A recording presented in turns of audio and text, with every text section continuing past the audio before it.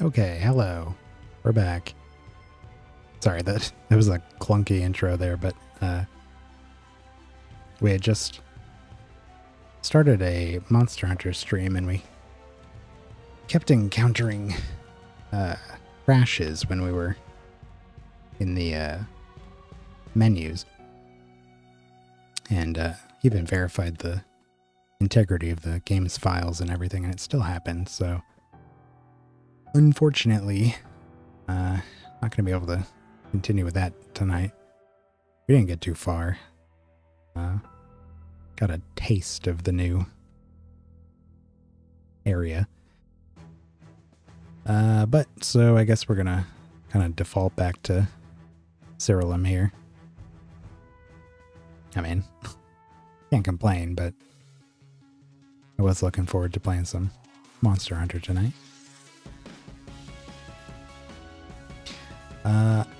Anyway, here we are. I did play a little bit of this today, maybe an hour and a half or so.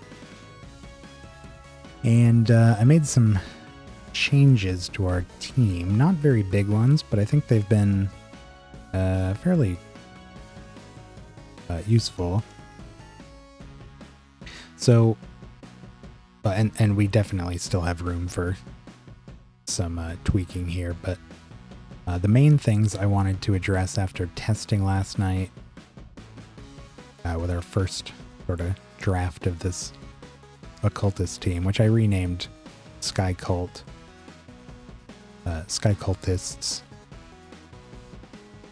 because they're occultists fused with skyward vulpuses. That's why they're all blue. With the exception of this one, but I'll get to that in a moment. So, yeah, I noticed last night we were extremely susceptible to confused. If we got confused and one of our lovely blue ladies here ended up attacking our party, everyone would just die, and that's no good for us. So I added a big brained to this one here, so we're immune to confuse now. No longer an issue. Unless she dies, then it will become an issue. And I removed what did I remove from her? Oh, right. The I think it was called Palia or Palladia or something.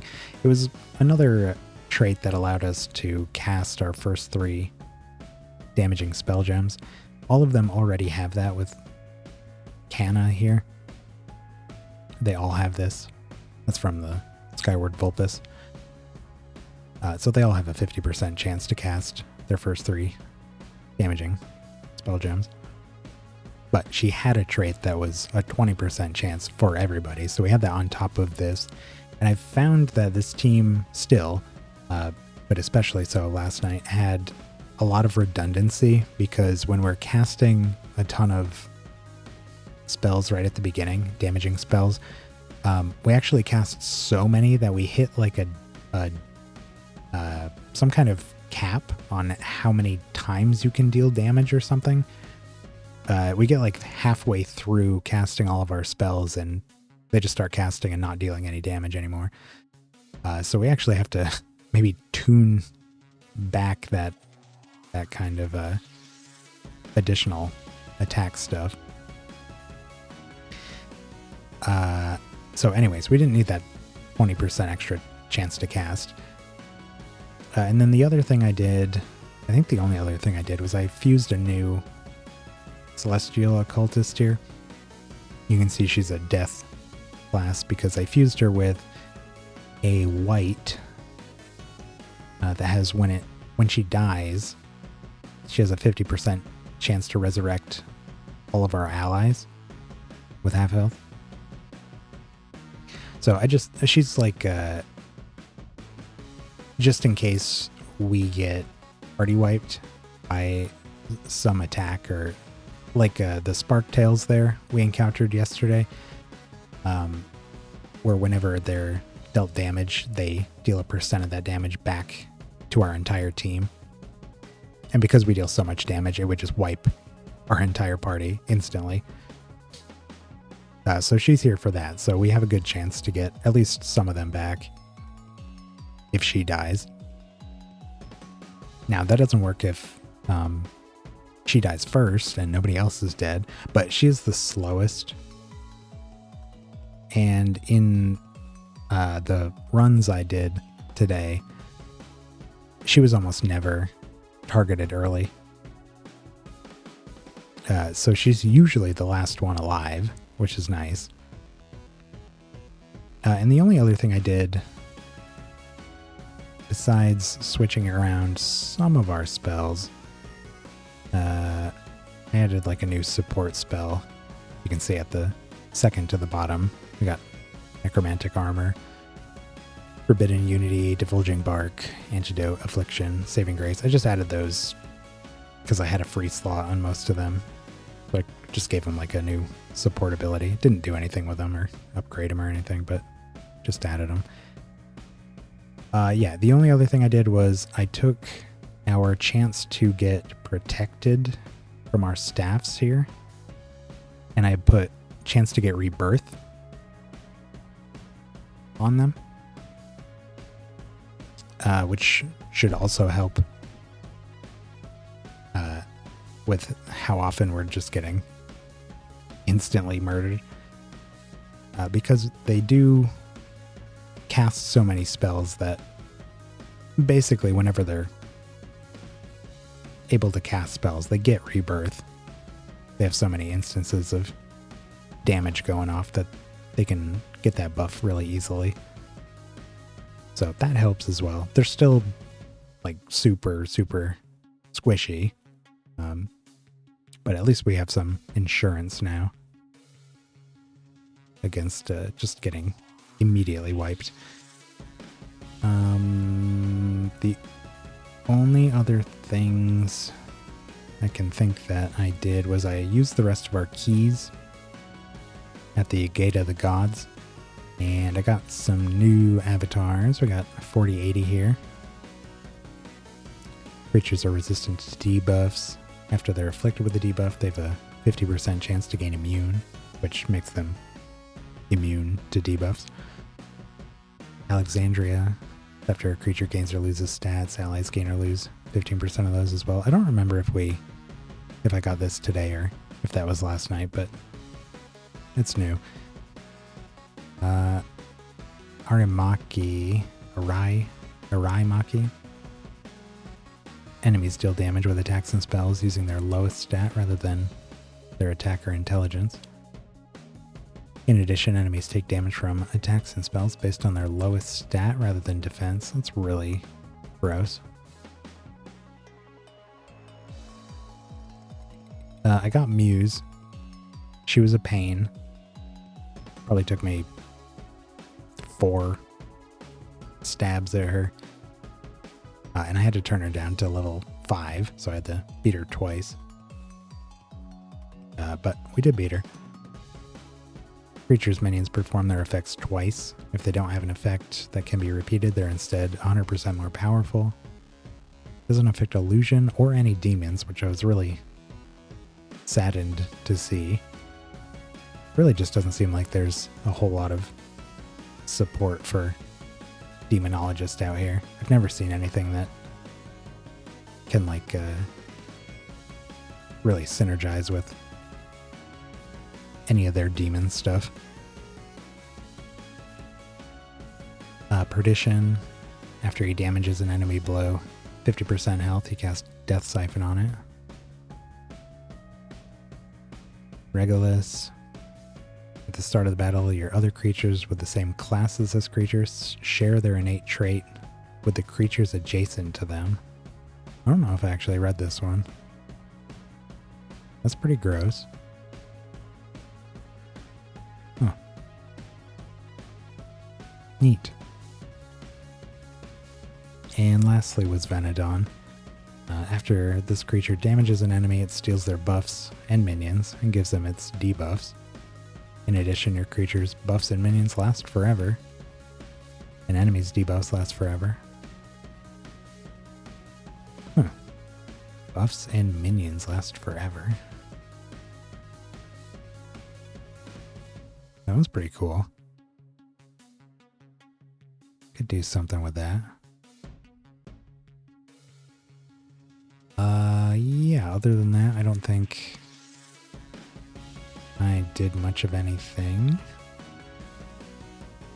Got some work done on our prophecies here. Oh, yeah, that was the only other thing I can think of. I did unlock the Royal Specialization finally. So we have this. Now, I noticed that it does use anointments. Because as a royal, you'll be able to use more anointments than anyone else, allowing you to create your own custom specialization. We don't have any of those, so when I put it on, it just didn't have any perks. So, well, besides the one that lets you combine them. But we don't have any of those, so it doesn't look like we can actually do anything with them yet.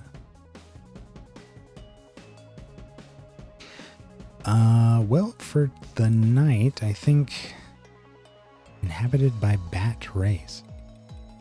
I guess we're just gonna run through some realms and kind of get some more, gather some more information on how our team performs here and see what we might be able to do to make them a little better. I've been running on instability 4 for the most part today, so that did the job. And it's been pretty good. I think I only wiped in a realm once. Or maybe I didn't. I know I wiped a couple times against some of those gods. I might not have actually wiped out here.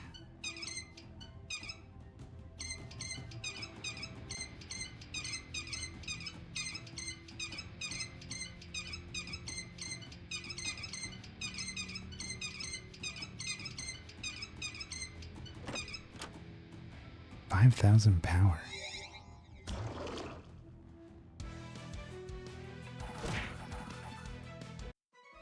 Oh yeah, I also have the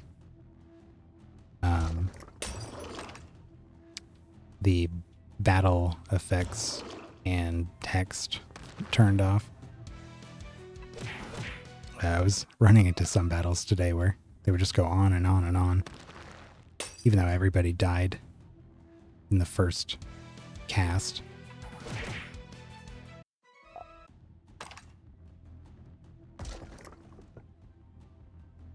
Clear speed is much higher now. Oop. These ones aren't dying right away. There we go. Spider costume.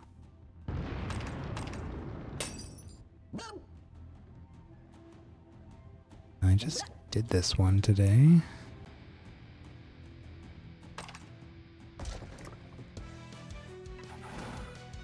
I do need to get more of those keys, because I ran out doing all the Gate of the Gods fights there. So we need to get more of those. We'll have to start a mission to gather those, because I think those only drop from the nether bosses, right? So we really need to get the missions going to get those faster.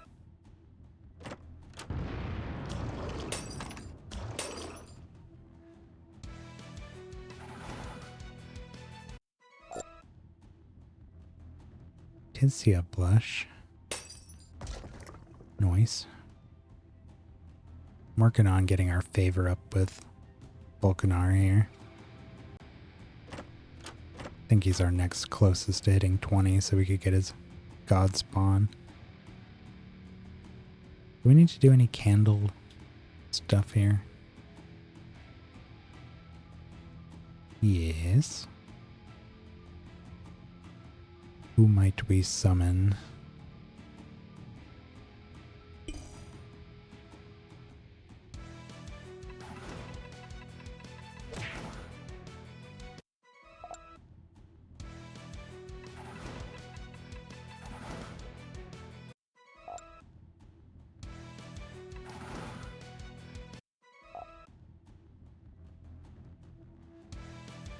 I'll probably turn on the battle effects and text and all that once we switch out of this group here.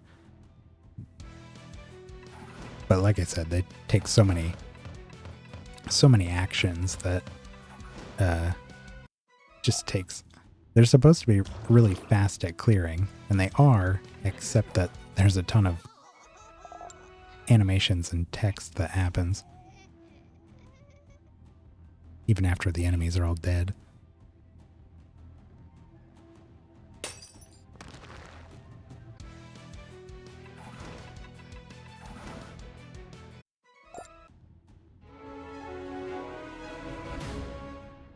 Okay, let's say infinite eggling. What is... Was that one of those exotics?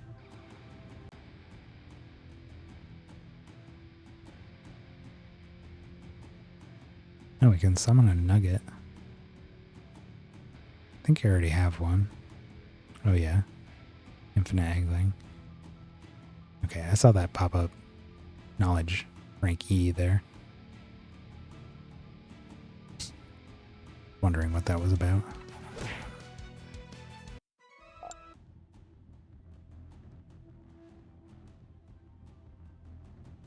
Where did our teleporter get off to?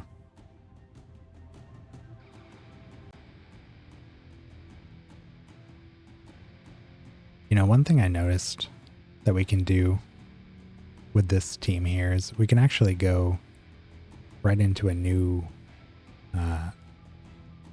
realm. Lloyd. There's a boss fight here. I used to always go back to the castle to recharge our spell gems, but this team does not consume charges, so we don't actually need to do that.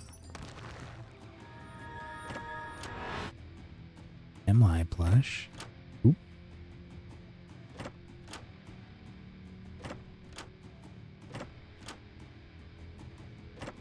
Wow.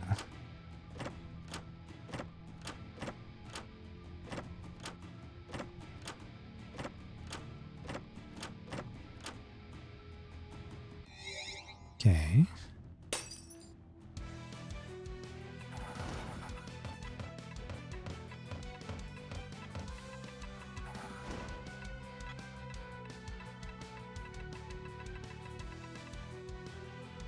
They all came back.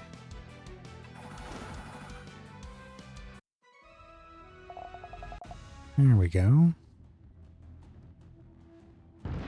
Yeah, that battle would have taken so much longer if I had all the animations active. Enemies drop extra items.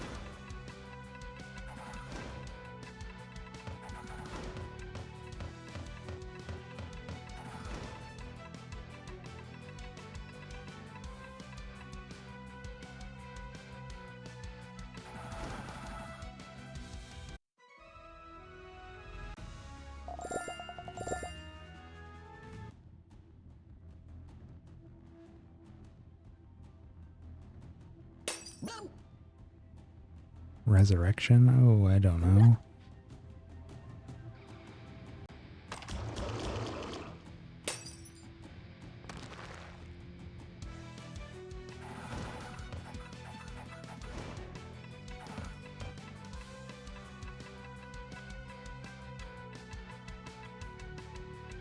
That resplendence is really nice for helping our survivability, but we have to have living creatures in order to actually get it to do anything. Sometimes we don't, like That's a huge amount of health they have now. Of course, they still have trash defense, but they can actually take a hit. But yeah, that usually doesn't go off until after all the others have gone, like this.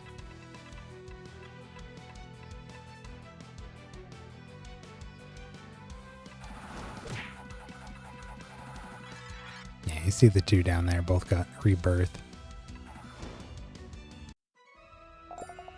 Kept them in the game.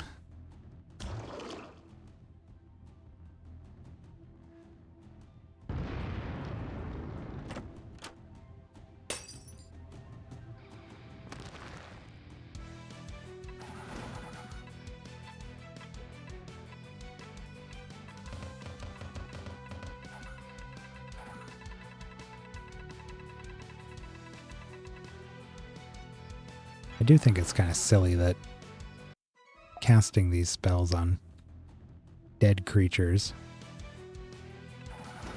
still ends up doing damage reflection. Be like, those things were dead on the first cast, but we're still losing people after.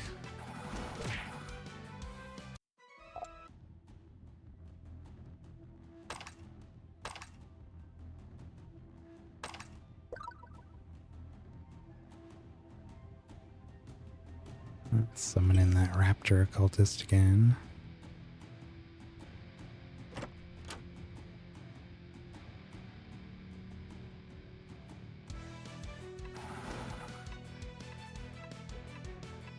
I've actually been thinking about potentially changing the fourth and the fifth occultists down there. I have them with that resplendence spell, and those three are usually the ones that live, so they're almost more of a support role. I've been thinking about maybe making new ones for each of them that are not fused with the Skyward Vulpus and instead are fused with a one of the Vulpuses that casts support spells at the beginning of battle, and making them faster so we can get some support spells out first and then hit the enemies with a bunch of damaging stuff. So maybe we can survive when there's stuff like reflection. So that'll probably be our next change up on this team. As long as they all stay occultists, we'll get our mastery sigil trait active. The only thing it changes is that the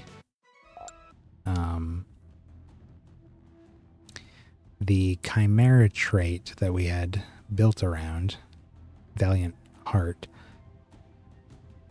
that's what's giving them so many additional casts. Instead of giving them 5 extra casts like they have now, it'll drop it to 3 extra. But it will be 3 extra for both the Skyward Vulpus fusions and well, actually it'll be 2 for the other 2 there. It gives you an extra cast and attack for each creature in your party that shares a fusion with each other. So if we keep the first 3 as Skywards, those 3 will still have 3 additional casts, which I think still gives them a total of 6 casts. Because I think we get it from a couple other things as well, which I think has demonstrated to be far more than we need. So I think we can afford to do that. We can leave these front three here as the main damage dealers. And then these three in the back can have their support abilities going off rather than damaging ones. Plus, if we make it so they're not dealing damage at the start of the turn, we won't risk them getting annihilated before we get to go, like that. Because they won't be casting anything that deals damage to get reflected. So, I think that'll help a lot. And as you can see, we can do plenty of damage with just one of these. Even having 3 of them might be excessive. Heck, I might just end up getting rid of that Chimera trait altogether. It was what I built the team around. I really wanted to build something that made use of that. And we sure did, but in order to make it more effective, I think we're going to benefit more from removing it from the team.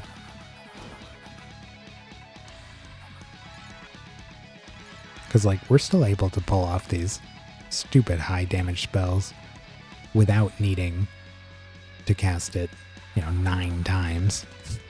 1 seems to be enough most of the time.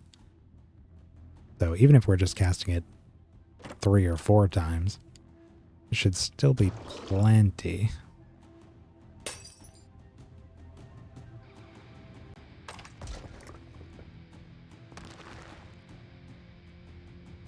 Might even look into what we might do for that when we go back.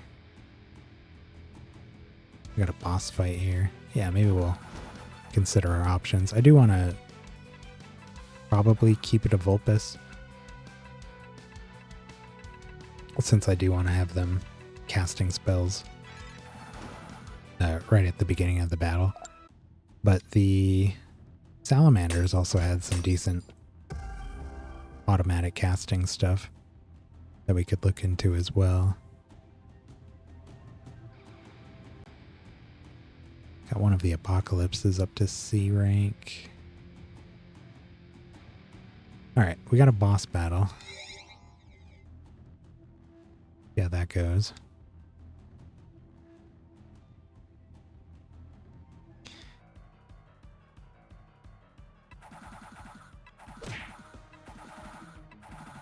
Yeah, stuff like this, it's nice to have the extra casting.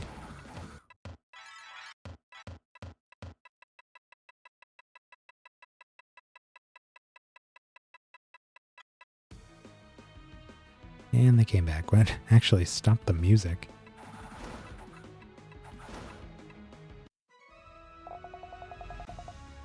Dunzo. Bad luck tree. Oh.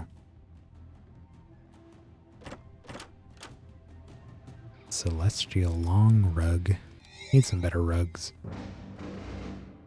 Want some bigger ones. Oh, we got a God Spawn project finished.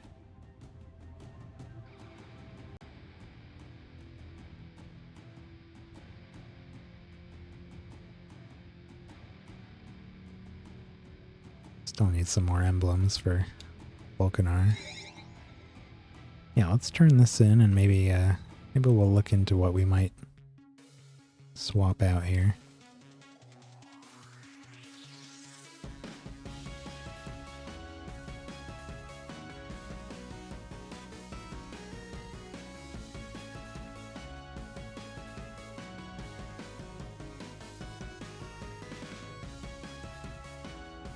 Where am I going? Past the G's. Here we go. Elcor. This creature's spells are 50% less potent, but it casts them 4 additional times. Huh.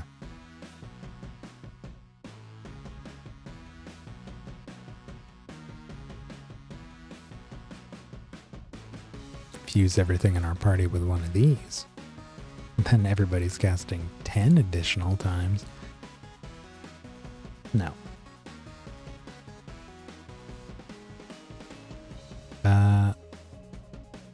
Yeah, let's look at the Vulpuses here while we're looking at these.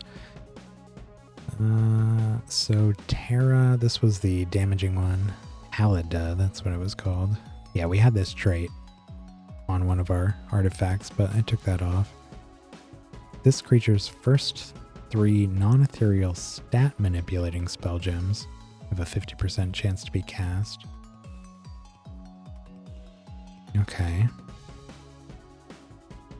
Here's our Skyward Vulpus, but most of the team is currently fused with.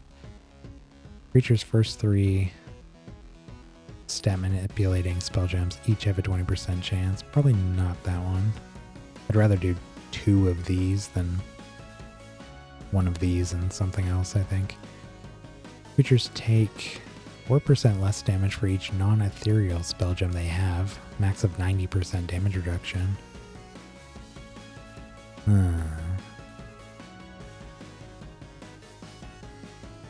Well, we have 8 normally, so it's 32%. Oh, this is naturalization. We were looking at this for potentially putting on one of our artifacts.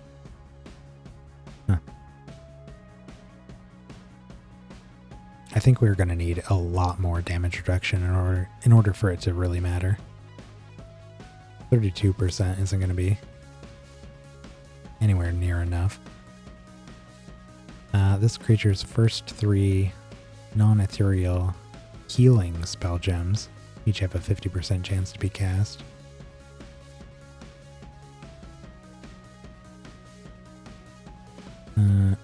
Okay.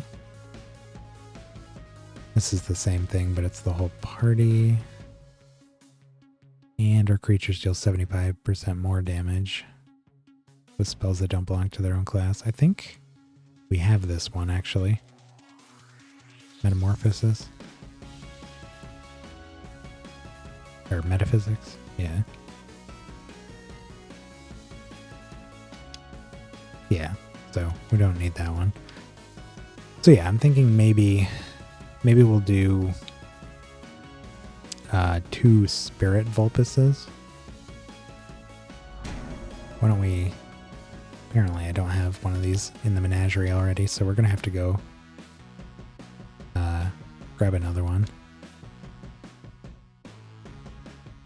And let's do a Keyforge mission. Get that going.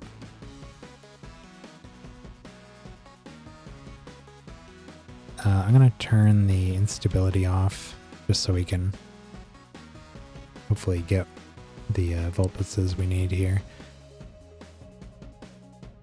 Because I don't think we can summon those with the candle.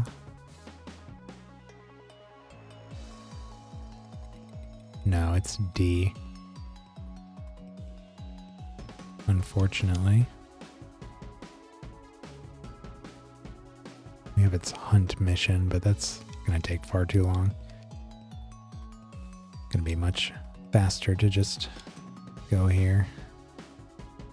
We could get them at the Blood Grove and the temple. Yeah, let's try the temple, I guess. We have the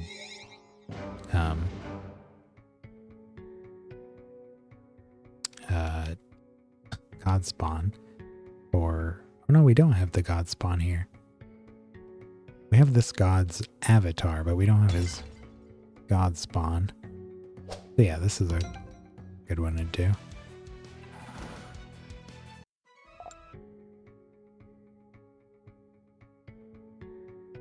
Hey, Gatoscar. Merry Christmas.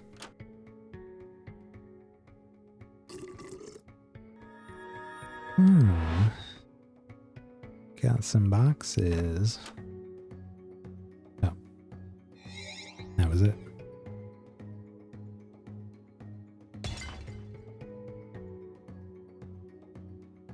Oh, we're just grabbing people here.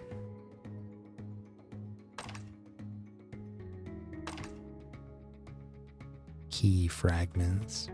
What do we need for these? Keyforge projects. Oh, okay, it's just 10 fragments and the usual. It's actually not as much as the other things, so that's nice. It's half as much. 2,500 instead of 5,000. 1,000 instead of, or 500 rather than 1,000. But it's still 10 fragments. Whack.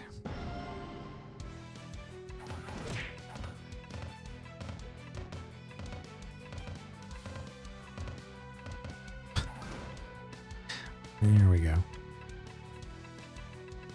Look at them still casting spells. Oh, that one came back. That would be why.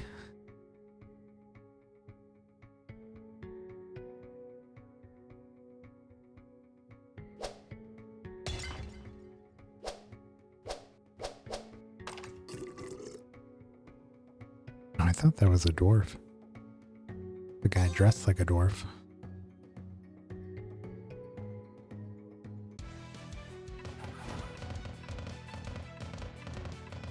I really want to switch conductive chains out for something else. I've gotten decent use out of it, but there's definitely better options out there.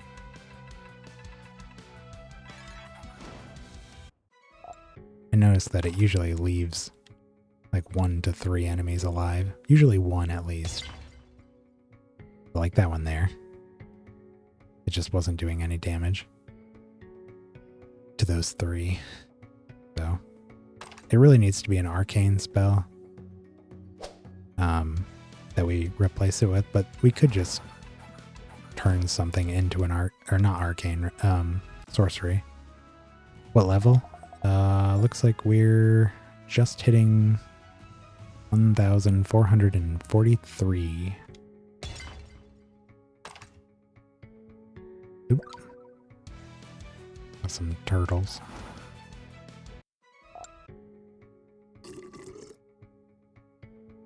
$83,000. Oh my god. Is there a level cap?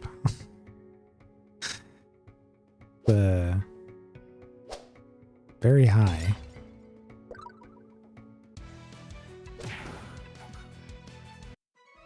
Surely it stops at some point, right? Surely. Hey, there's that Spirit Vulpus we need.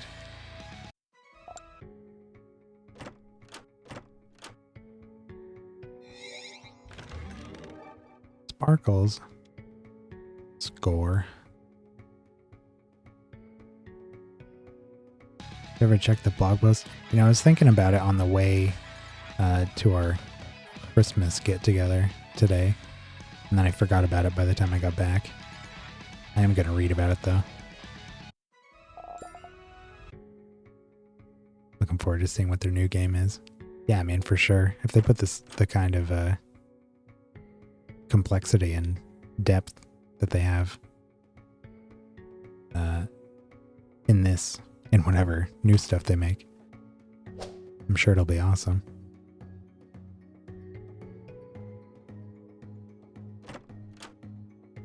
Coyote. The budget exceeds all the SIRALIM games combined. Oh my god. How many other SIRALIM games are there? I don't know of any other ones. I've only ever seen this one on Steam in my recommended, so I don't know what their sort of history is like with how old these games are or how many of them there are. Just that this is the ultimate one.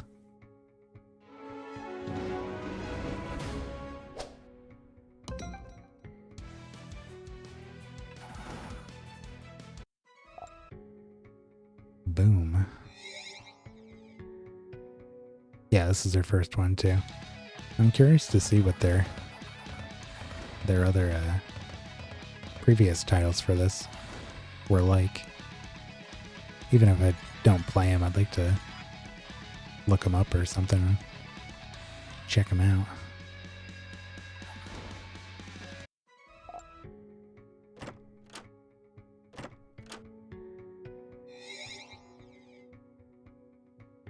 Shapeshifter Master. Oh, we haven't fought this guy. Wow. Ren Soul. For shapeshifters, it's always the best day of the year. Opposite day. I can tell by the blank look on your face that you have no idea what I'm talking about, so let's get right into a battle so I can show you. Yeah. About that.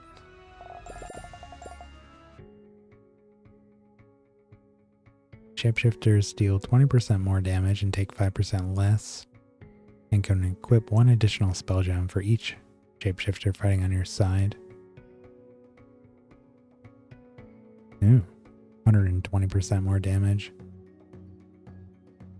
30% less damage, and can have 6 additional spell gems if you have a full party.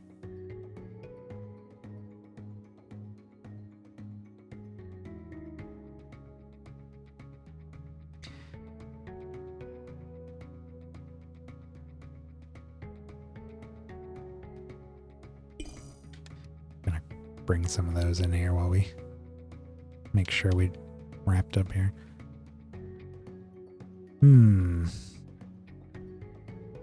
There's a chest up there. Where the heck? Oh. Well, I guess we'll do a loop here.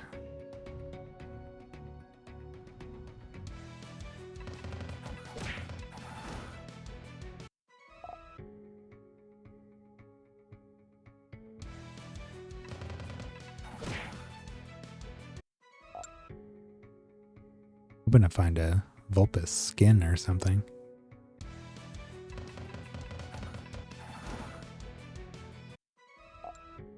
Maybe a card.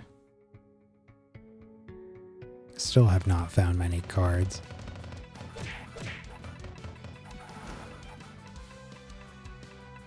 I think we picked up a... what was it? Oh, a Crusader card the other day. Just kind of randomly. See if that was... Oh, wait. We have cards to things that I didn't even see. These are brand new to me. I didn't know I had a Carnage or a Pillwiz or a Rift Dancer. Huh.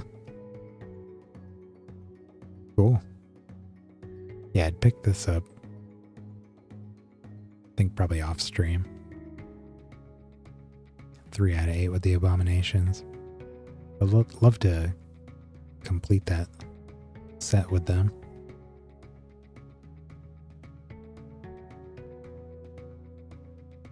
That's probably just going to involve spawning so many of them with a candle or something.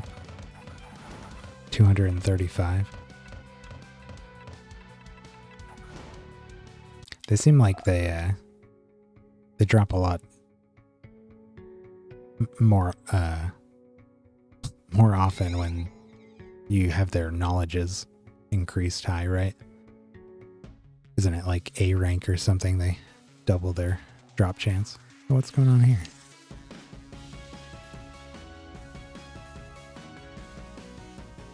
Happy holidays. Mrs. Claw's skin. For the occultist.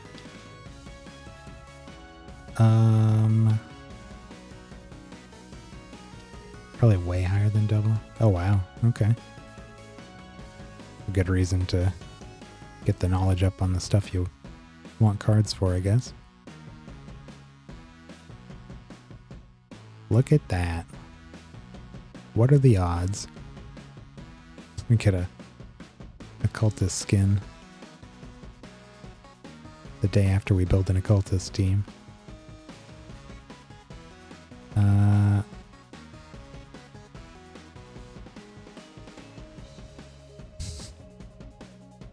There.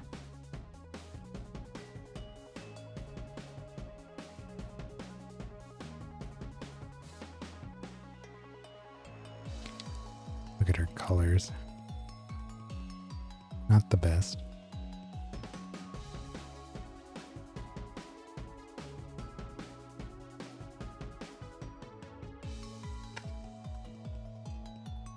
Yeah, it's a Christmas themed skin, but that was what the mailbox said. Said it was a holiday present. It's pretty sweet.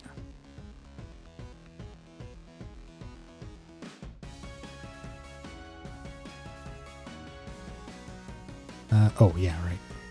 Forgot what we were doing for a second there. So, let's grab the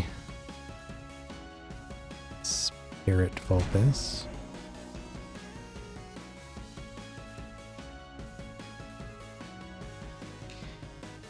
And we want to use... we got to make sure that we have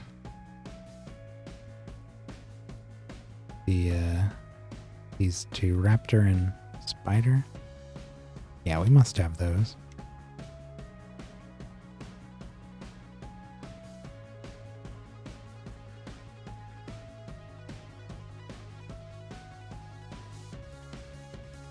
Yeah, those are the ones we have B rank with, actually.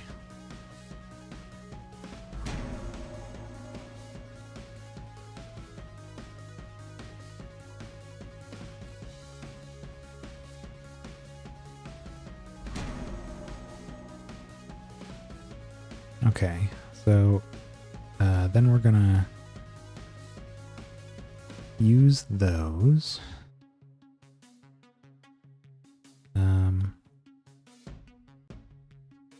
Class race. Okay.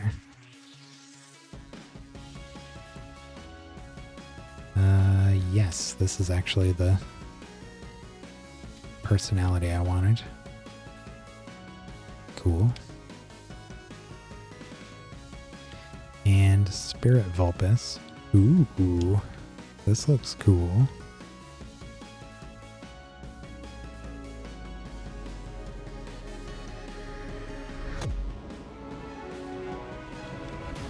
Do that, and then the other one,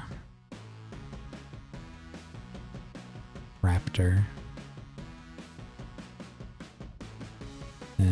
Gonna have to change the personality on this one though.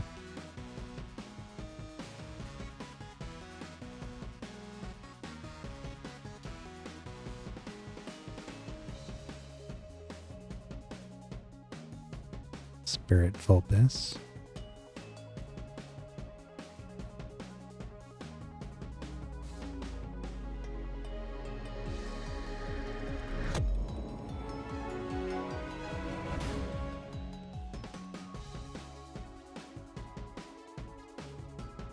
Okay, so we're gonna drop these two.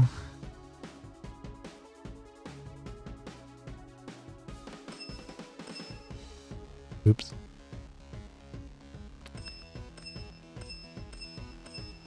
Take out all their gems.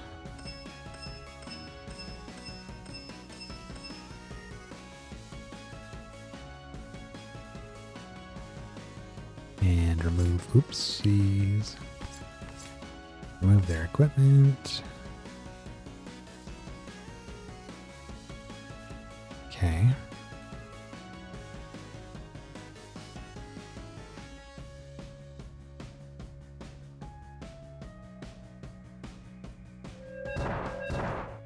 Raptor and Spider.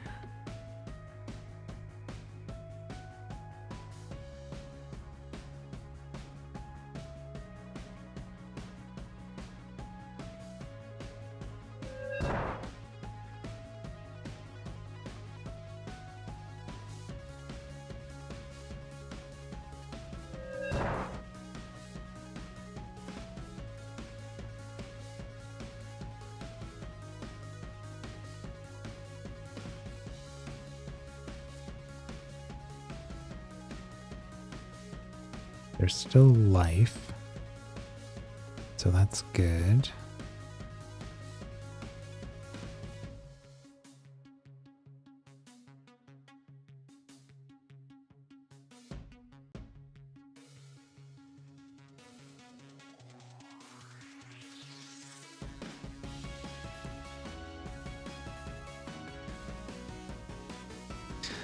changed all their skins for the holiday. Why not?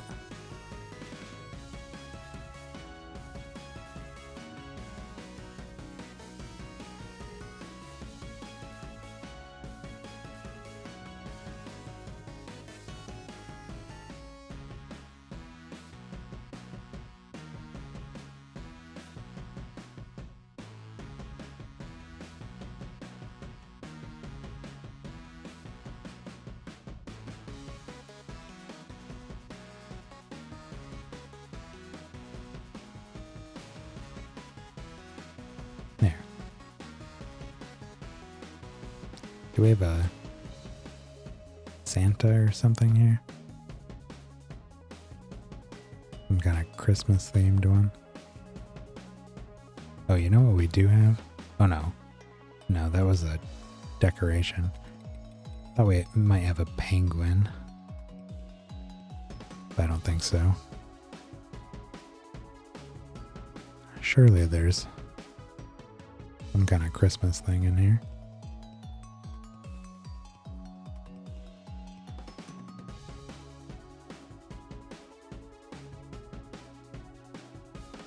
Stuffed cat.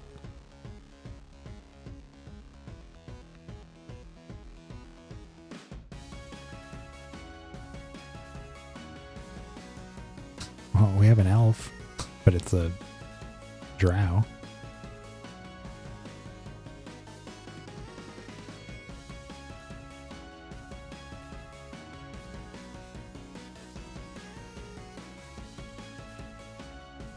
Fat cat.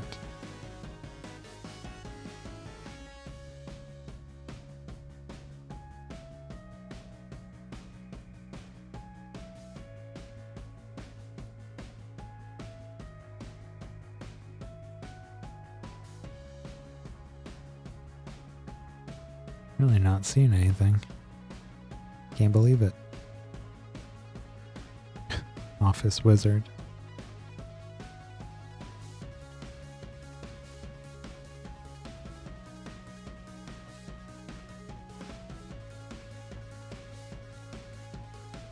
No snowman.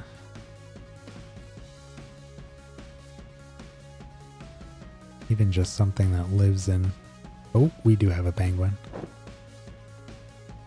Not the one I was thinking of, but it's a penguin. Okay, let's use our tome. We want speed up, attack down. There we go. Which one? This one.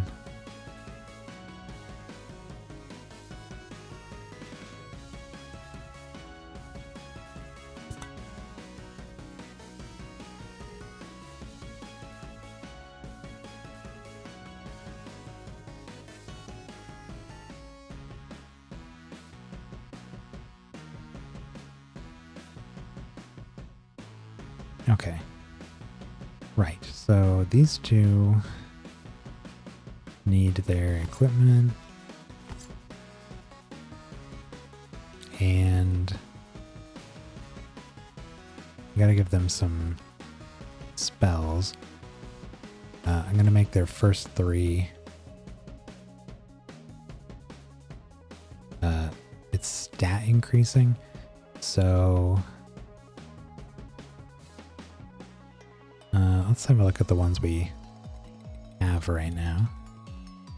Stat increasing. Gotta make sure that we have 3 sorcery spells and only 1 spirit.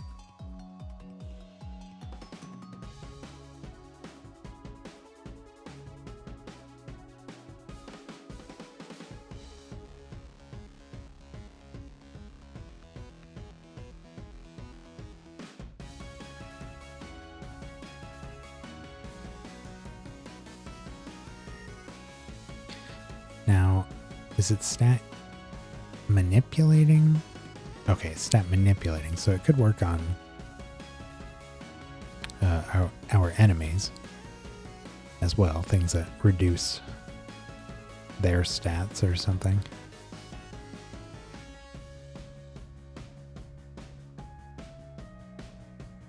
I'm just going to look through the full list.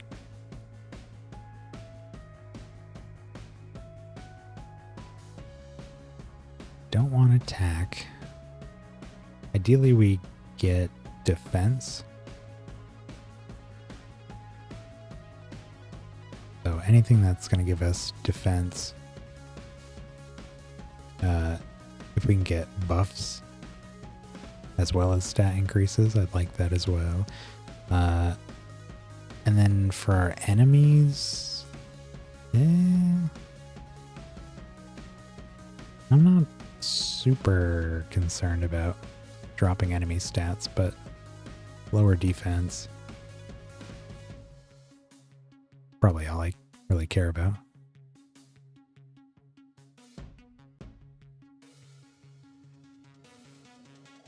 Not really seeing a lot of stat manipulating things in sorcery.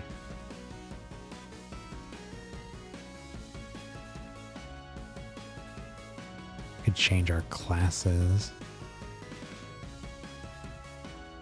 Enemies lose a large amount of intelligence. Just gonna pick that up.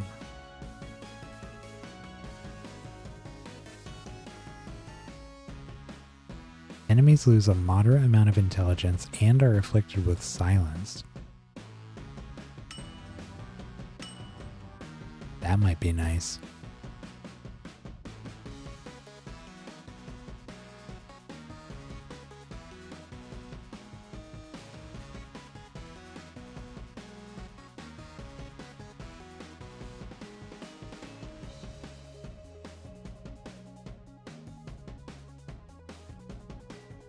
Target gains a massive amount of speed.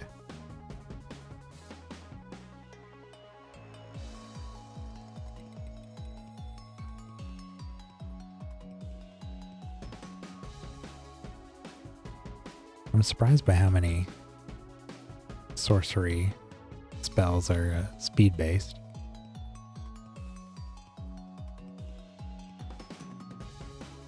Hey man, Merry Christmas.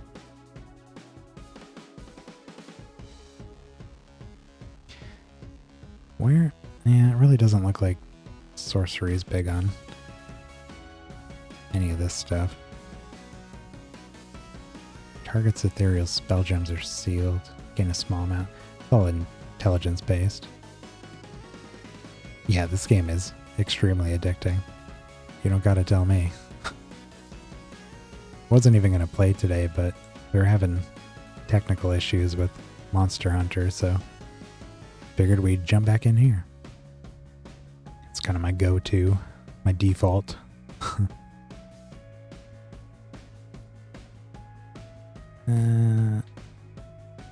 Target's lowest stat is set to its highest, then its highest is set to its minimum.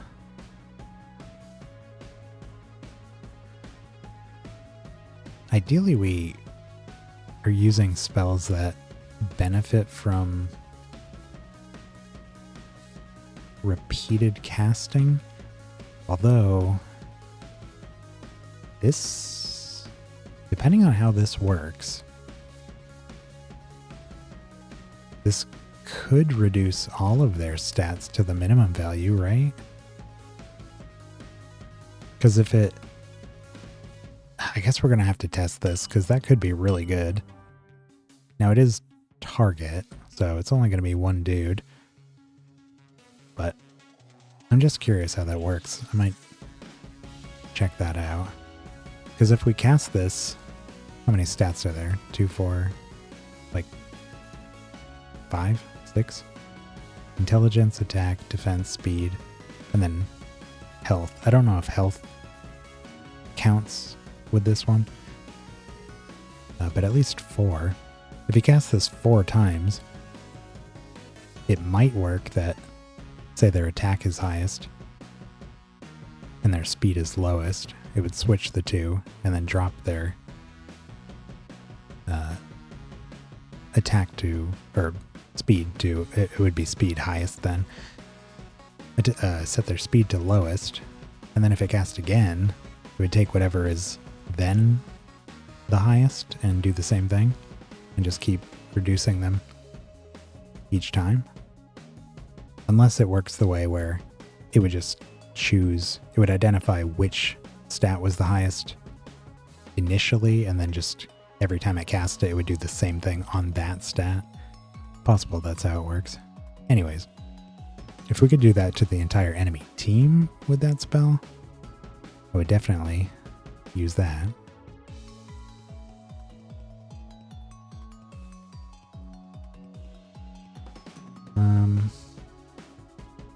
Blind.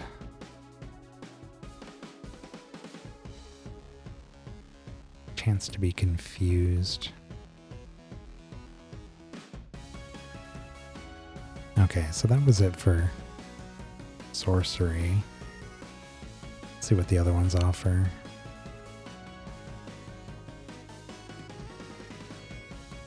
We don't want speed.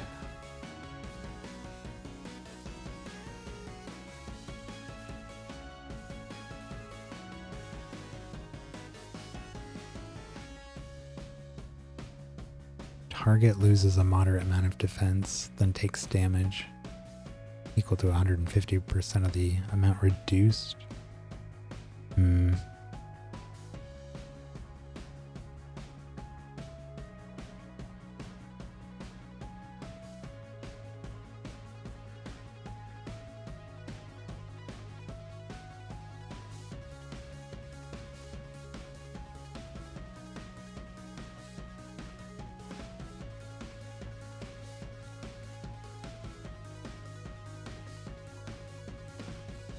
Not really seeing a lot of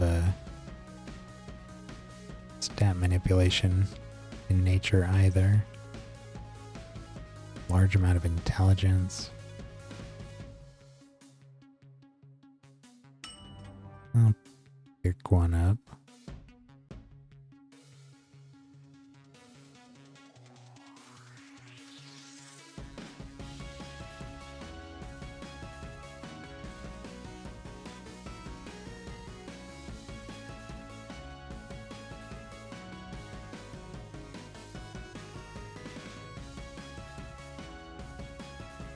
Target creature is transformed into a creature that belongs to its same race and gains a massive amount of attack, intelligence, defense, and speed.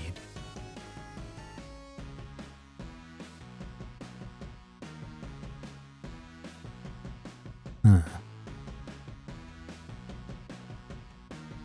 Interesting. Casting that multiple times in a row on the same target could give them a huge stat increase.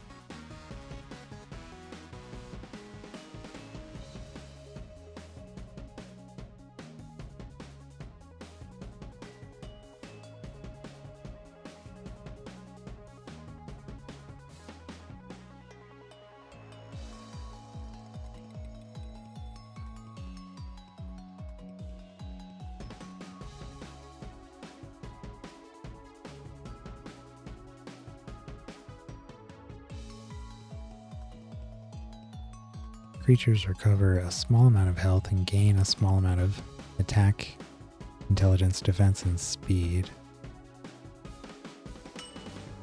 It's not great. It's only a small amount. But it is a boost to everything. And it's a heal, which is kind of nice.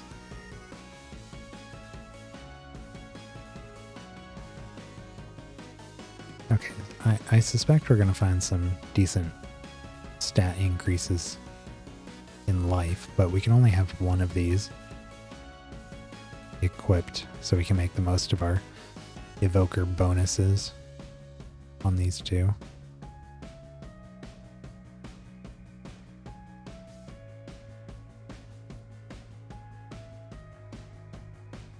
Resplendence. It might end up just being Resplendence. I did really like how that was working.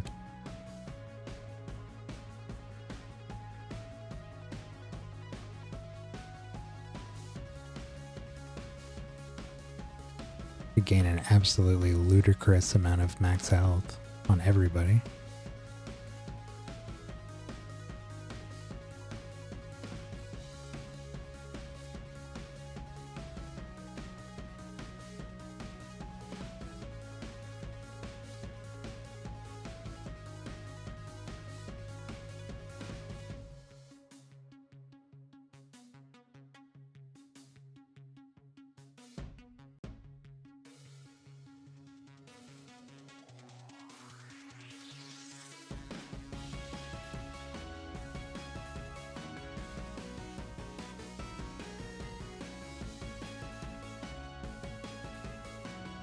Creatures gain a large amount of defense and max health.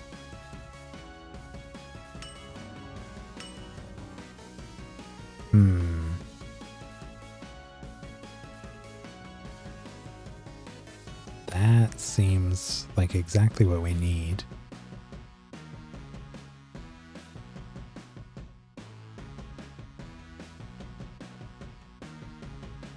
Hey Ryu. Not a new team. I'm just making some small changes to the occultists. I already changed a couple things about them earlier today, but now I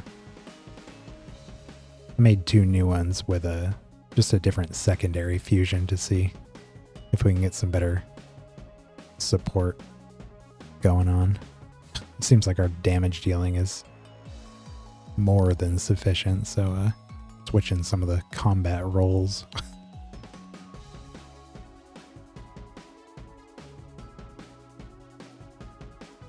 Creatures gain a moderate amount of attack speed and max health. Man, if that was intelligence, not attack, be all over that.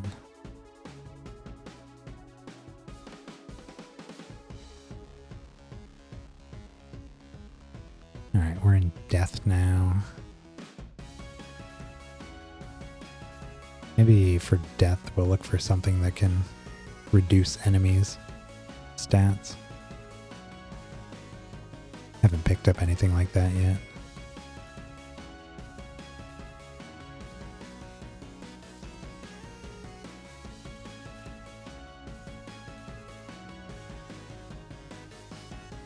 Target loses a large amount of defense and it's afflicted with feared.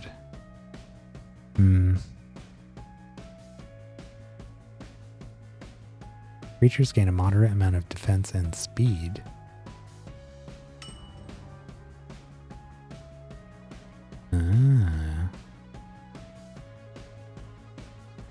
Okay.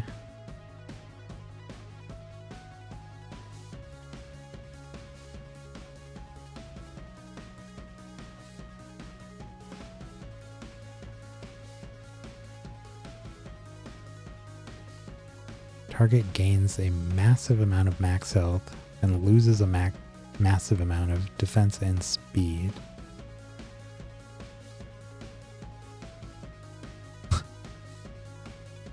Just trying to think of what that would look like triggering like 6 times on one target.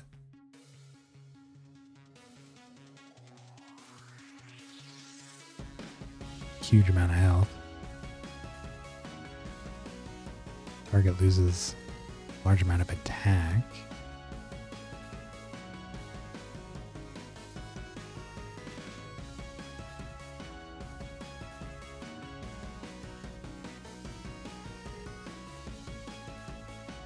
Enemies with cursed gain a large amount of attack and intelligence and lose a large amount of defense and speed. You don't really have a way to reliably get cursed out there. Target gains a large amount of defense and speed. Just a worse version of, what was it, necromantic armor? Okay, that was death. Last one.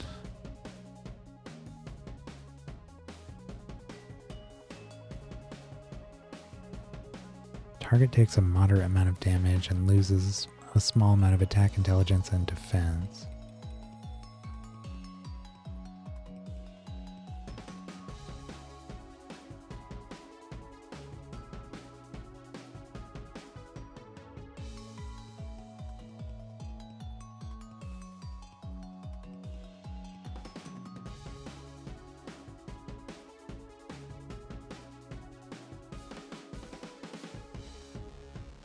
Enemies take a moderate amount of damage and are afflicted with burning. Caster gains intelligence equal to 10% of the damage dealt. Eh.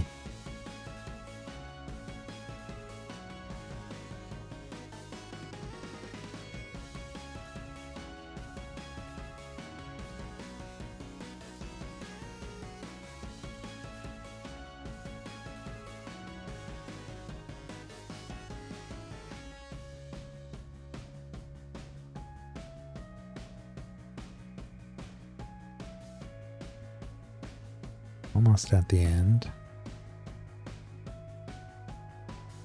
Target recovers a small amount of health and gains a small amount of defense, and a random enemy is inflicted with burning. Huh.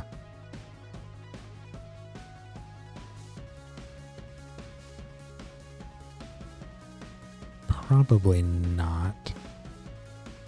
I'll pick one up. It's too bad it's a small amount.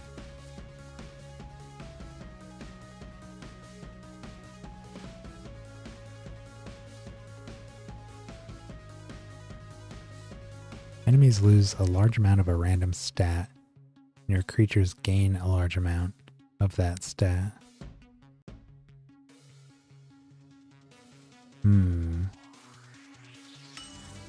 That seems like it could be really good.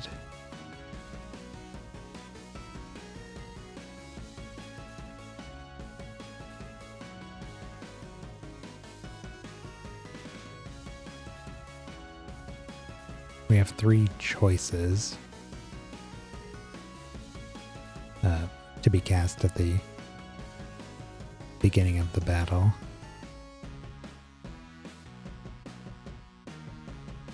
I think we got some decent options.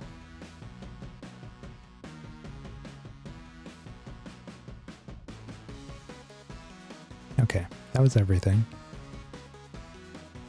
Go in and see what we're doing here. So Demon's Judgment was interesting. I do like that one.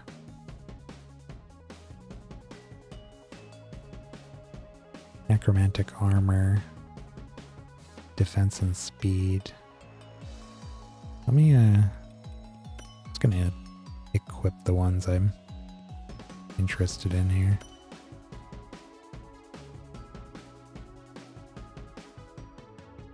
For life, I did really like Determination.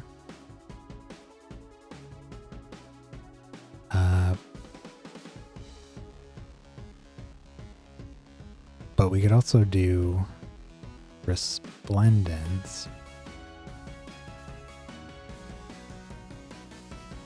It's a damaging attack, but it rarely actually does damage. And instead it's just giving us more max health and healing us, which is something I really like about it. Determination is going to give us a ton of max health. But it's not going to heal us. So we're going to have to recover all that health. Still, it's a large amount. And it's also defense, which I really like.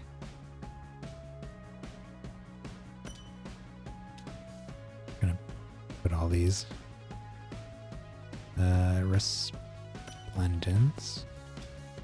I mean, we could just do this sort of thing where maybe we don't do Resplendence in the top 3. Just keep it as one of the other spells down here. Although we don't want 2 spirit gems. Because we get advantages to having as few as possible gems of our own class.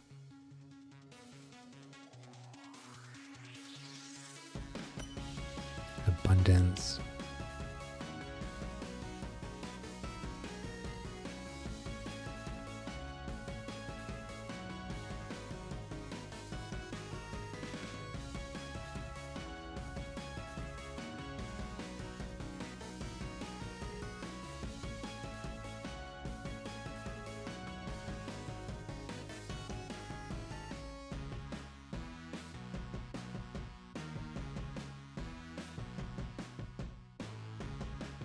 And I feel like there was, oh yeah, deep submersion, and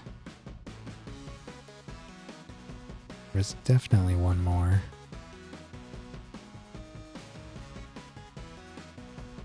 Yeah, magic suppression.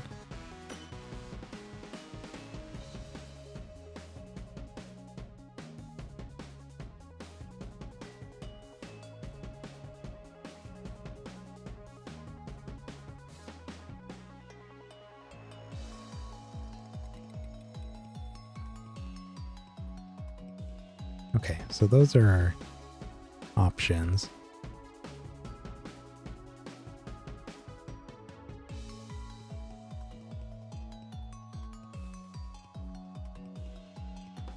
Target's lowest stat. I'm gonna say no to that one. All the other ones affect the entire team. That leaves us with 3 of each. What we could do is give 3 of these to one of them and 3 to the other. That way we could have determination and resplendence. Just 1 on each of them. Do we have 2 heals? Abundance could go here. Yeah, so maybe magic suppression, and then 1 that reduces enemy stats. Defense and speed. Defense and max health.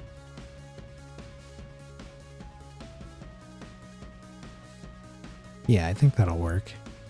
So if we do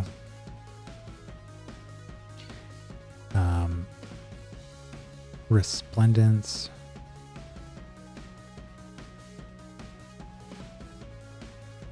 necromantic armor,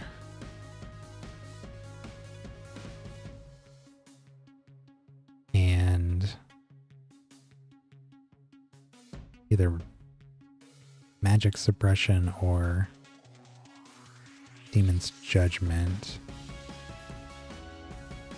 I guess it doesn't matter which.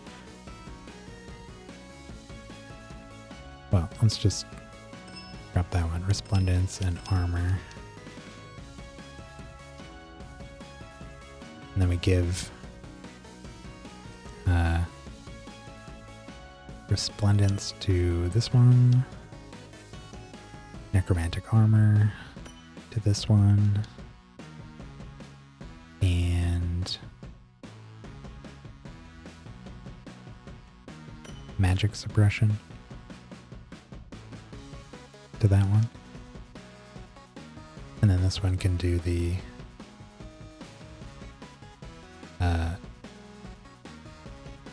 we'll do determination, abundance, demon's judgment.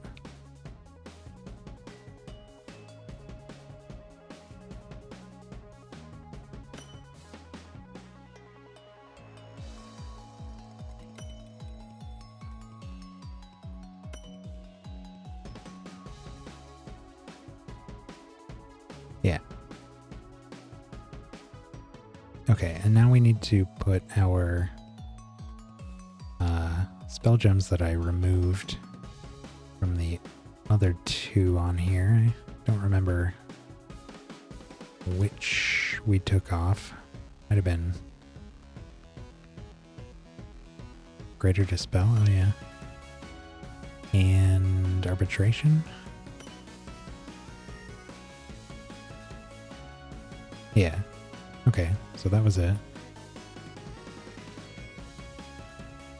We need a death spell on this. Oh, and we should probably also give them Steel Storm and Orbital Strike, just so they have damaging spells.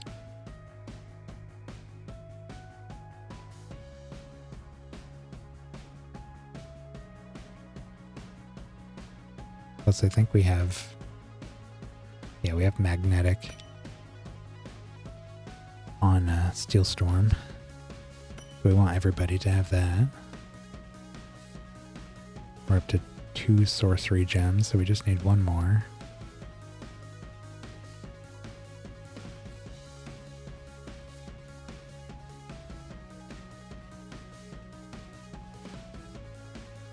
And we do have conducted chains. Really don't think we need that though. Now let's do orbital strike. And I guess for the rest, I'm just gonna do our placeholders. Scourge Nature.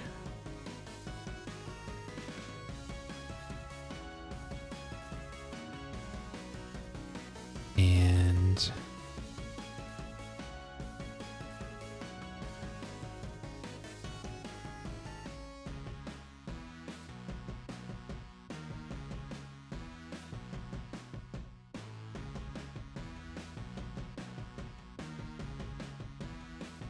I don't remember what other, oh, I guess I had Affliction. And something else. Oh, we need a death spell on here. Never mind. Poison and Blighted.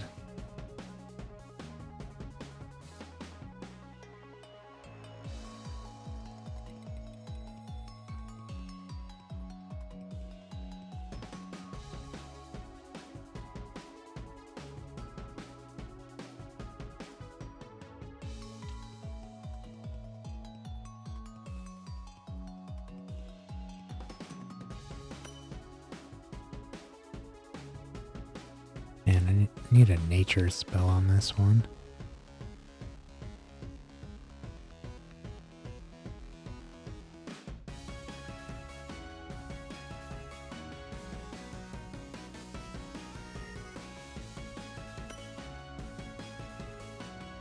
Okay.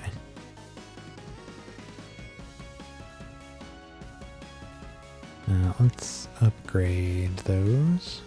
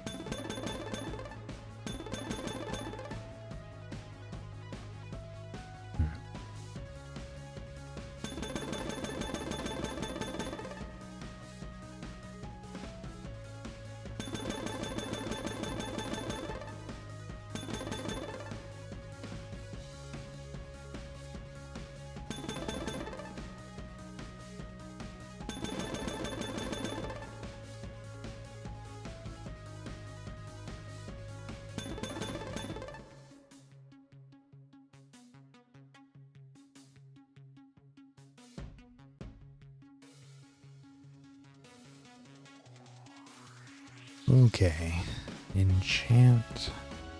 We're probably just going to give these stat increase, chance to cast twice.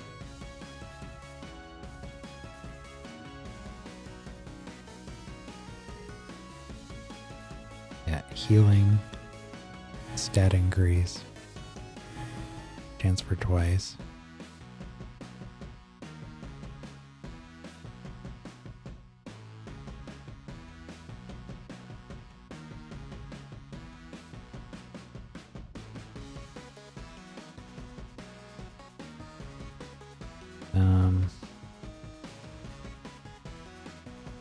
This one,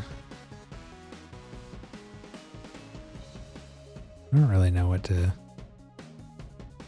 We could do stat increase.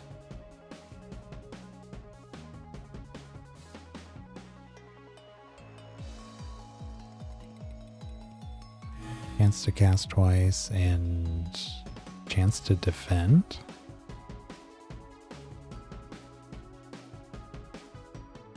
I don't really see anything else that I care for here. Sure. Determination. Probably the same thing.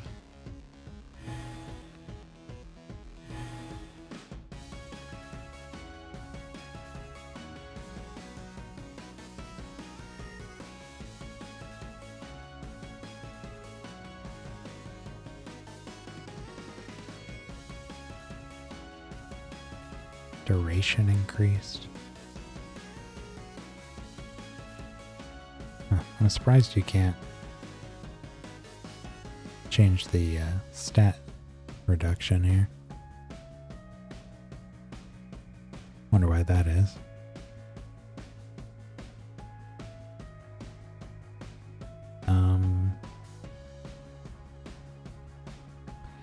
Well, I guess could do duration, chance to cast twice, and defend.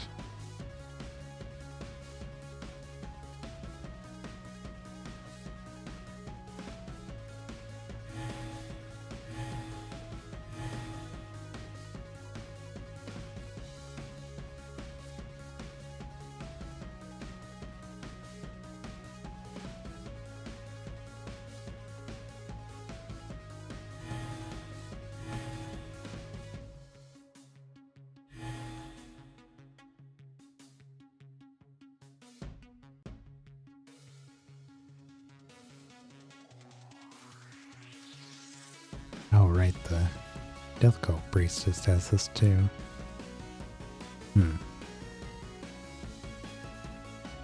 Might need to change her spell gems as well. Not many of them, just the first 3. Okay, it looks like that was it for them.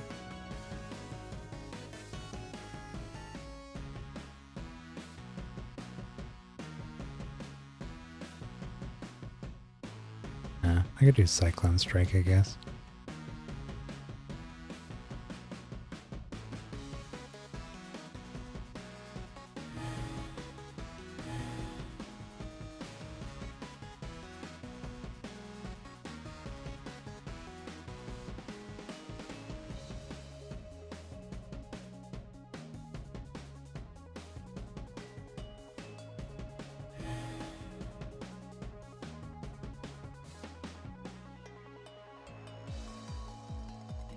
Okay. Yeah, we could... I'm okay with keeping Resplendence here.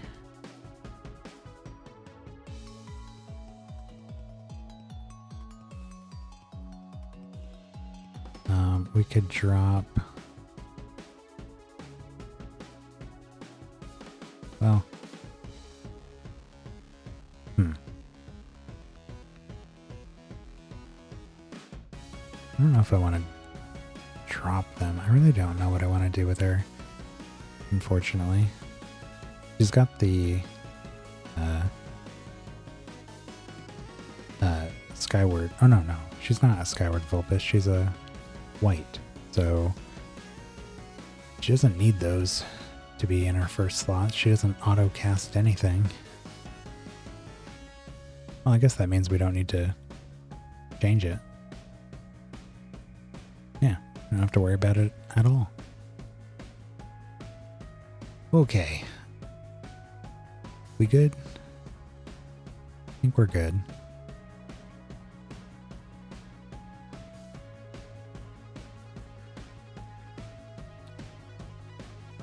We need to attune our relics. And then we good.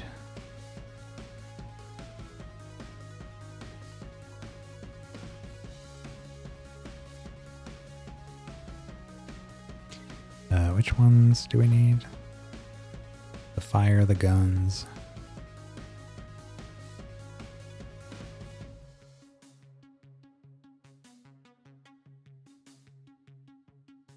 That's not what I wanted to do. A tune.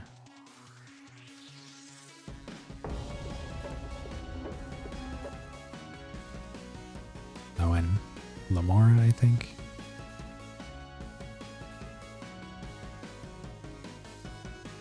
Single target spell.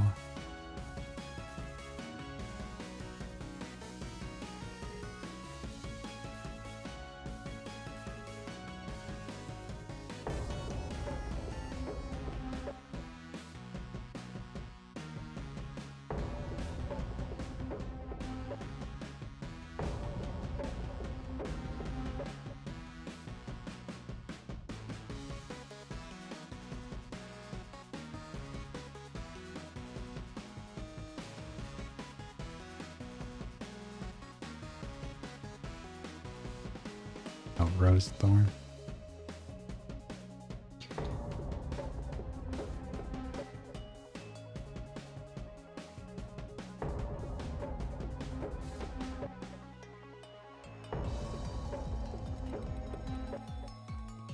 There we go. Okay. Let's go see how this works. Oh, one very last thing. Just want to reorder them. Oh, and maybe level them up so they're not level 1. I thought I did that already, but I guess I just thought of it.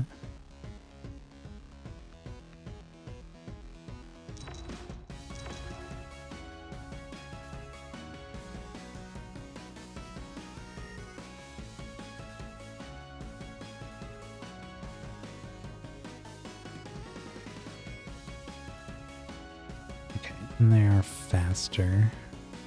I was worried I'd have to alter their artifacts. Doesn't look like it.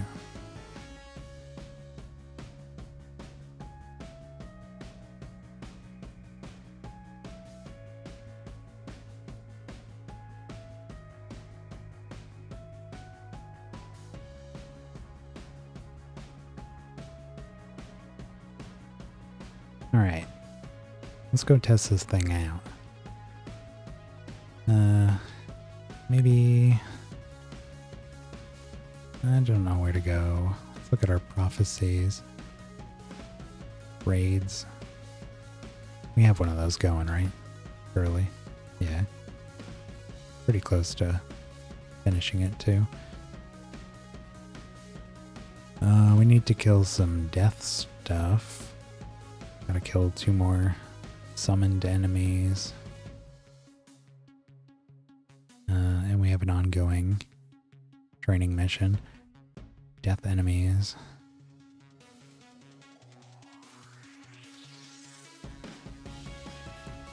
Gems are sealed after casting. Copy your spell gems. Rapid fatigue.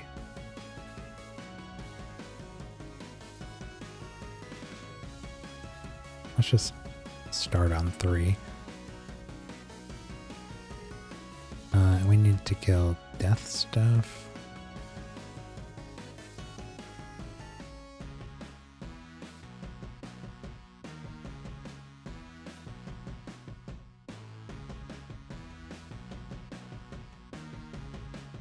Go to the Bastion.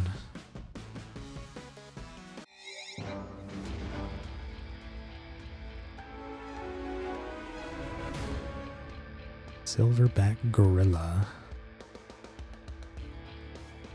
Oh, this is where you get the Reapers. I do want to get some of those. Oh, I should have turned the text back on.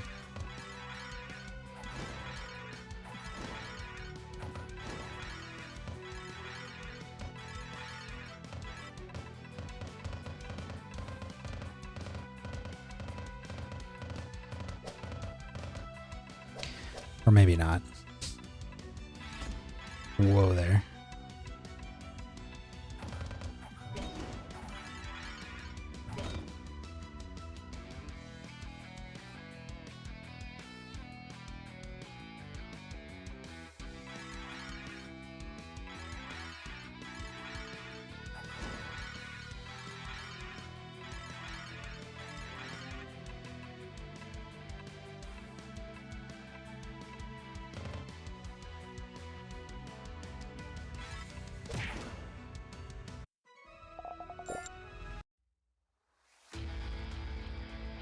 let me turn the text back on.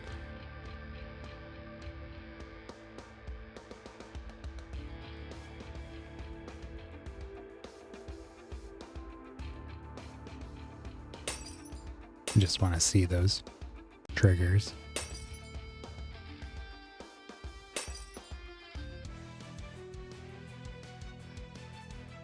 Ugh. Barktail.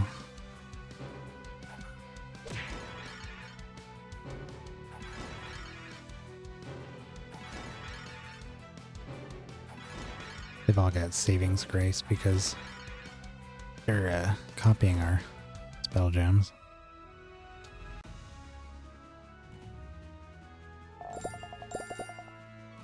I'm noticing that the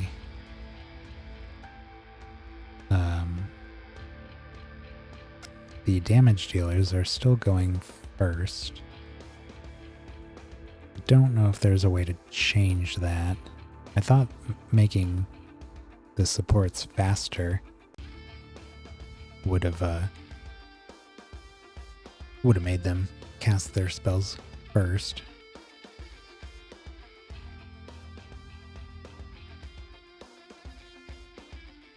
But apparently not.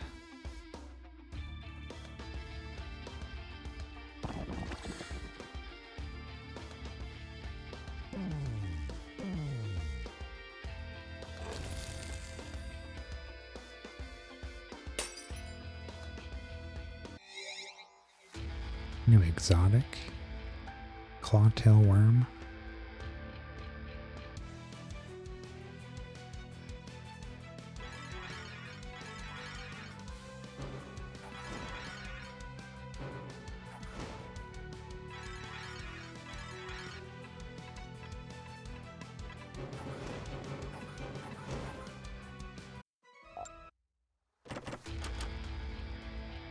Some guy.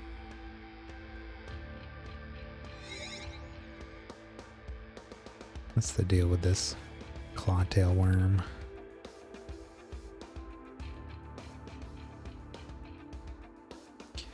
After he attacks, he takes another turn. Oh, it's this thing. I have that trait on one of our apocalypses. Huh.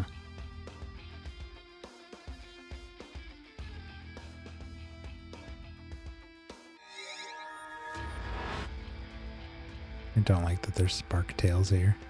Although we did build to compensate for them.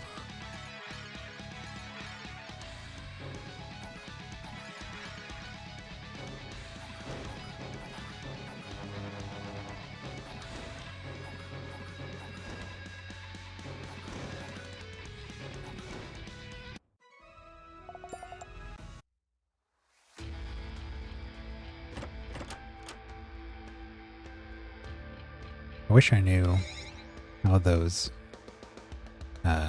order of operations were determined for these start of the battle effects. Because I'd really appreciate it if the support ones went first. It's interesting that they're in defense mode. You can see it in the codex. Oh, maybe I'll check that out. Let's see. Game info, probably. Combat. Oh, here's action limits. Creatures can attack, cast, receive buffs, debuffs, minions, gain stats, lose stats, takes damage, and receive healing a max of 15 times per turn. Each creature can only resurrect up to 10 times per battle. Can only have a max of 10 traits. Start of battle effects. Traits are gained, then shared. Class and race are changed. Spell gems granted, buffs, debuffs, and minions granted. Stats are increased, stats decrease, battle starts, creatures attack, creatures cast spells.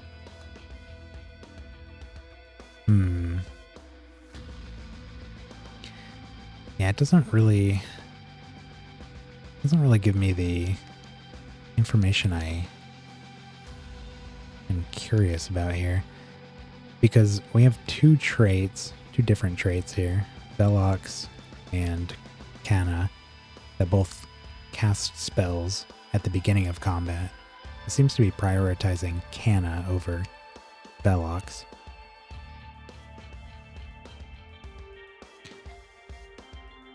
I suspect there's no way to change that. Who knows, they might be doing alphabetical order on how the traits actually get cast.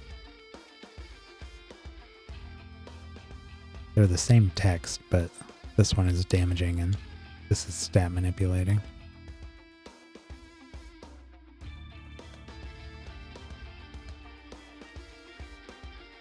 It's not a big deal, it just would be better if we had all of our buffs before we started dealing damage. That way we might have enough defense to not get murdered by reflection. Goes left to right, so stat adjusting should be triggering first. Yeah, that's what I thought too. That's why I not only gave them higher speed, but moved them to the front. Figured they would do it first, but I don't know.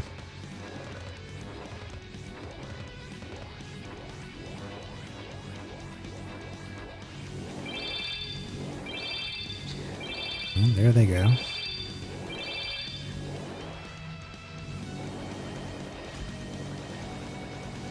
Could be a bug. Yeah, possibly. Can't believe these three survived.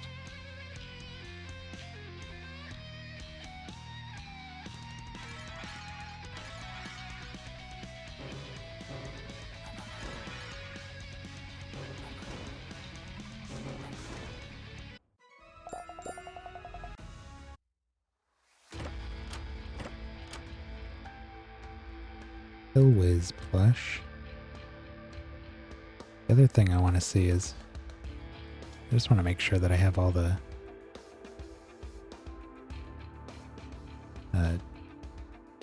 text and everything on. I think I turned, yeah, this is all on. I'm wondering why sometimes the front two begin defending. Notice that sometimes the battle starts and one or both of them isn't defending already.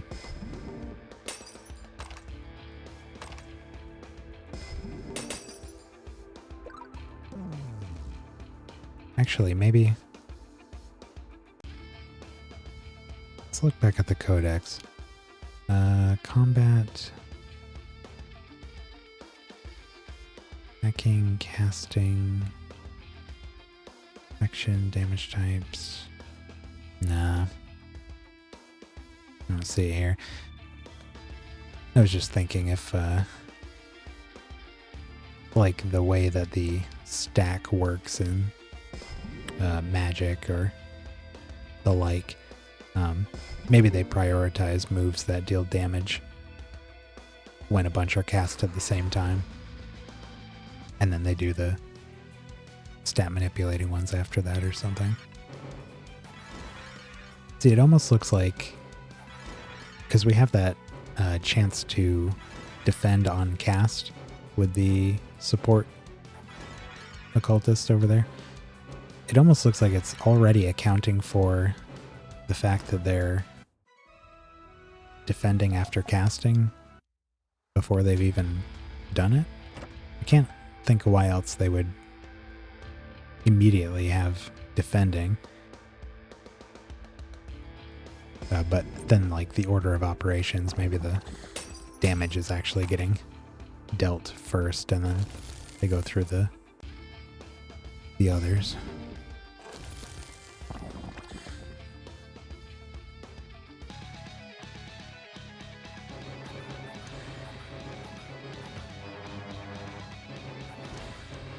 Repelling. Ugh.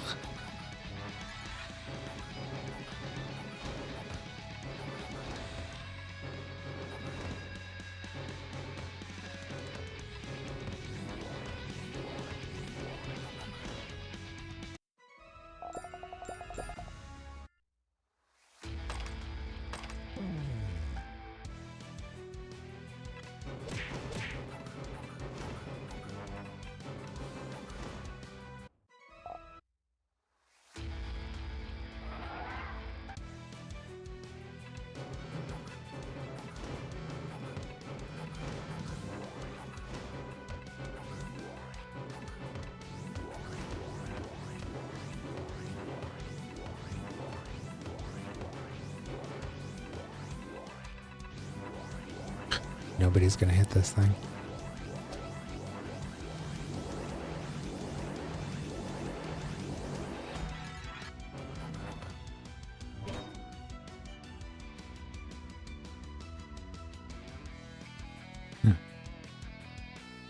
Okay.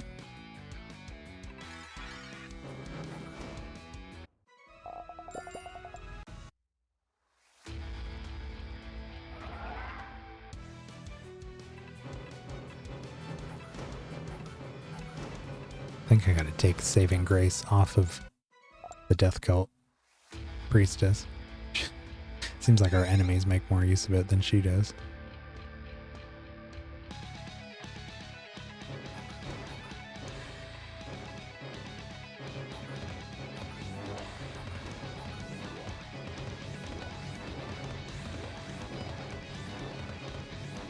We definitely got to get a replacement for conductive chains.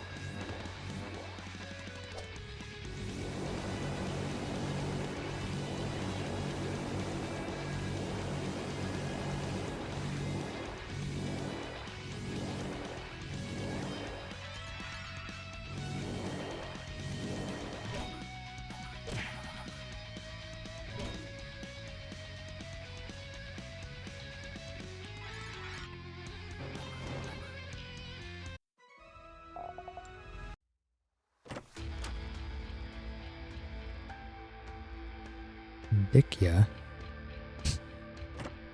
Haven't seen that. Must be a god spawn or something.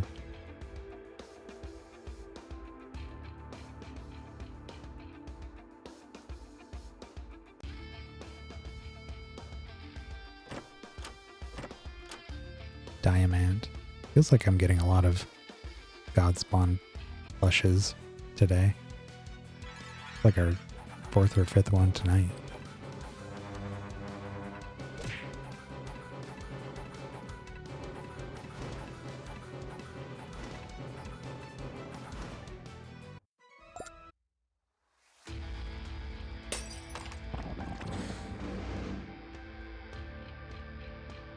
I am also considering removing the beacon trait that we have on.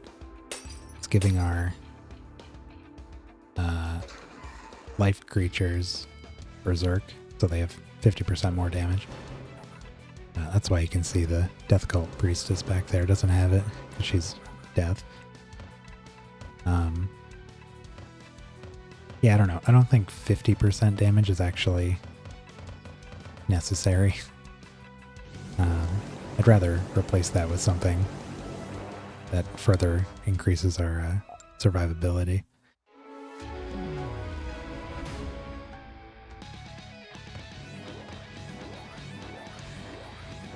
Plus, if we really wanted the extra damage, there's actually a 75% damage increase that we did have access to.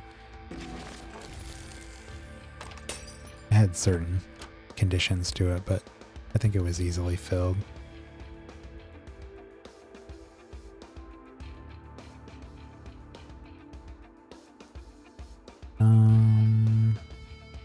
We do need to... Oh, there's a treasure down there. We do need to kill 2 more summoned creatures, so let's pop a candle here.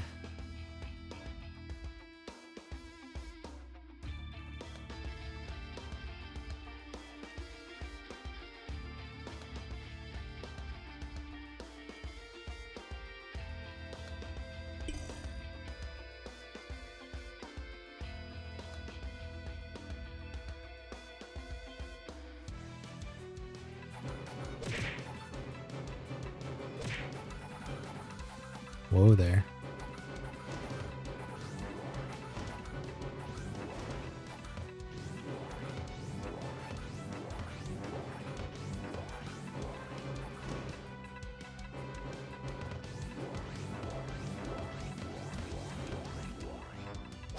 See how they start reliably generating rebirth once they start casting spells. Of course, that's the trick, is getting them to actually get those spells going. Ow. See if something like this happens, they don't have a chance to get the rebirth before they lose their health.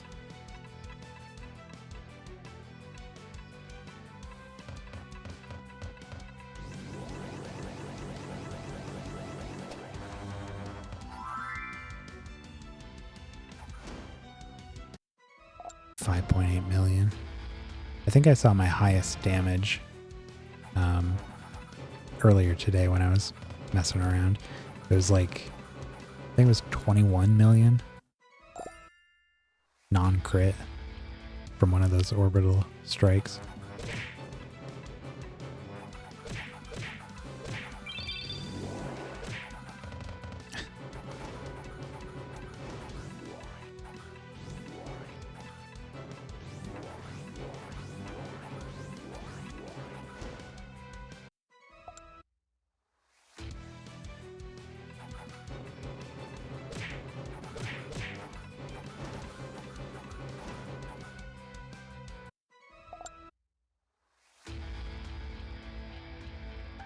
Wonder if there's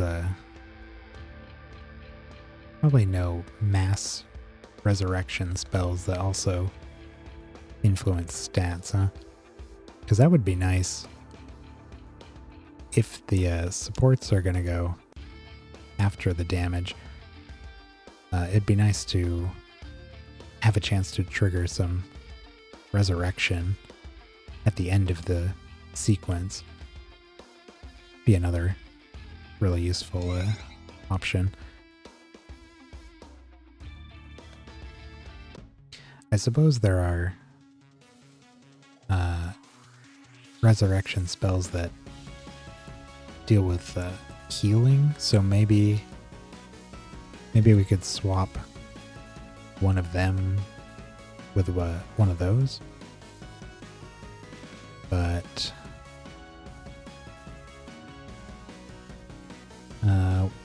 which one was that?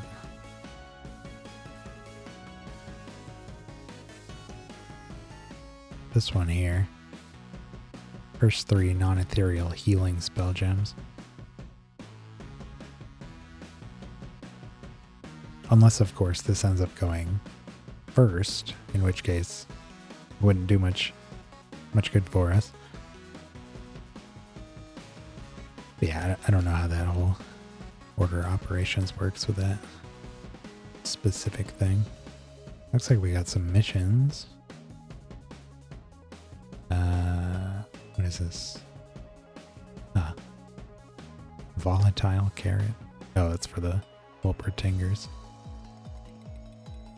Doomguard plush. Aww. Scroll of speed.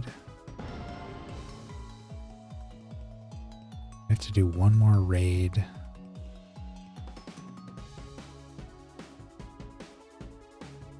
Okay. Do a raid and maybe a hunt?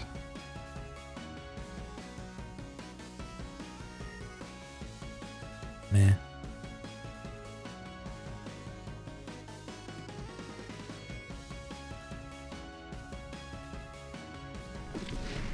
I'm gonna keep a training going.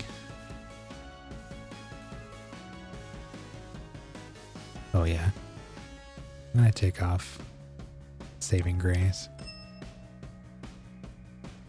And we can do anything that's not death. Do Affliction. Sure.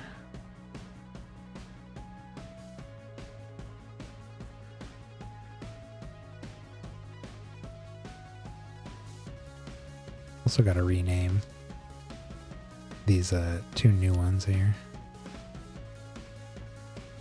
Raptor and Spider Occultist.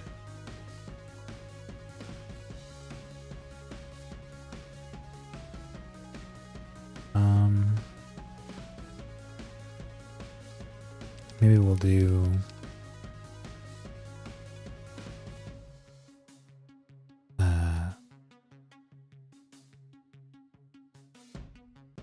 Soul Cultist.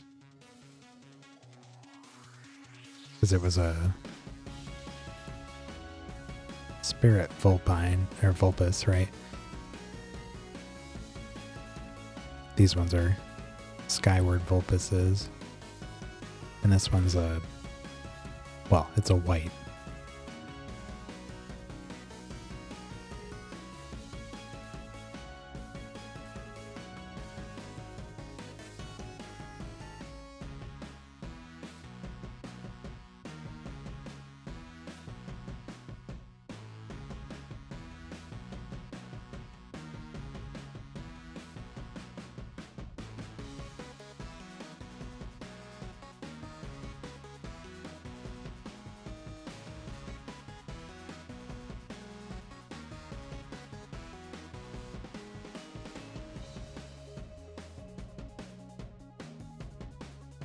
Let's go up to 4 for instability.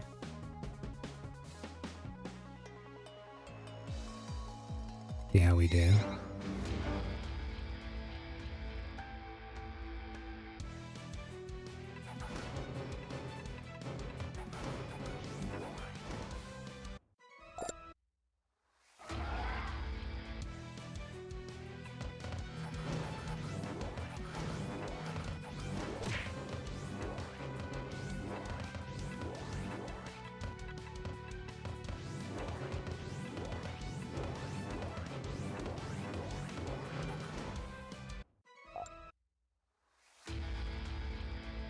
Next time we go to town, I'm gonna have to change conductive chain.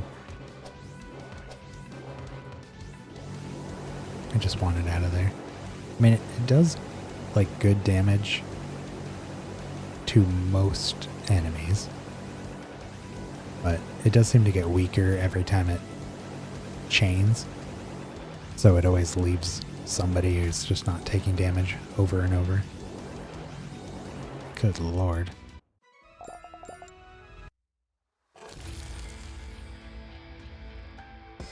So I'd like something that just deals consistent damage. Maybe does some kind of debuff or something.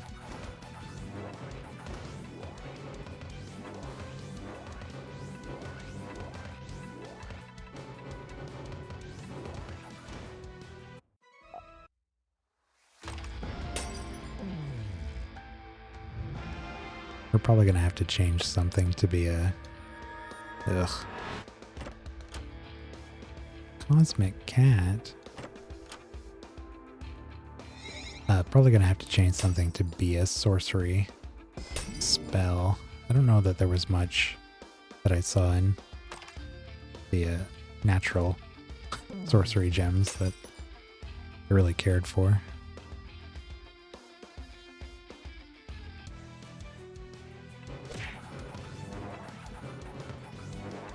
I mean, we could just give him Rupture, which we have on one of them already. So they'd have, or not Rupture, Rapture. So we could have Rapture and Steel Storm for our big AoEs. Reaper Master. They both deal massive damage. But Rapture also inflicts weak and vulnerable.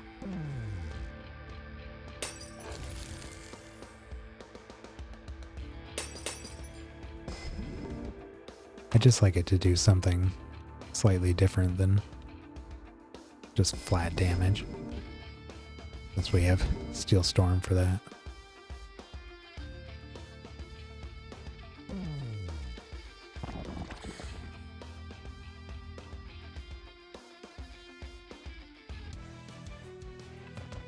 Shield Bearer. A bunch of them are probably about to come back. He has that white that we're fused with the Death Cult Priestess.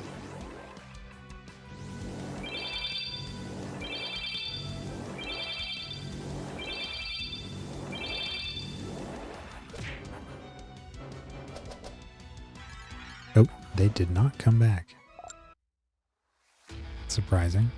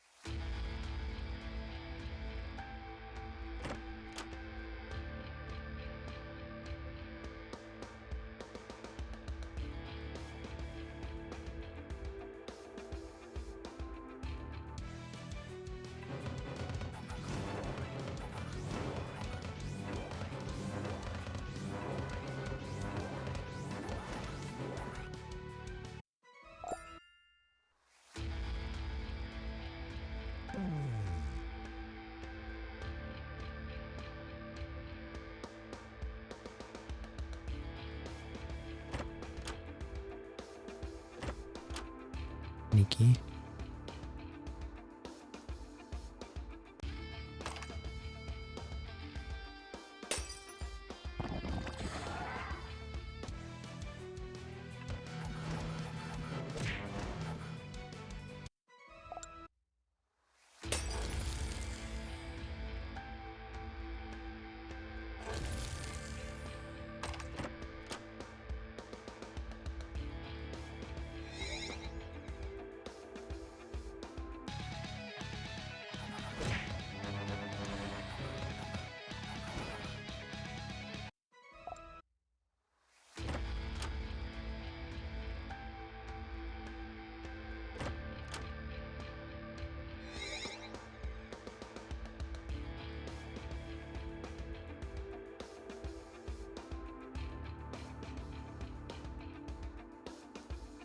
This one's going pretty well.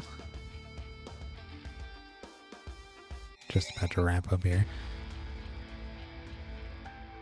I didn't even look at the what we got going on for other properties here.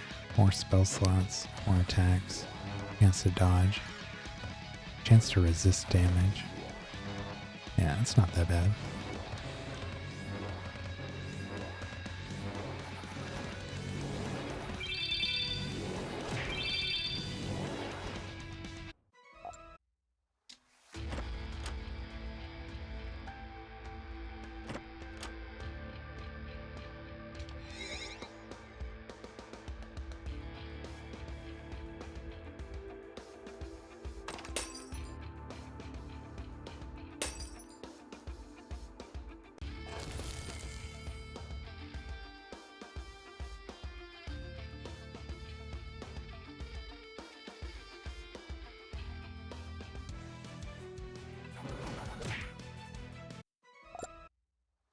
Nice. Those are always my favorite.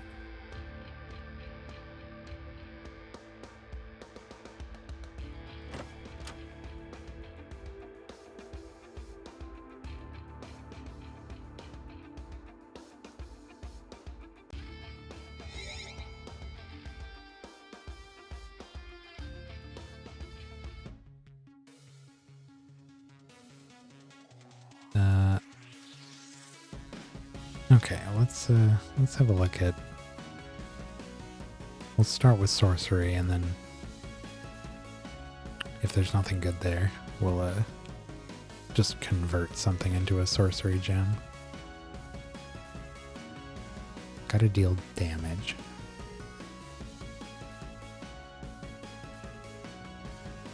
Well, that's one. Could give one of them that.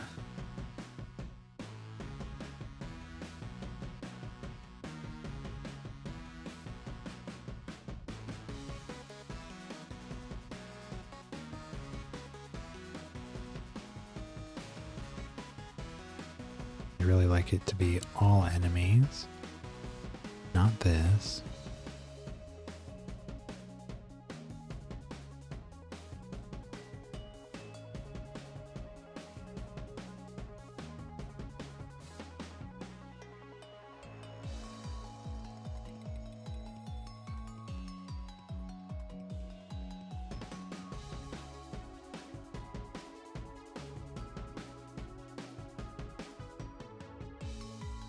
Small amount of damage, chance to be inflicted with stone. Not the best.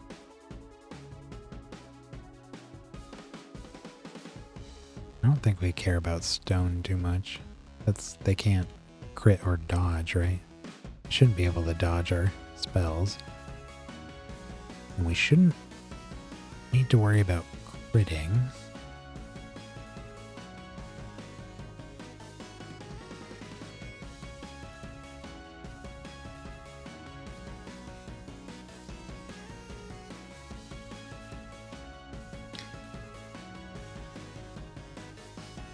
That's probably not worth it.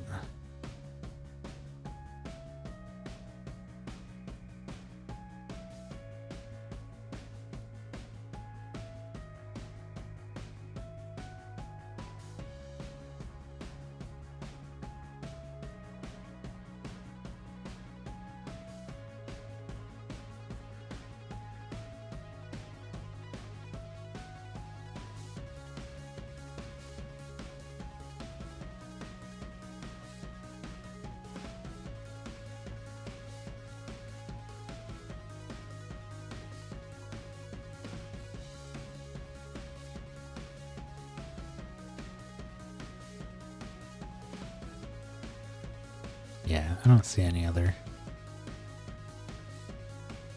sorcery gems that I really want to use. I only got to choose. No. How many do we have actually? 3? 1, 2, 3. Yeah.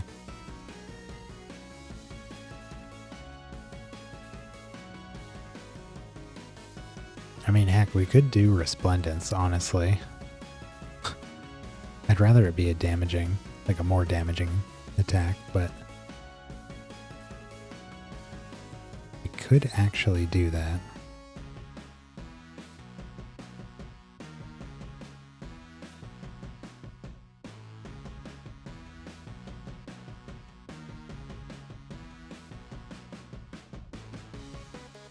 Make these 3 Resplendence.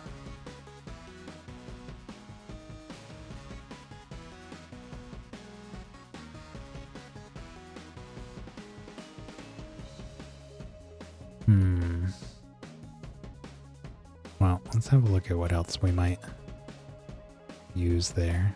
Actually, while I still have those other gems we just got in my mind, let's put them in.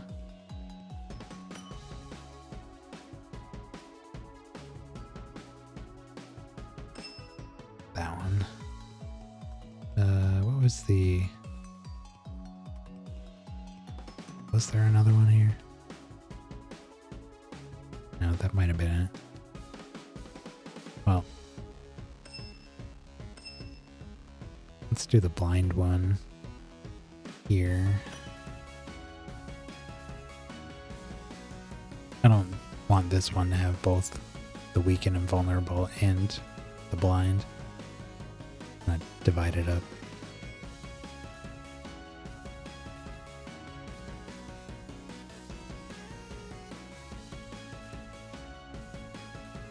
Yeah, so these both need to be sorcery. And they hit everybody. And ideally they do something else. It doesn't have to be huge damage. Like, it doesn't have to be massive, but preferably something like large or moderate at the lowest.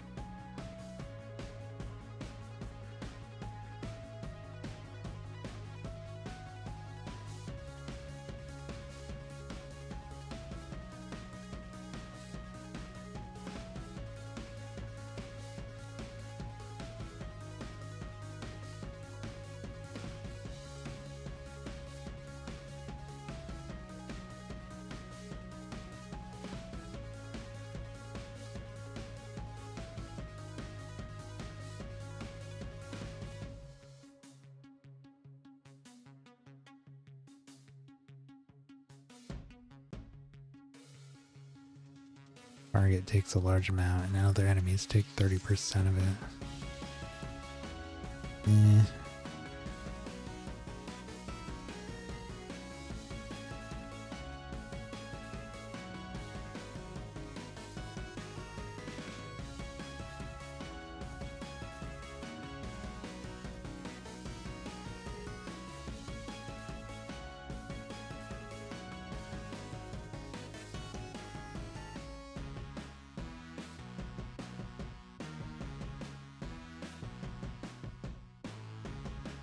Not actually seeing as many. Oh, well, this is a little too plain. I was gonna say, I haven't actually seen that many chaos spells that hit everybody for damage. Figured there'd be a lot more. Yeah, this one's just large damage at the end. Not really interesting. Moderate damage and are afflicted with burning. The caster gains intelligence equal to 10% of the damage dealt. That's a little better.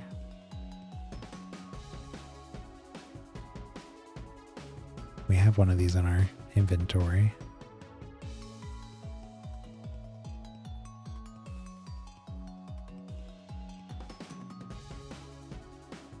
Promethean Blaze.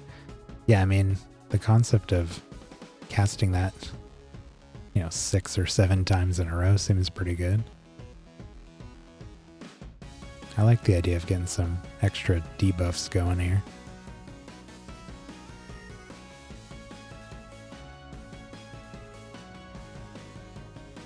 But we are going to need to change it to sorcery.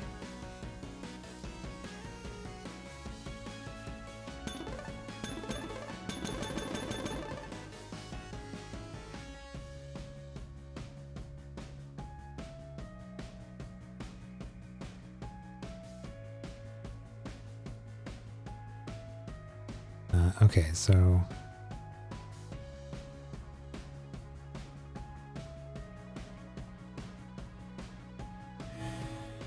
sorcery.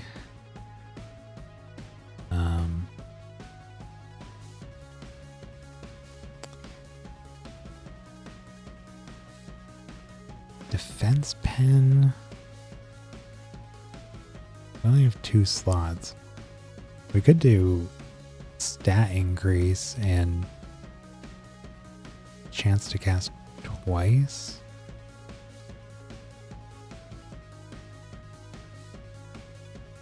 I'm actually kind of worried about all the chance to cast twice gems that we have on our spells, because it sounded like that action limit that we got going on.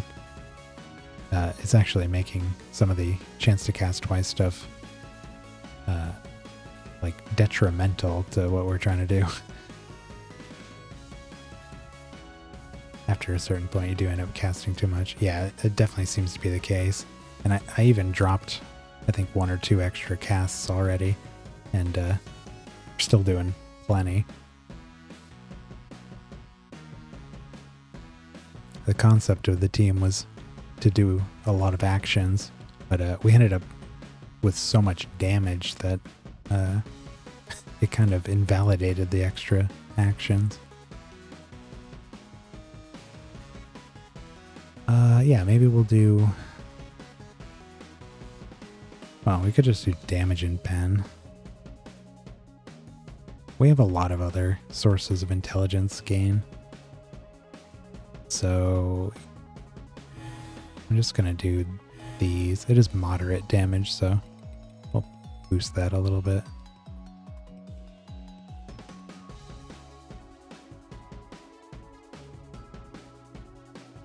And we'll give this to her. I gotta level up Blinding Beam.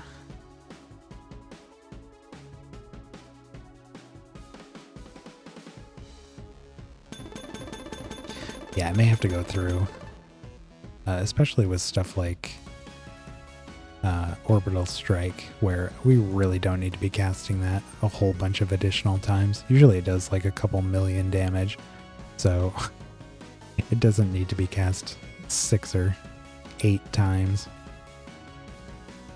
You can probably take the chance to cast twice off. Enchant. And blind, large amount of damage.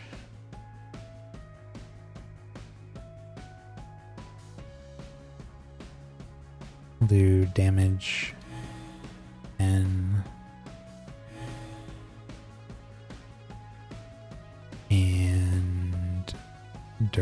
duration.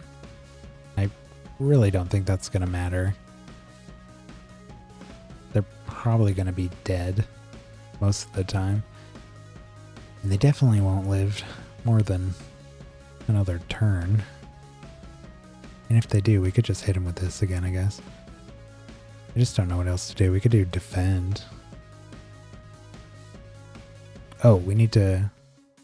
Oh no, this is sorcery. Never mind. I'm going to say we need to swap that to sorcery. Yeah, I could just do defend. That's probably what I'll do on a lot of the other ones too, just to help our survivability. Maybe take a lot of those chance to cast twice off and put a chance to defend on. Okay, and we need one more? Yeah. One more AoE that we can turn into sorcery. Preferably something that either drains enemy stats or does some other debuff that we don't do. Something like, actually, yeah. Something like, what was it, black ice? Like a freeze would be really nice. I guess we don't have black ice here. We have snowstorm though. 50% chance to freeze. Oh, we already had one of those. Yeah, we could do that.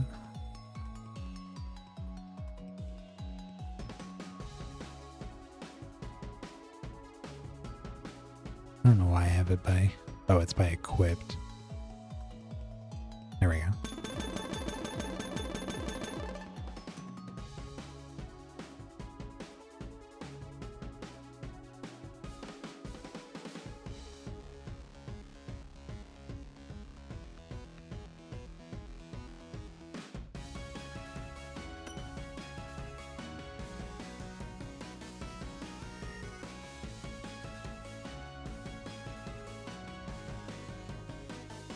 Okay, snowstorm.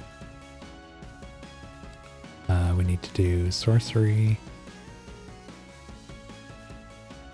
And this is large.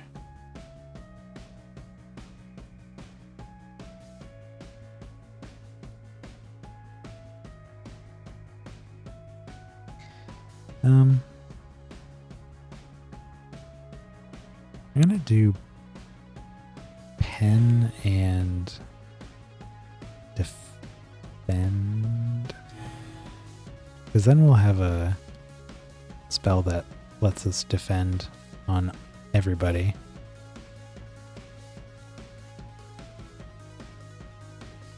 Oh, this one doesn't.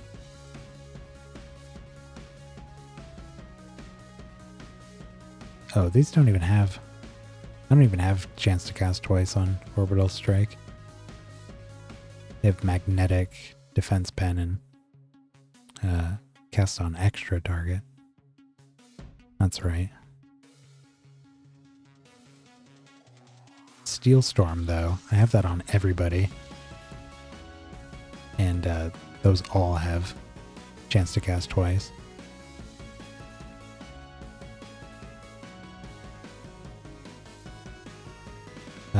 Was there anything else? I feel like there was something I'd added. I guess not. No? No? That looks like it.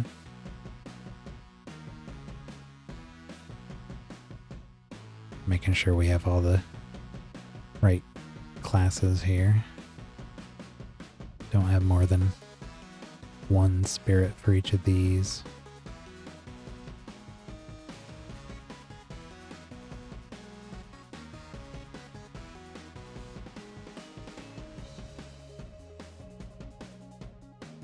I don't know why I keep saying spirit, it's life. I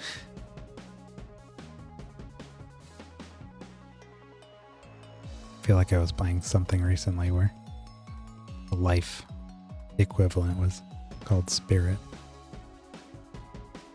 Okay, and we're all kitted out. We got the artifacts on.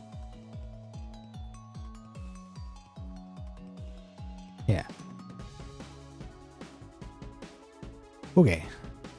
Do we need to do anything else here? Do we turn in our projects? Yes. Okay. We still didn't get the... Oh, we did.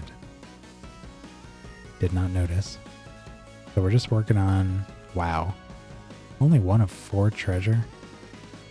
I might just turn this thing in. How close are we to the raid? I feel like we just started it. Yeah. Nah. Let's go turn in that prophecy rune. Just start a new one.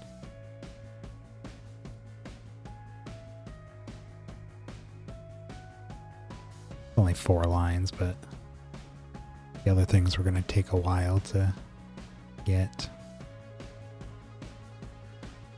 And we can upgrade these. Got Lamora to 30.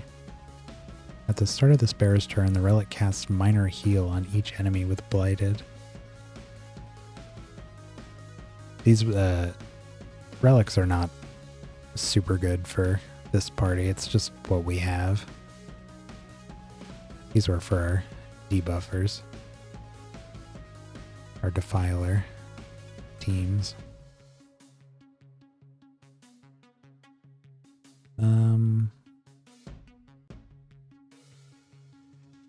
Well, I got all the classes here. Oh no, there's sorcery. Gain any amount of favor with the gods, forge missions, only 1. Pilgrimage, 2. Well, we do have one of those going right now. Hunt. Piety. This one seems pretty doable. Complete 5 missions. Yeah. Oh, and we have a training, which is also going right now. Okay. Might actually be able to do all these. Outlet trials. We could give that a couple rolls and see if we get one of the classes we actually have a team built for. Sorcerer, Necromancer.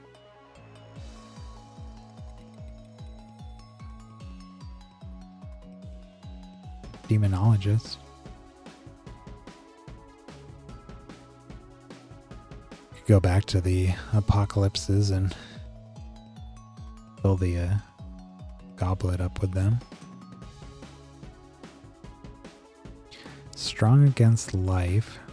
Stats are swapped. More damage taken. Less attack. Sounds like a pain. Enemies belong to the same race. Always crit. 2 extra traits. Bad luck. That doesn't seem so bad. See what else we get. Alright, I want to go back to Pandemonium and try to get Vulcanar to 20 favor. That's 16. Do a bit of grinding here.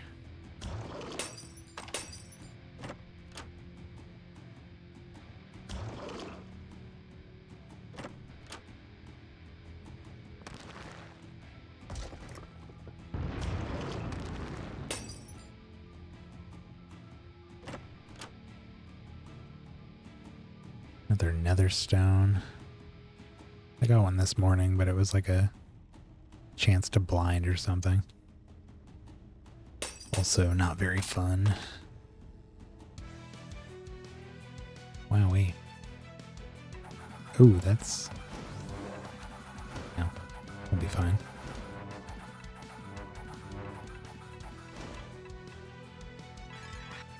Wow, that was it? Like one creature cast a spell there. Jade Blush. A dog.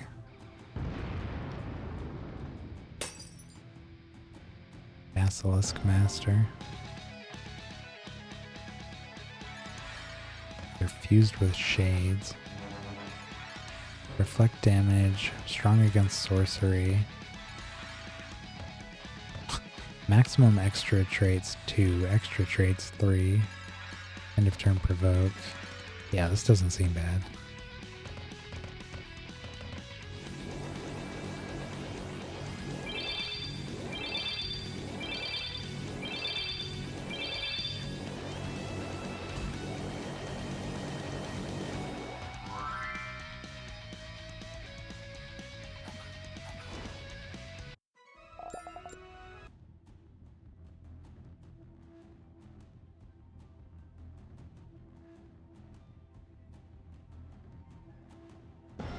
And the animation's back on. Make it easier to see which spells are being cast.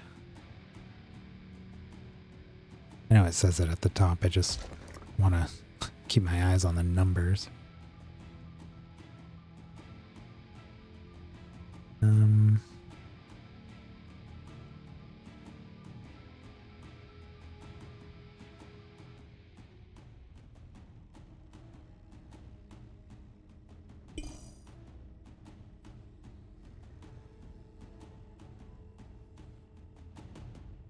Want to get all the apocalypses to S rank.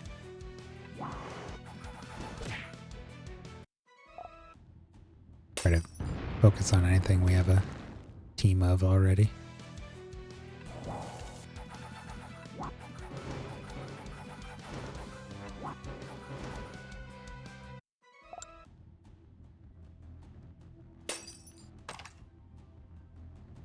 Snowstorm's doing good damage. Pleased to see.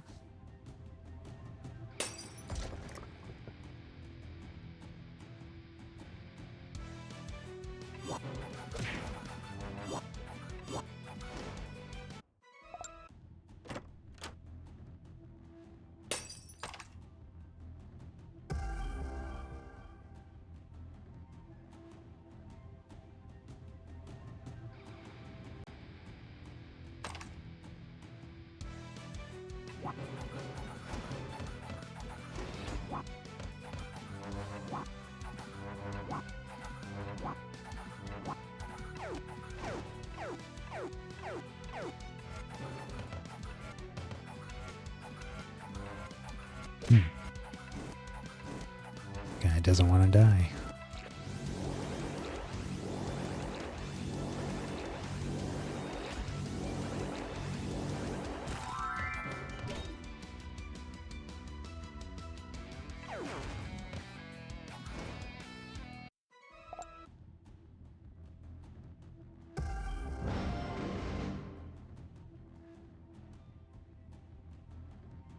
Oh, there's 17.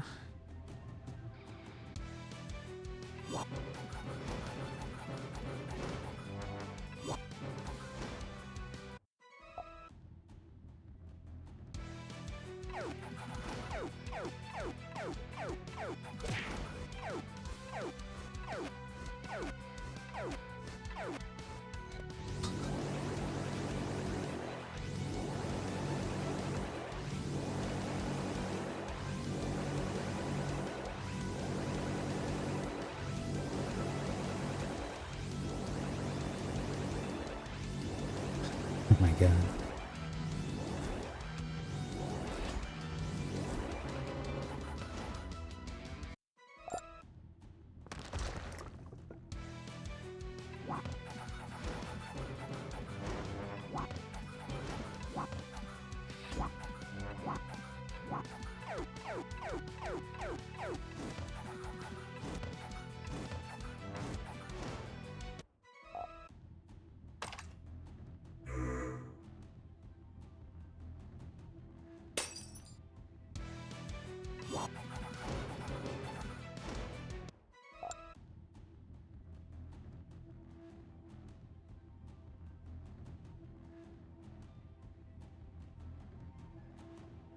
Alright, that might be it, unless there's... nope. Nope, there's quite a bit more, actually. Levels are starting to get big here.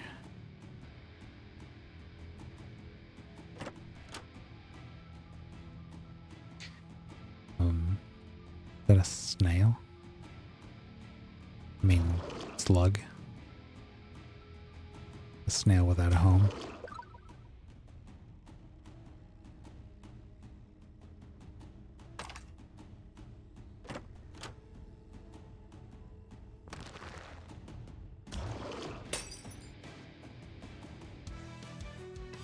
Ugh.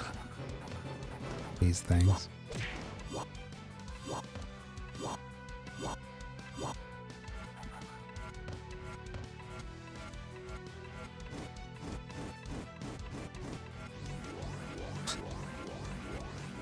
Are they coming back to life, or are we just showing off here?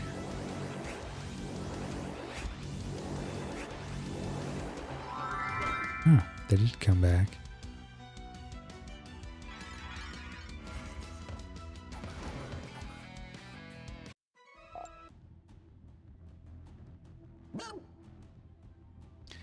Blood burst. Death, right? Yes. I was gonna say chaos. Okay. Where's our portal? Oh, there's a bunch of enemies up there too. Where did they come from? Couple nemesis.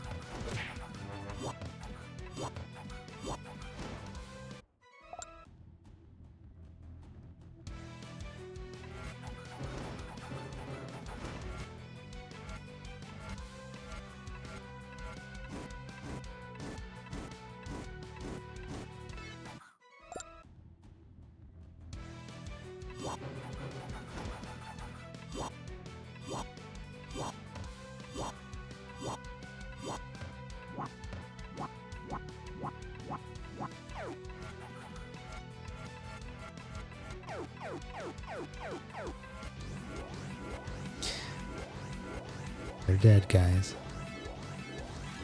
She's gaining 21,000 intelligence every time. Good God.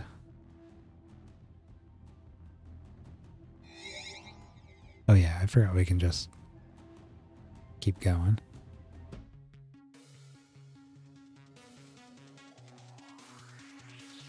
Boss battle. Resistant to debuffs. Spell gems sealed after casting. End of turn cast. Less dodge chance. We might be okay with that.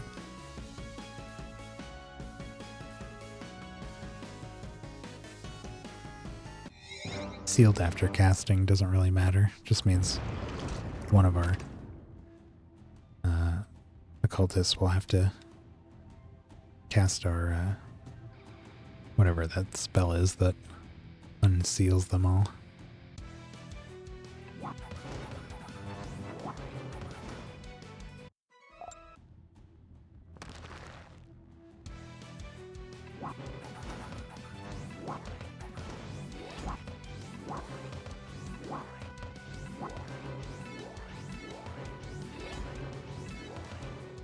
What else they got?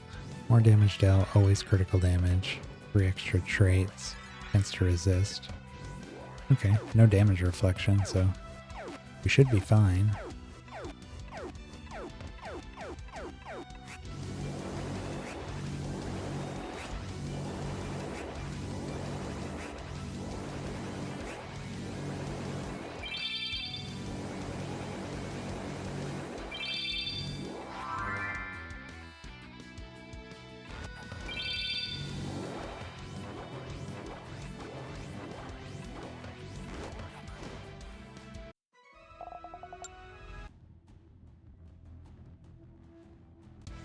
I would really like a another auto-cast heal in there somewhere.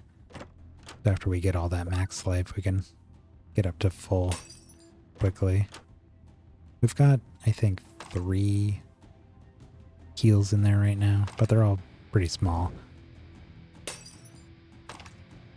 Some kind of repeating large heal would be nice. Or at least moderate.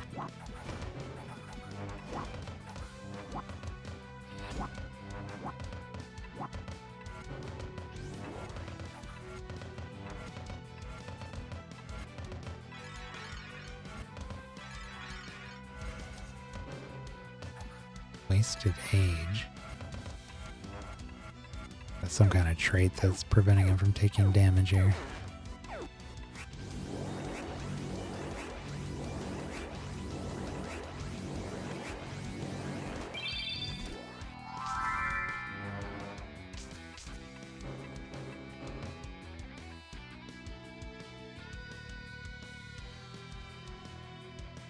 Oh, yeah, it is that stupid.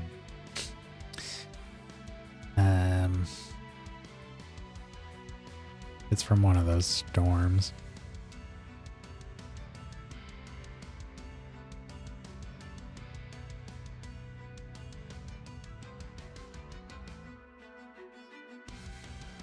Buffs and debuffs are removed.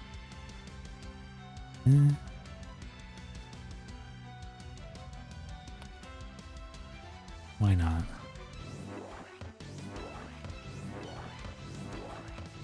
Load them up with some debuffs. Usually we just have to wait for their turn to start. And they'll lose enough life that they'll be killable.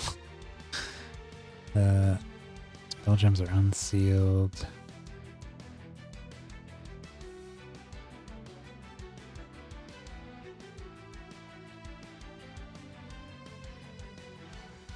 I guess so.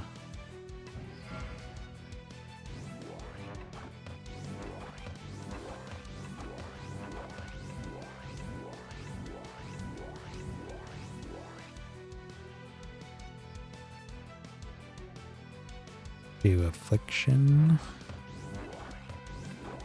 First we just snared him, so now he's not going to get a turn.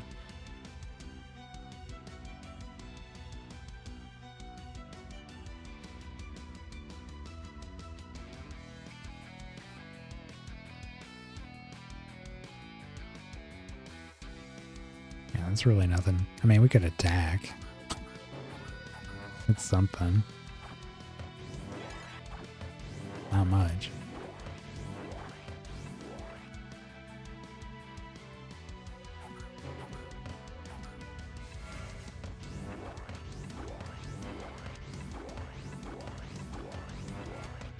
Whoops.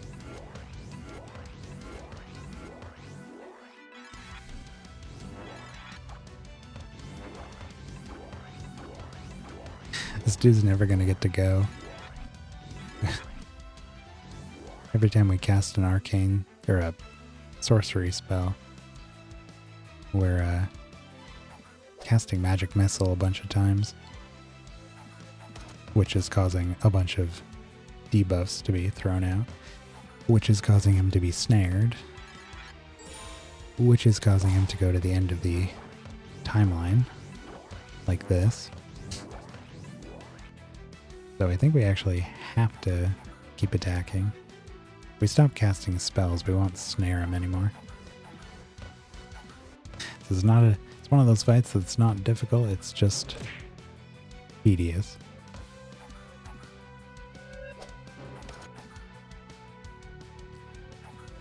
We might be at under 90 now. There we go. One magic missile was all it took. Just had to make him not immune.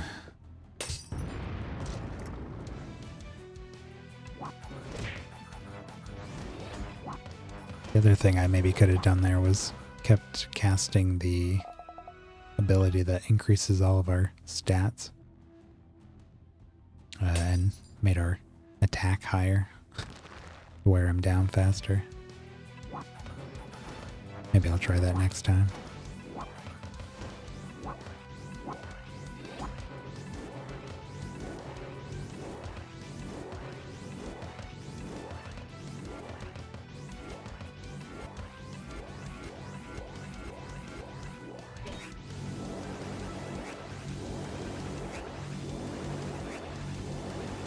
This is why I had all the text and animations turned off.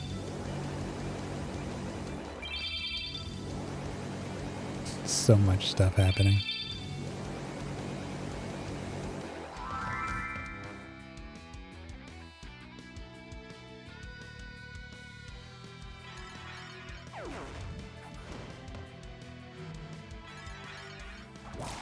Dropped his defense 70,000. What the heck? There we go. The 30% chance to resist damage. Just resisted like 4 times in a row.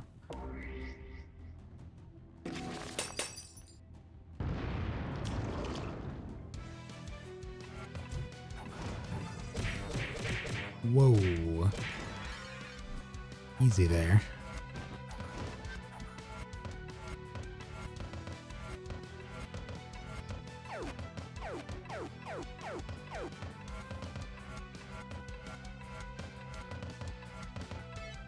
Ladies, somebody wake up and... What? We died? What? Really? It's a 50% chance to res everybody. We didn't res anyone? Huh. That isn't impossible, but it's unlikely. After it dies, 50% chance to res allies with 50% health. Huh. Wowee. I was thinking about, I kind of want to look at our traits. I want one more form of insurance there. Something like that ability that we can get out there. Even something like that one that gives rebirth to 3 of our creatures at the beginning. Just something to ensure that we have some creatures left. Because as long as one lives, we can res the whole team. That's why I figured that trait would have been nice. Chances are someone's gonna come back. Evidently, not all the time.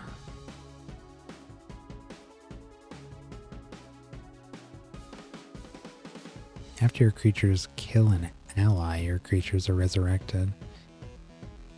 No. I mean, this would be kind of funny confusion insurance, right? If we were confused and we blew up our own team. But we are immune to confusion now.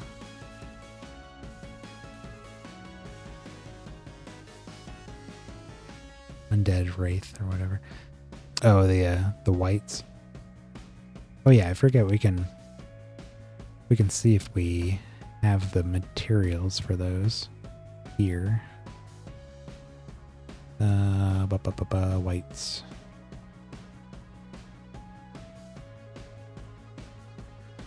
After he dies for the first time in battle, he resurrects. We do have 2 of these. Gains 50% stats. Yeah, this is the one we have this as well. Heck, we could put this on somebody else as well. Because it looks like you can have... Can you have a whole party of creatures just with this? Giving a 50% chance to res everyone whenever they die. Because we could do a second one of these. After this creature dies, there's a 50% chance to res.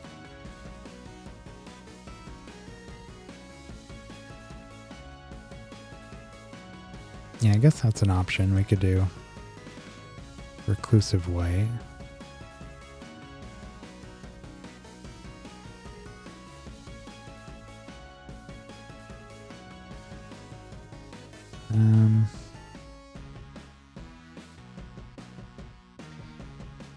Look at the Ossanes. Just making sure along the way there isn't anything here that had a resurrection thing.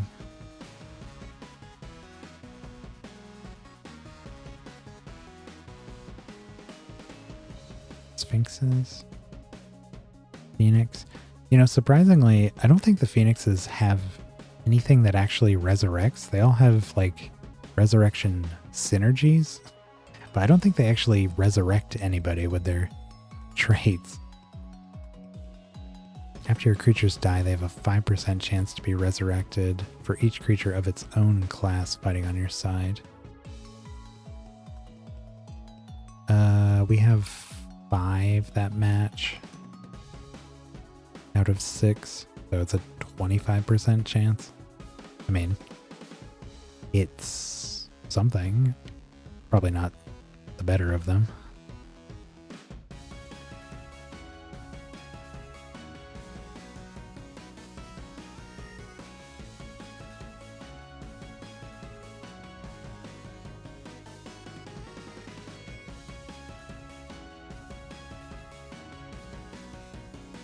After your creatures that belong to your most common race are resurrected, the others have a 30% chance to be rezzed with 50% health as well.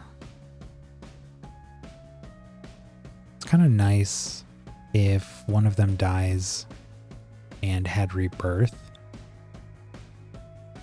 which we're pretty capable of getting out there. We don't have any of the brains though. Might be an option in the future.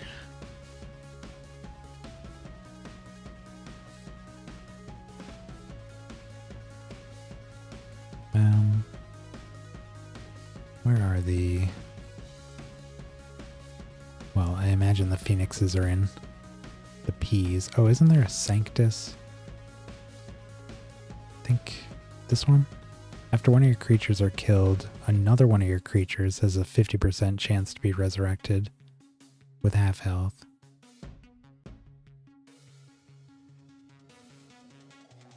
We don't have any of those, but we could work towards it. After one of your creatures are killed,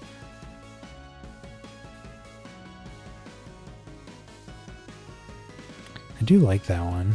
It doesn't res everybody, but again, if we can just keep someone out there,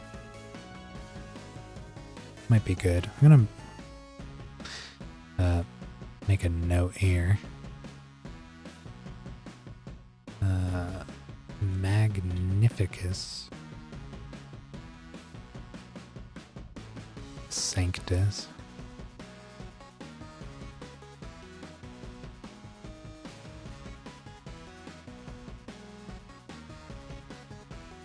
Conservation of energy. Effects that activate when a creature dies activate an additional time.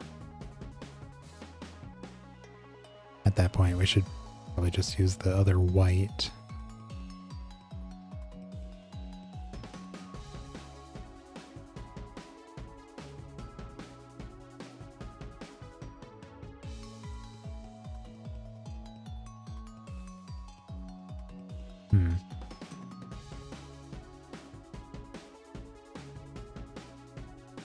I feel like you could make a really nasty resurrection combo with the Fire Salamander. Before your other creatures die, they cast one of their spells at random. If you did like a attack heavy party the only spells they had were resurrection spells. And especially if you could make it so they don't consume charges or whatever. And you just had even just 2 of these, I feel like, with the salamander. They would just pop off their resurrection spells when they die, right? I know things can only be resurrected so many times. What is it, like 10 or something? But that seems kind of interesting.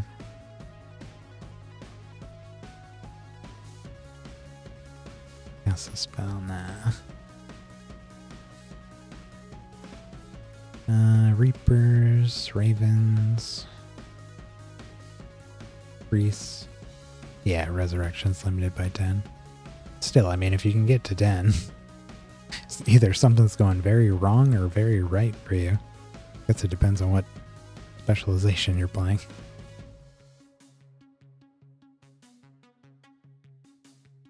After an enemy loses stats. I just fought the master for these plague doctors today. Wasn't expecting them to be so cute. Debuffs. Okay.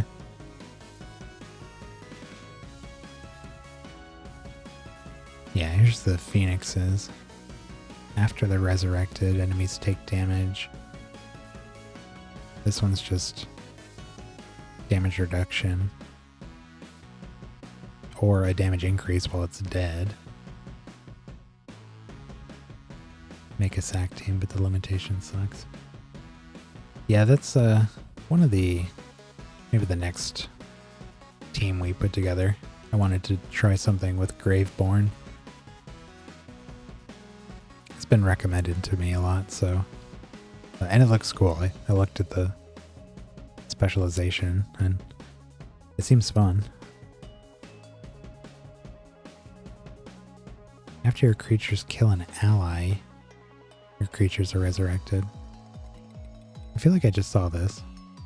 Oh, we were looking at the trait maybe in the other menu. No, it's from this one. Yeah, so this is the only one that can resurrect for the phoenixes, and it's if you kill an ally. It is a guaranteed resurrection, though.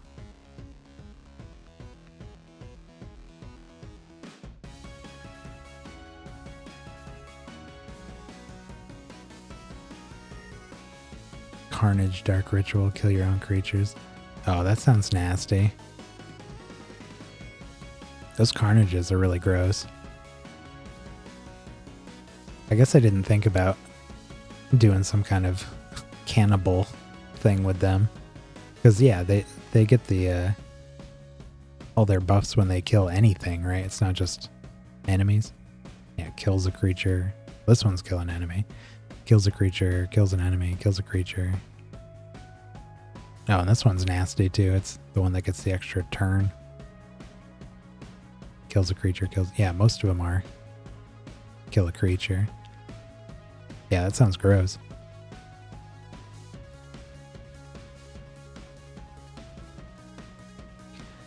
Ossanes. After they're resurrected, they have a chance to gain rebirth. We do have a defender fossil.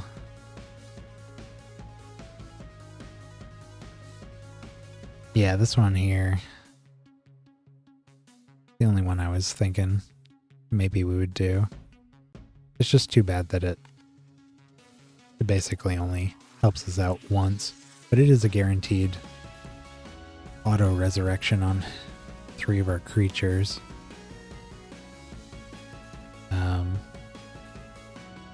I'm just gonna have to, I guess, decide between this or another one of those whites that give you the 50% chance when they die.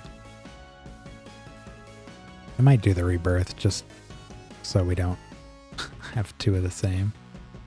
I don't know. If we could also get the chance to gain rebirth when they come back. That would be even nicer, but do we have that for an item? No.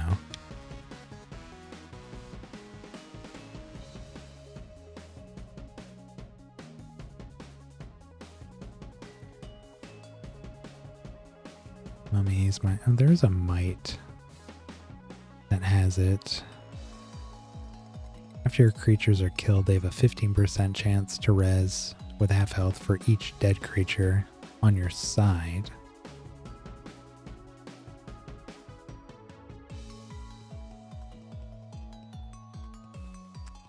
So that would be 75% if it's the only one left. But it's a lower chance if not many of them are dead. And we don't have the item for that. Hey, Deceiver. Merry Christmas. Forget if I said that last night. Have another one.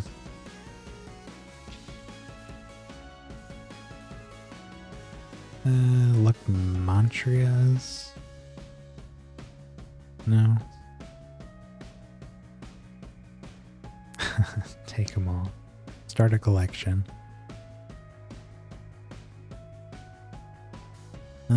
Coloss. No.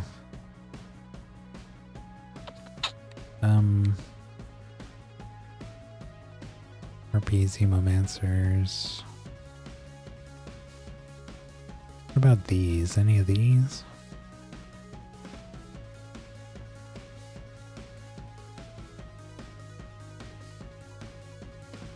More spells to cast.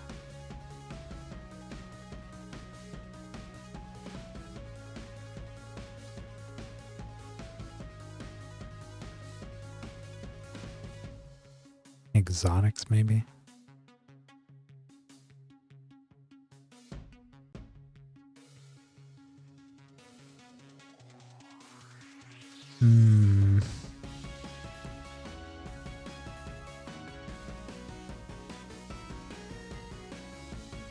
Nope. Wow.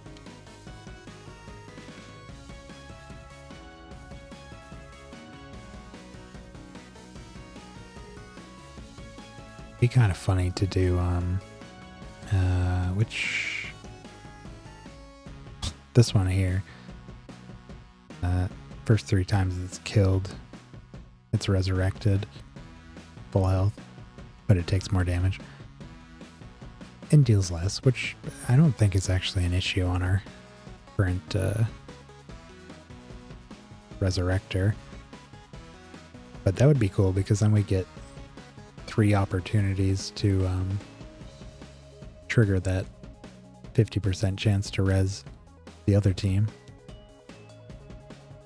What's killing us? Right now, it's usually if an enemy is able to cast a spell in the middle of our spell casting, which is rare, or if we all take a sudden burst of reflection damage. We have that 50% chance, but for everybody when our death cultist dies. But we did just get wiped, even with that on. So I was looking for a little redundancy there to just in case that doesn't work. But yeah, mainly it's been reflection damage. And to roll that all the time.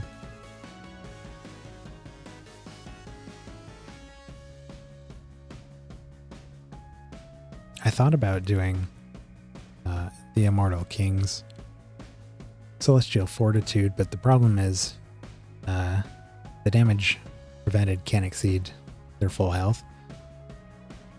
Reduce indirect. Yeah, possibly. Well, so this is part of the problem. Our sort of greatest strength being how much damage our spells do ends up getting reflected. And since we have our defenses are terrible and our max health is also pretty bad, even if we reduced it like 70% with that phase knight, I think we would still die just because we deal so much damage and have so little health. Even like a 20% reflection would probably kill them, which is also why this guy's ability is probably not good, because we don't get like chipped down. We just take one blast of damage and they're dead. So I haven't bothered with this one. If there was something that limited the damage we could take in a turn without that clause there, that would be ideal. But that's also very powerful.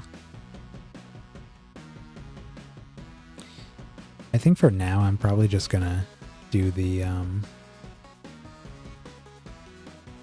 this is a 25% chance. They gain barrier. Nah. Yeah, I'm either gonna do the Osane or the other white. Well, the same white. And we're gonna take off this ability.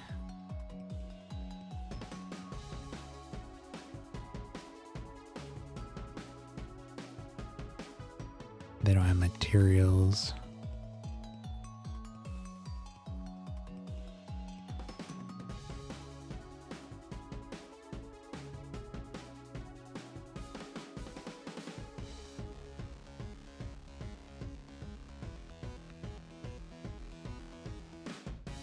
Yeah. Yeah. That's what we'll do. Purity and emptiness. So we're losing 50% extra damage. But that should not be a huge deal.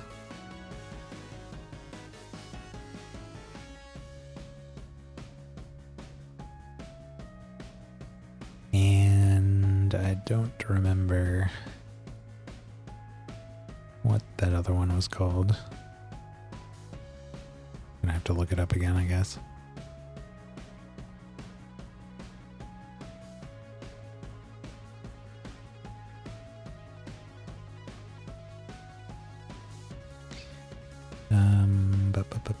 Traits, resurrection code.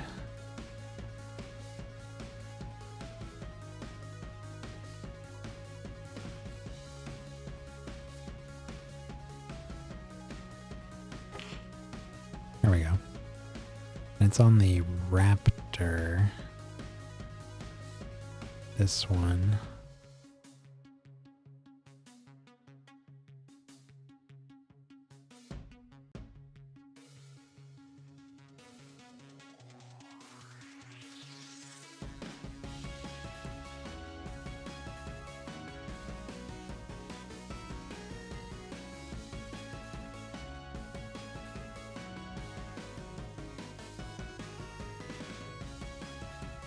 See if that makes a difference.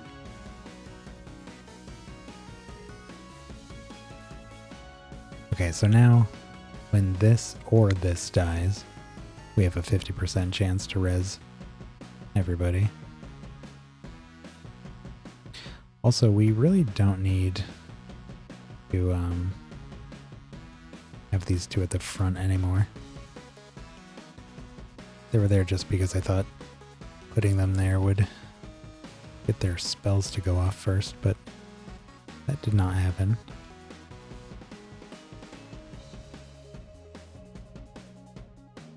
Alright. Do we have to update this? Yes. Okay, let's get back out there and... Did we die to a boss? Is that what we were doing? Trying against death. Damage every turn, rapid fatigue. Check the pandemoniums. The items. The traits there.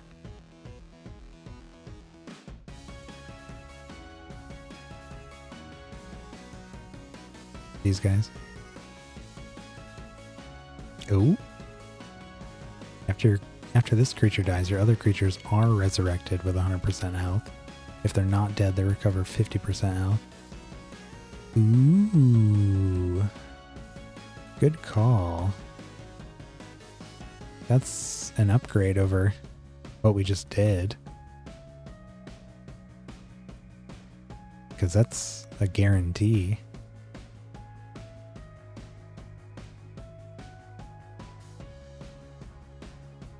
Wish I'd checked that first. We are going to have to remove that because the other one has got that trait through a fusion.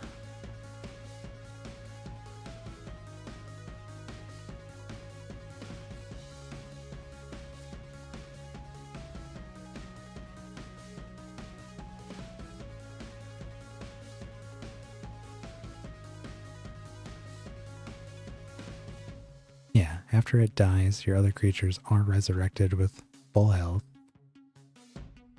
If not, they heal.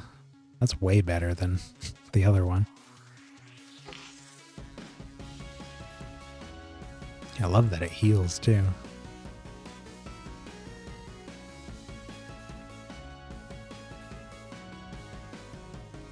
So I guess the question is, which of those would we prefer to go off first? Probably the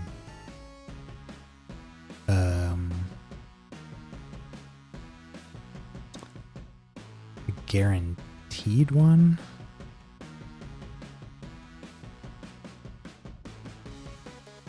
Because when the whole party takes damage, it does go from left to right, doesn't it? When it assigns damage. So like, it would kill her, then her, then her.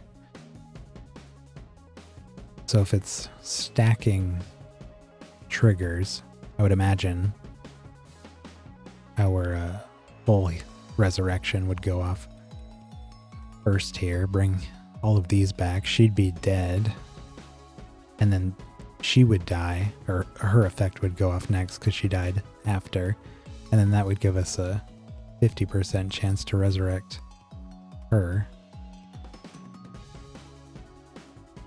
And then she'd stay dead.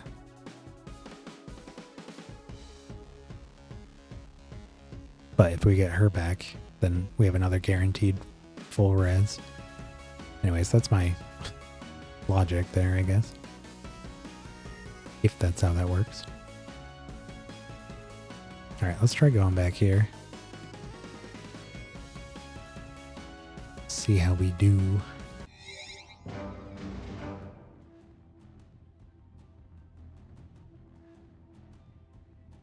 I don't want to be relying on coin flips and whether or not we lose the fight.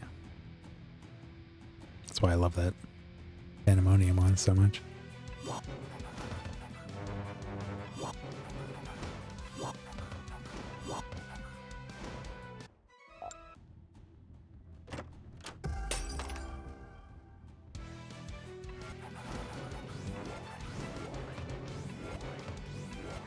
Yeah, it still seemed to be killing most enemies with one cast.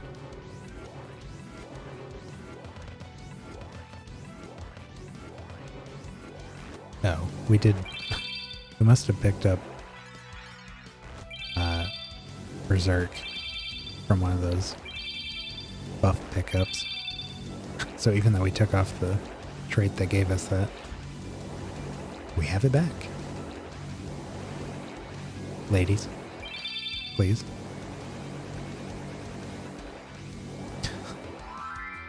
All that for one guy to come back and get bombed from orbit.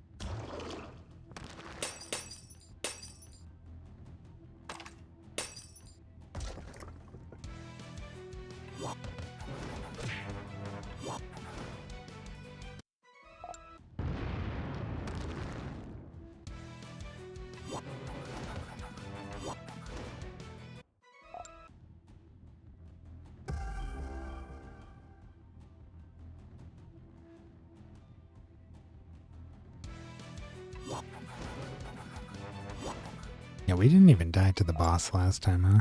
Just some random group that got lucky.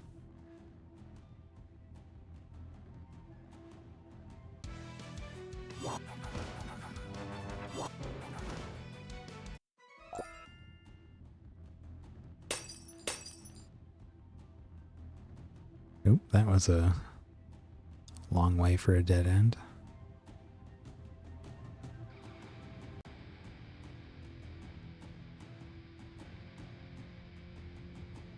Spellmain Master.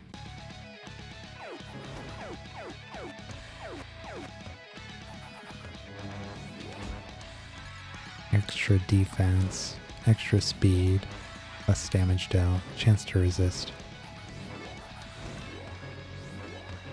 Yeah, that's fine.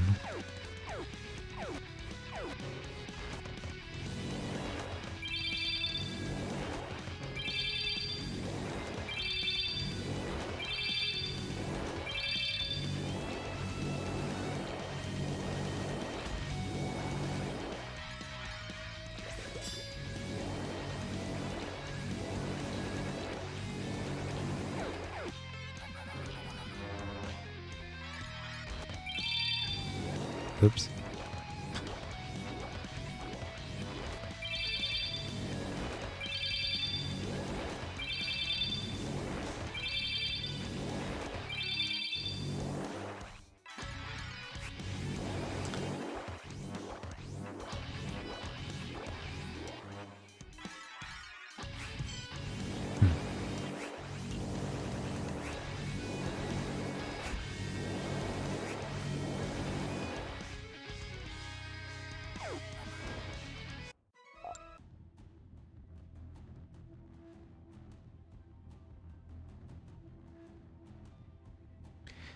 Fusion Tribe. It's kind of a mix. It's not pure. We have these three are all oh, the Fusion Tribe. I see what you mean. I don't know. Where are the enemies?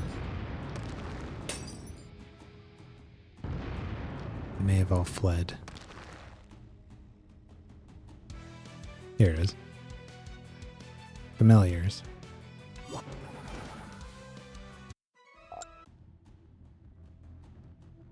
Oh, can you check it outside of combat?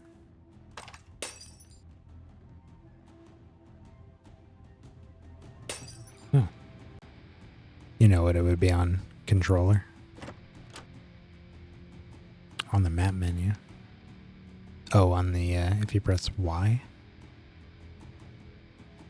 Oh yeah, fused familiar. Huh.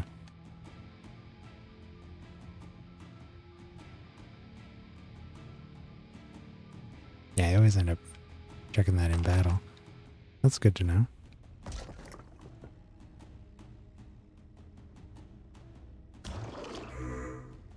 Hello.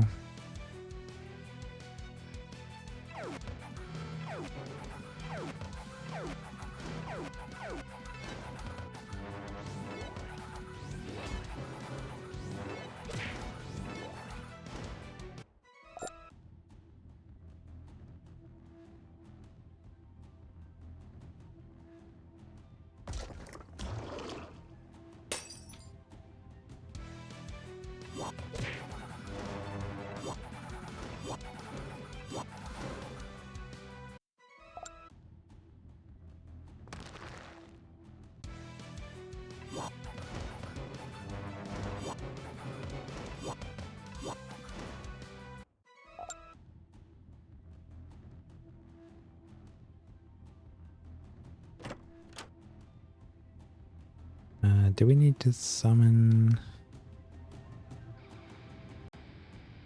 any more? Oh yeah.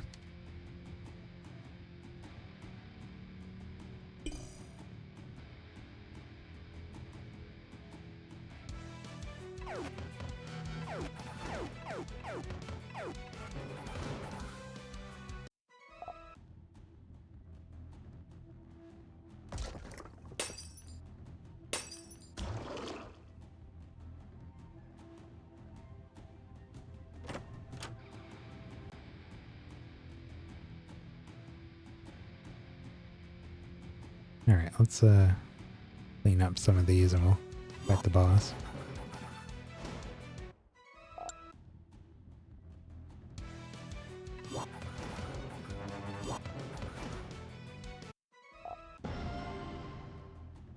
See complete, but that could not have been the candle one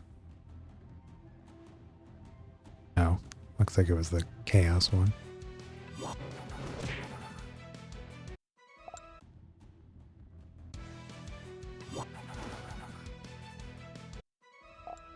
Okay. There might be one more out there, but let's do this boss.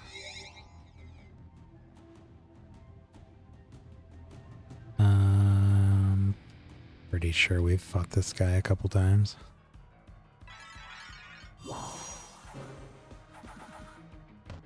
Gonna let it play slow.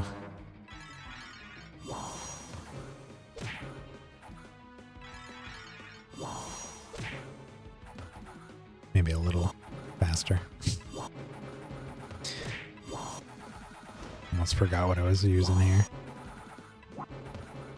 Alright, snow. I just want to see what the damage numbers are like.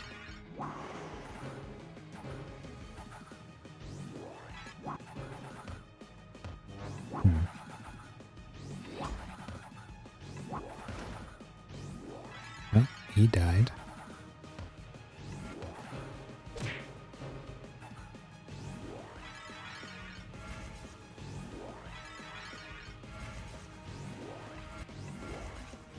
Can over 7,000 intelligence each cast.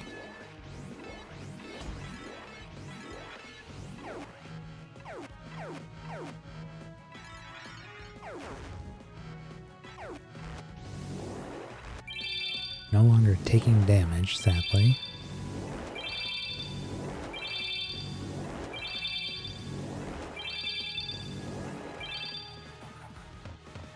Caps on stat gains.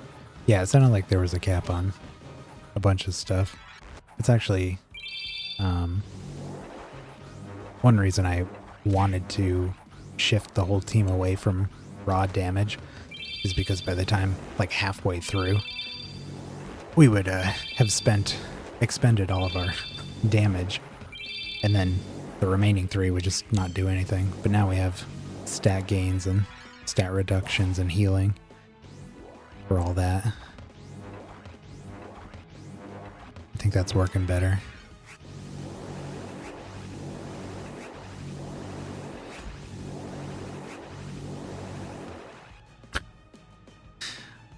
Goodness. Alright, let's dude's got like no health left. Actually, we should be strong enough where we could probably just rapture here.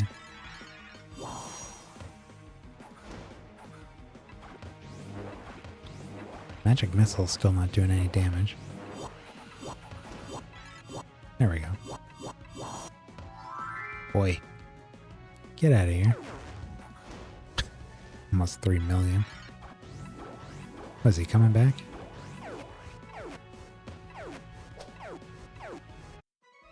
There we go.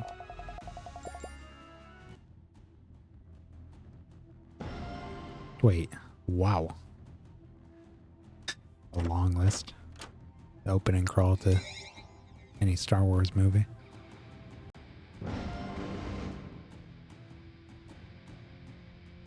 Okay.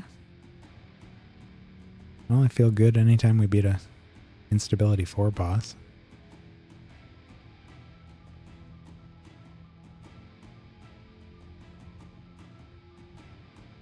we can just go right to the next realm.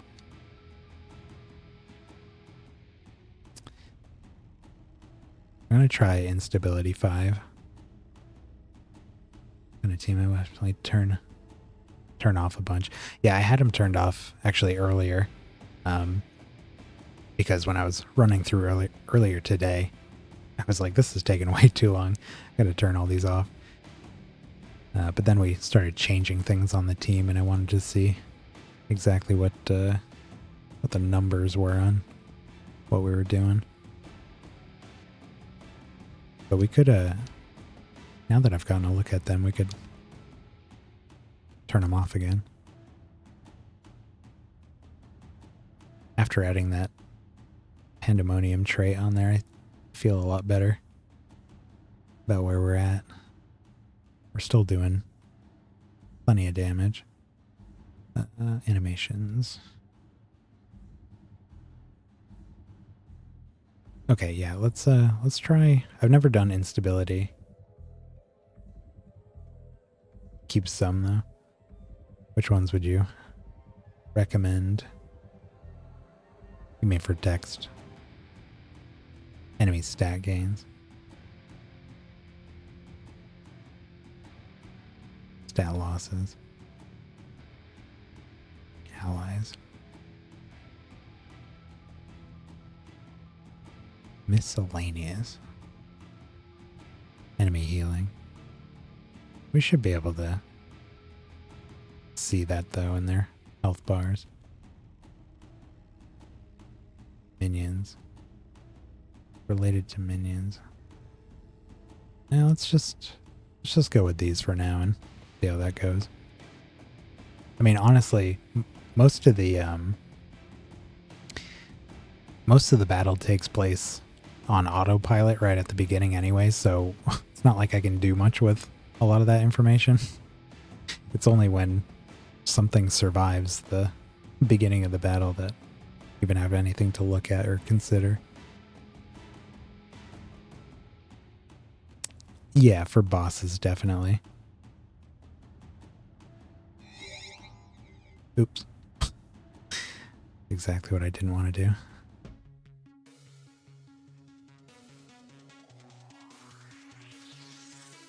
Okay, yeah, I've never done instability 5, so this will be our first run through here.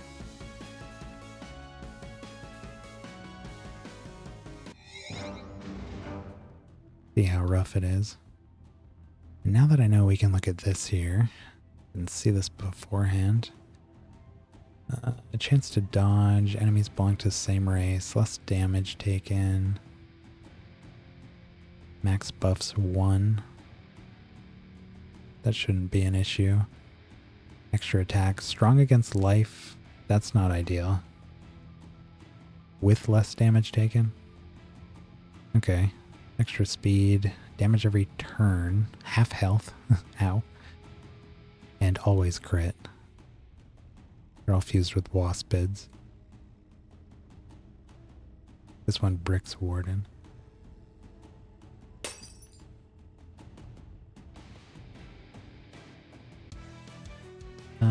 You've been attacked by...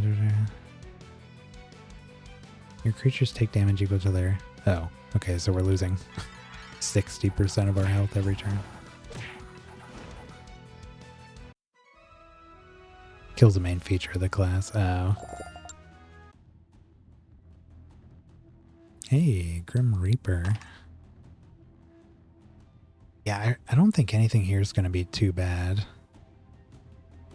I mean, obviously the strong against life and less damage taken will just make them slightly harder to kill, but I think we have the damage to still wipe them pretty easily. And then the rest of it just makes them hit us harder, which really doesn't matter because we typically die when we get hit anyways. So take that.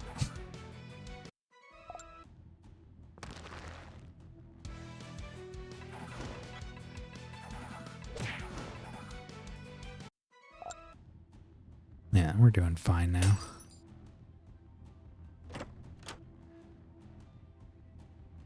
Mage's Playbook item.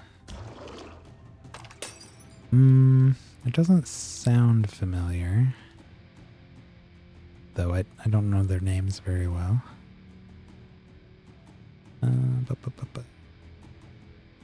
Doesn't look like it. Magma. Nope. Is that from a... Well, I have no idea what it would be from. Mage's playbook. Familiar thing or something.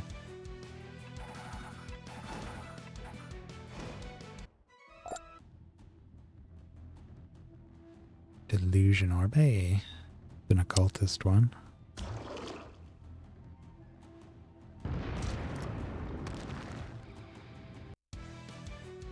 A non-creature trait item. Oh. Keep an eye out.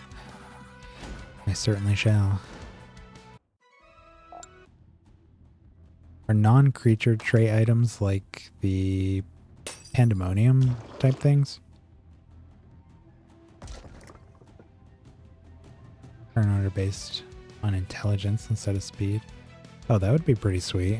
Because then I could just drop the speed boost that we have in our artifacts for either defense or just more intelligence.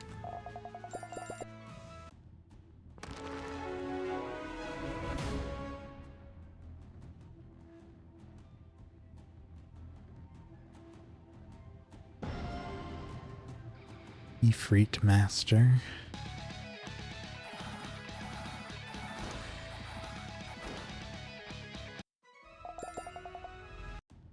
Very much dead. Kitsune plush.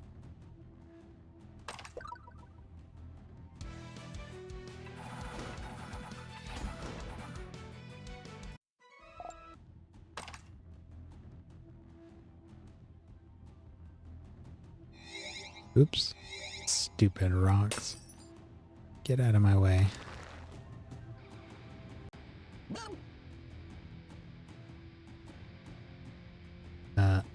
Arum is the Temple of Lies.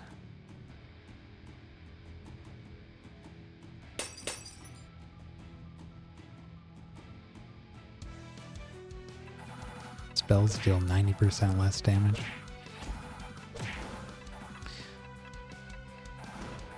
Looks like it's still enough. Even with all that reduced damage.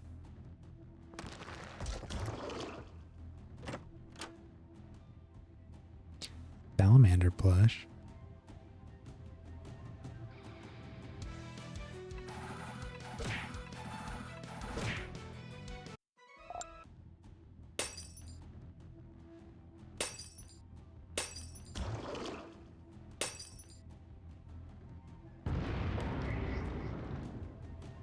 A treasure chest.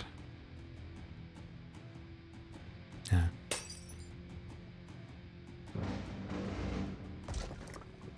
How are we doing for favor here? 19? Almost there.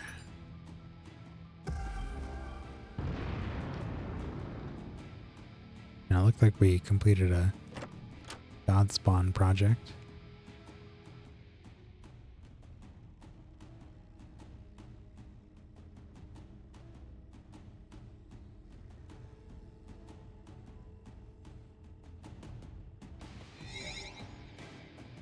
Where's our teleporter?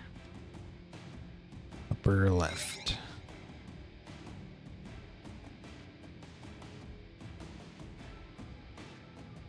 No, there's a chest.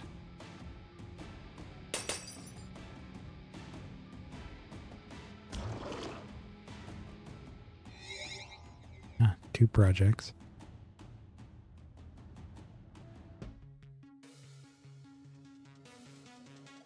Capray. Oh, and our Keyforge. Oh, that only gives you 1 key? Good lord. Okay.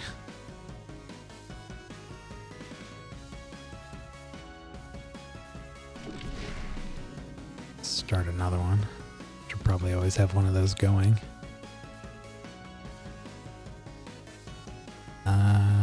Got a new god spawn. Capre. It's got a...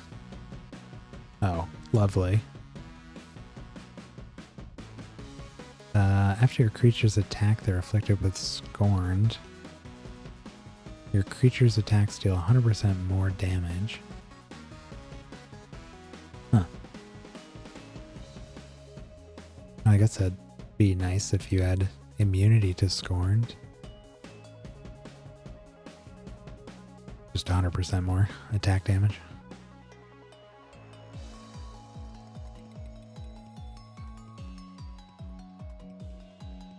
Spell potency reduced 81%.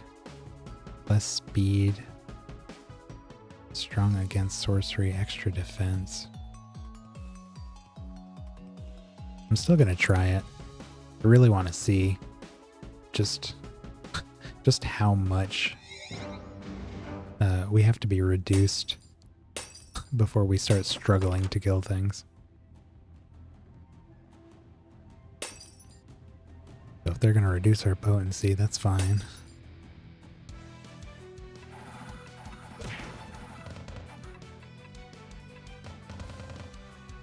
Yeah, we had a couple survivors.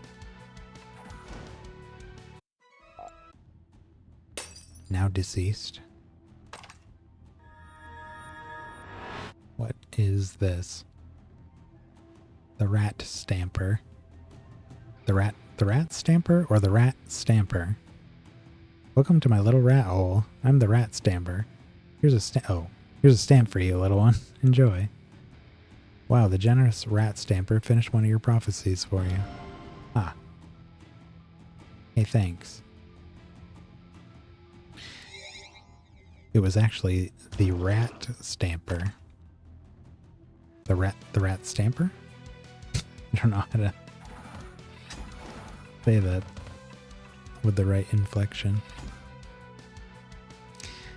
He's a stamp collector. Death. No, we just rapture, I guess. Oh, are we... No additional attacks or casts. Well, that's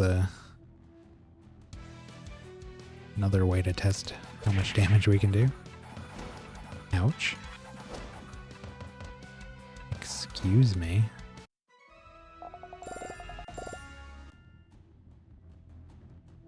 Storm blush. What the heck? Demonic realtor.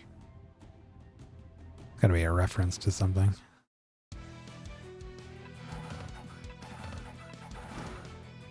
I picked up that office wizard costume earlier today, and I think that's a reference to something as well.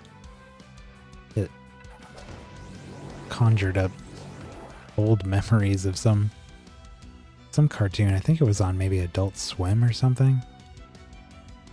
There was like a wizard in an office building. Like there were like demons and stuff there. Can't remember what the show was called or anything. Felt like I'd seen that somewhere. Wow, no damage? Okay, now everyone comes back, right? Yes. Very good. We really need to use... Where is it? Astral Dimension.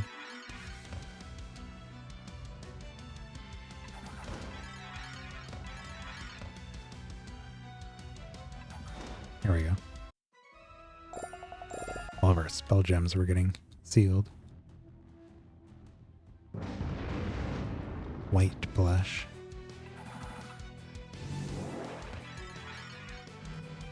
Are we starting with a bunch of debuffs? Night, Ryu. Thanks for stopping by. Invisible, strong. Huh. They're fused with dryads.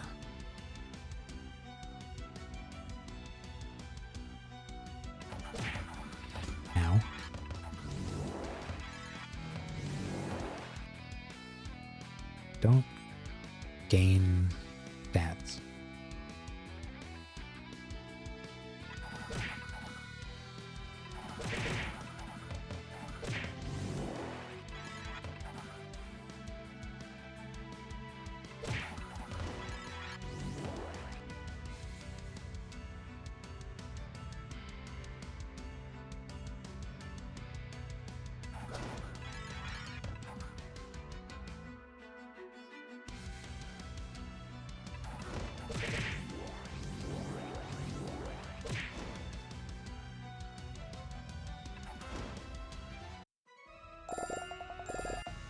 Nice.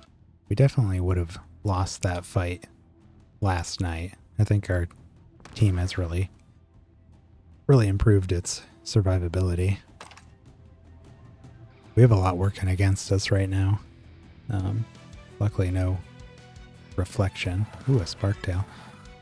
But yeah, we're not getting additional casts. Our spell potency is reduced. I think enemy defense is higher. We're still able to get through it without much struggle. Even in that last one where enemies were gaining a ton of stats and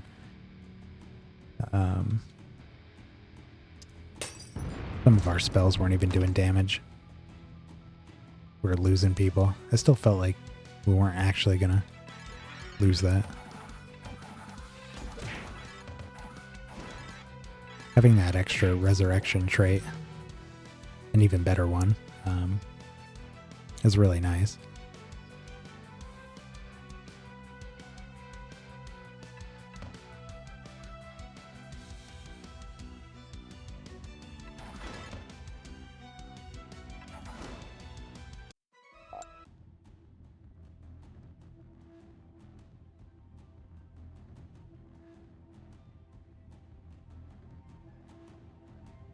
Oops.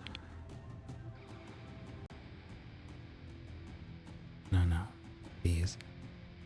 I'm gonna throw damage back on. Just for us. Of course, I don't know which of these displays the enemy's damage. Is this the damage the enemies take or deal? Is this the damage the allies take or deal? I guess we'll find out. Okay. Yeah, that's what I want.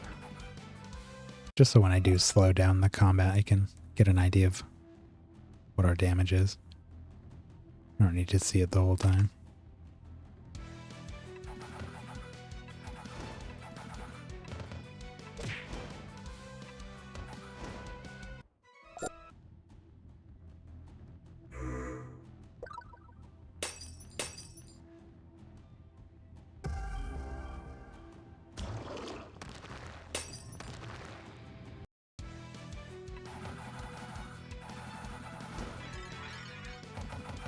What do we got? Damage reflection going on here?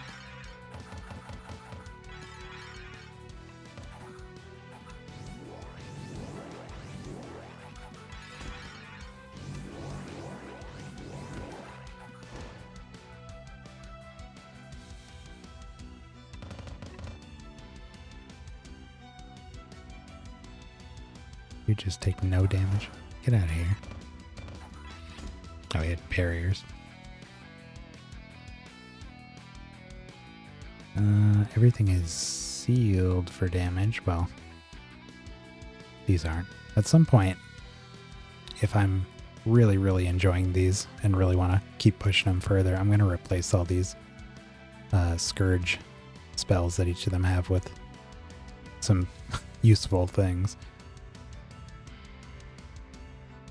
But they have so many other things to be tweaking right now. I haven't bothered. I want Astral Dimension. Yeah.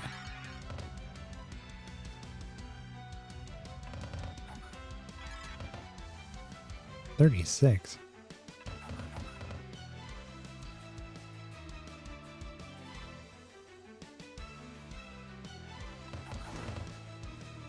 Whoa. Don't come back to life.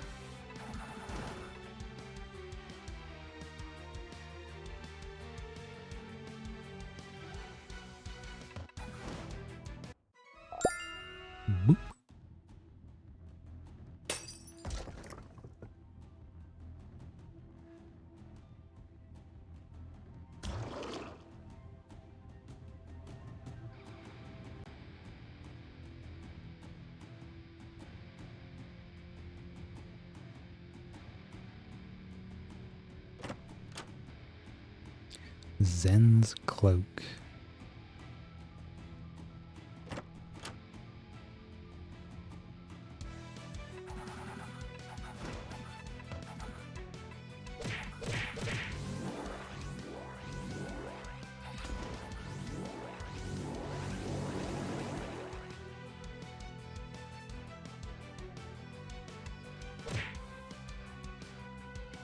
Okay.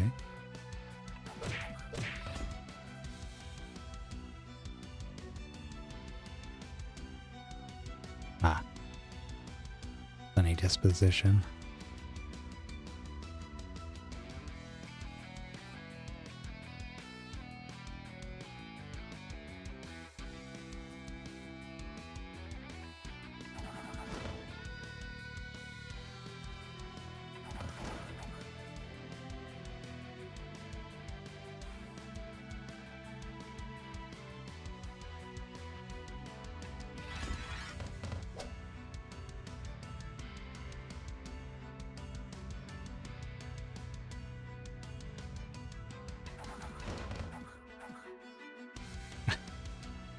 Stop coming back to life.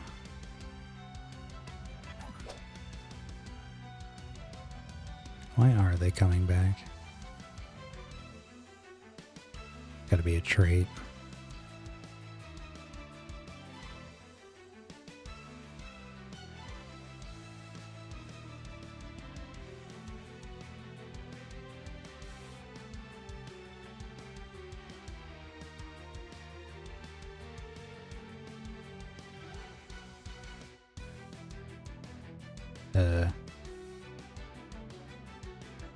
Not one that I see.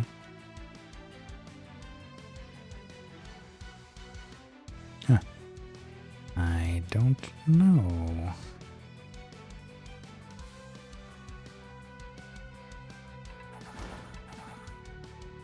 Here we go.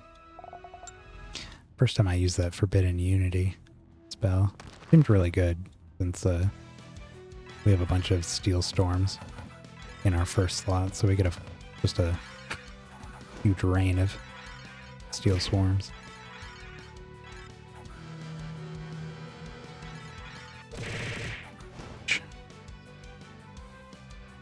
Yeah, that would have wiped me last night.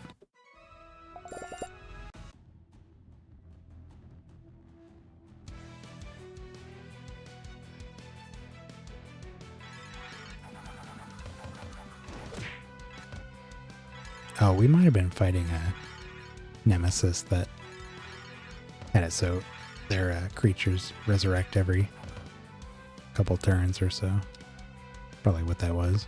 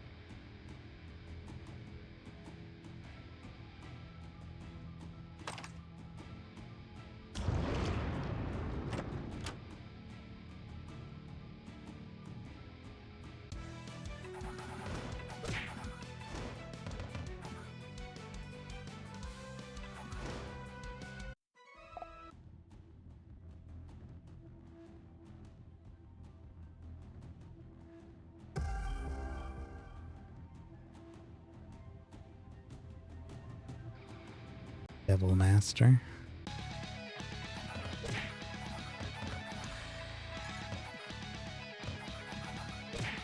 Ouch. Stop. Okay. Wow. Well, we did die there.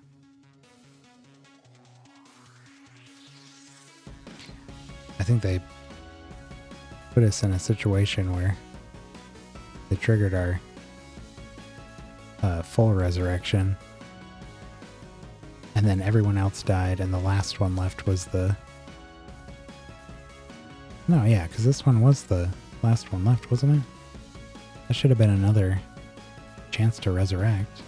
Death Cult Priestess was resurrected.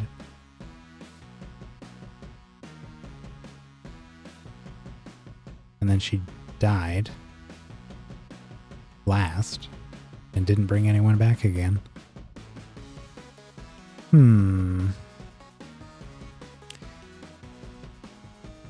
That's the second time she's failed to bring back anybody. Doesn't seem right.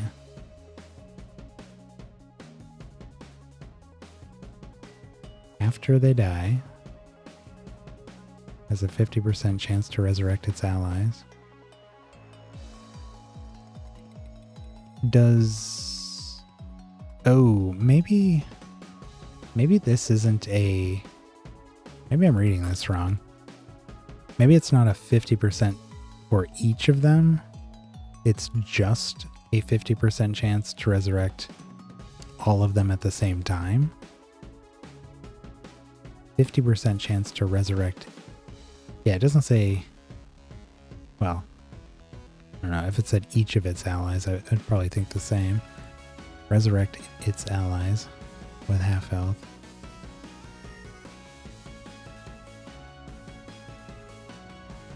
Yeah, I don't think that's as good as I thought, because it does mean that if she is the last one left, and it's a, yeah, all or none, that sounds right. I definitely thought it was better than it was, but that would explain why we've had it not work at all a couple times now. That was really confusing me. But yeah, that makes more sense. So I guess she's kind of a Hail Mary now. If this one dies, reses the team and then dies again, and she's the only one left, we've got a chance to bring everyone else back. Well, now I'm really glad we have the better one here. Still not as safe as I'd like to be, but were they just attacking us when we died? Twisted Devil attacked too many times that turn. They must have been getting a ton of attacks from something.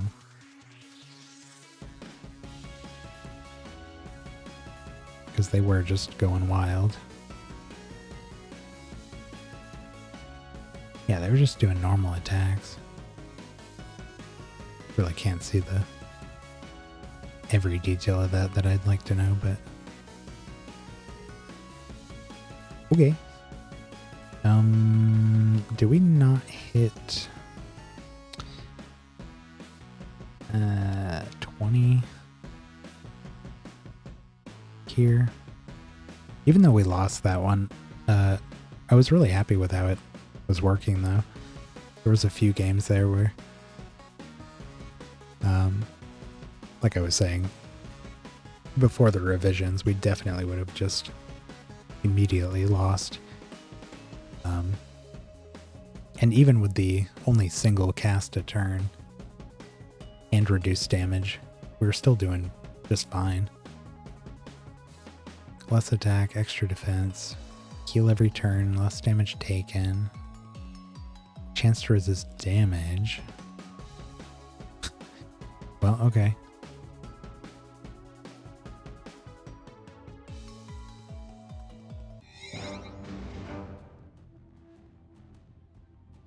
Chance to dodge, extra nemesis, damage each turn, strong against life, more damage taken, fused with Crusaders.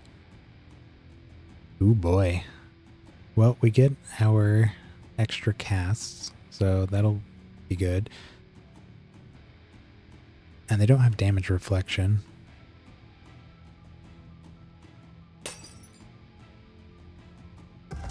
See how this goes. We're definitely going to be reducing damage like crazy.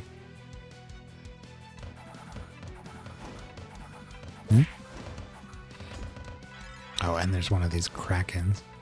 Oh, still died. Okay.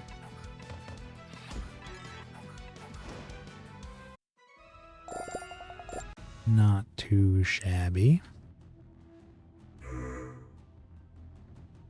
If they die on the beginning of battle, then it's working. Leader is immune to damage debuffs and stat reductions while the allies are alive. Okay, well, they're dead. Unfortunately, it looks like we can't damage it until we take a turn here. Even if they died along the way.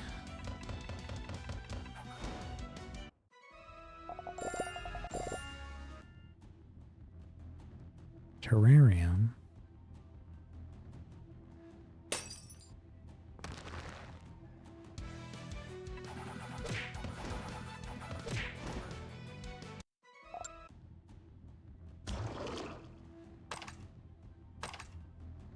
How much damage reduction do they have going on here? 250% more defense, 53% less damage taken, 21% chance to resist, and strong against life.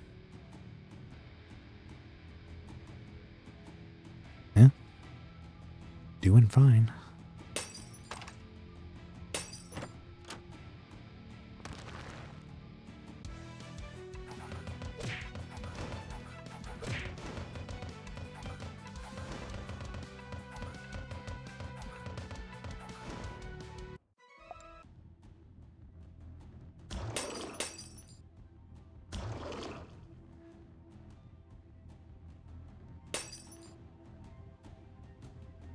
Oh, here's the Devil Master again.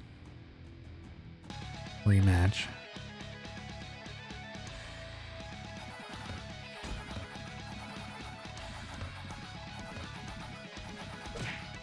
They're resisting damage. I think they're chaos though, so it doesn't chaos resist life. I haven't thought about that kind of stuff for a second. I don't remember. Ooh. Sweet.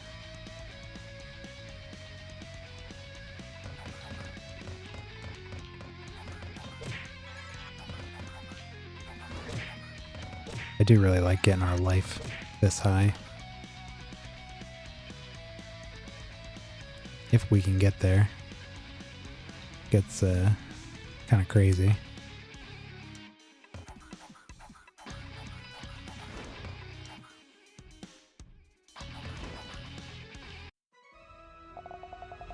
Very nice.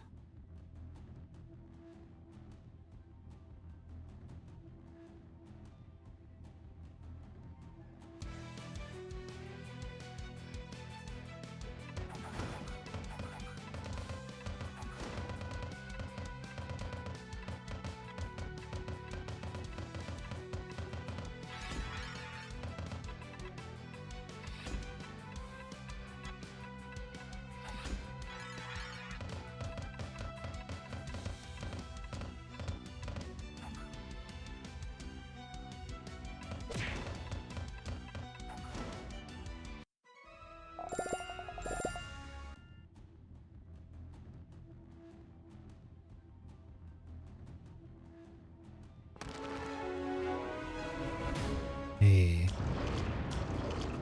there's 20.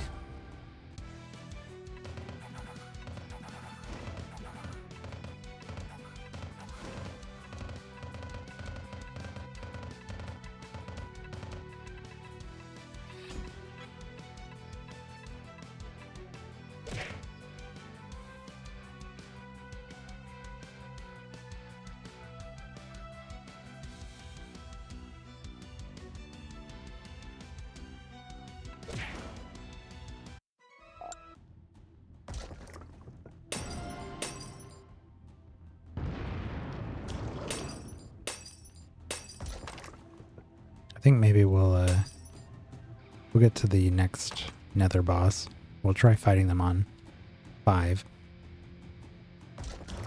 and we'll wrap up there.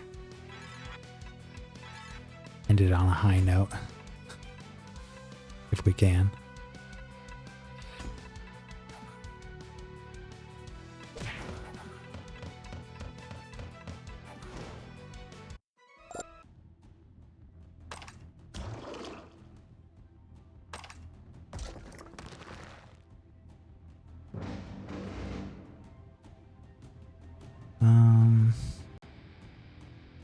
Wow. A lot left. Okay.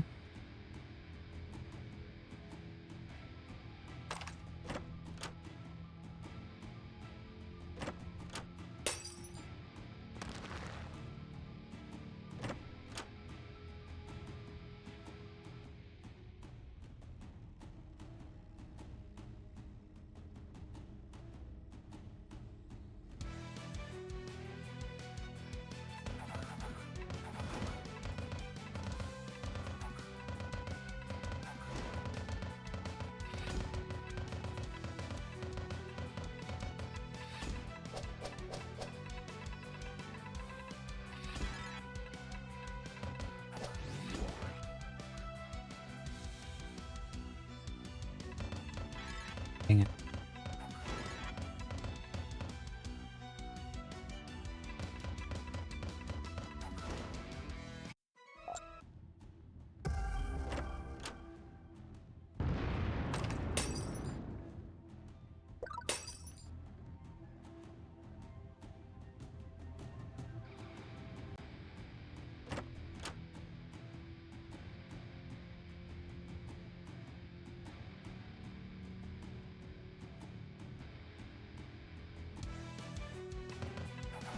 Spells deal 90% less damage.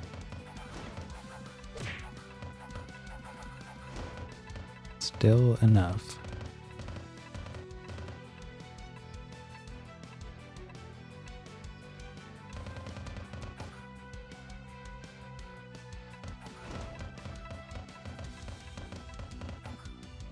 Wow, that orbital strike did not do damage. There we go.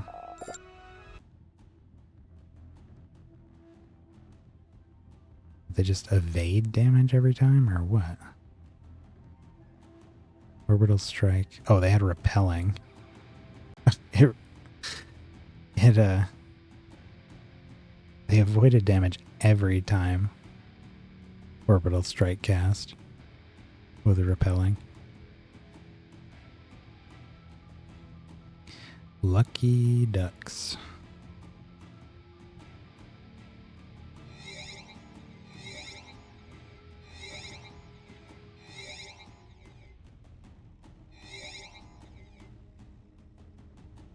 None of these are taking me where I want to go.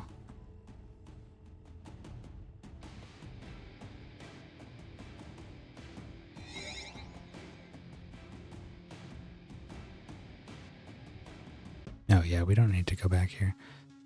So, what's happening? Uh-oh. Having a controller malfunction here. What's going on?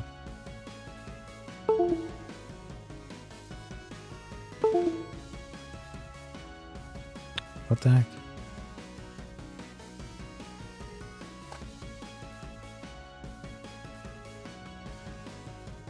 What is going on here?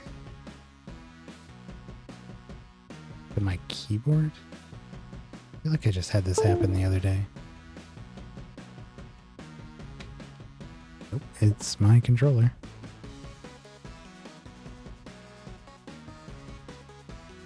What the heck? What happened?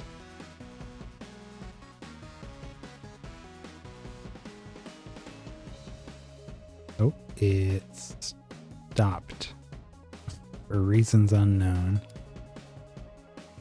Alright, we got 2 more runs here. That works for me. Debuff silenced. Damage every turn. More spell slots, can't manually.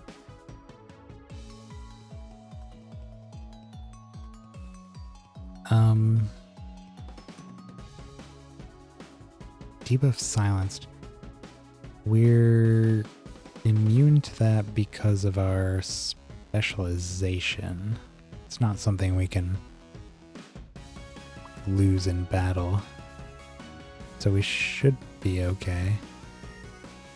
Oh, I wanted to look at the projects.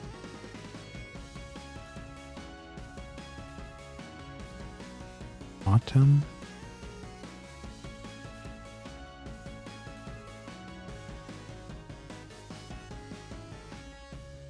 Is it autumn?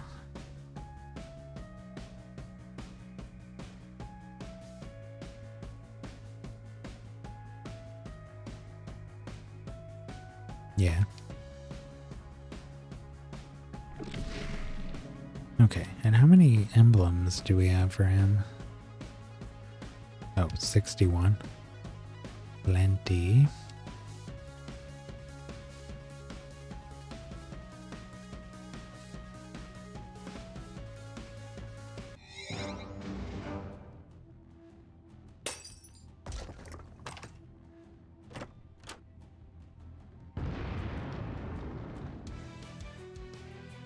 They're fused with Imlers.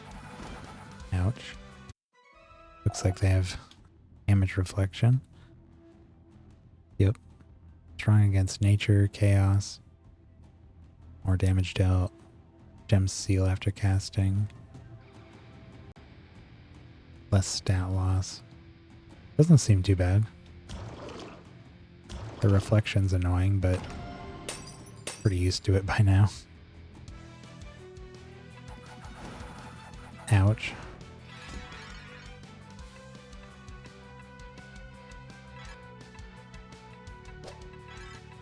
Something wiped out the whole party. But we had 3 left. When all was said and done. Oh, we need to buy the heart.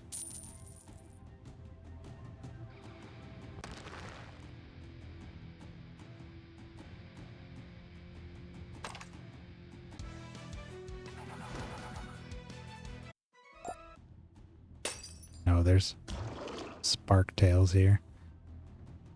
Might have been a spark tail in that battle. I don't even think I looked at what the enemies were.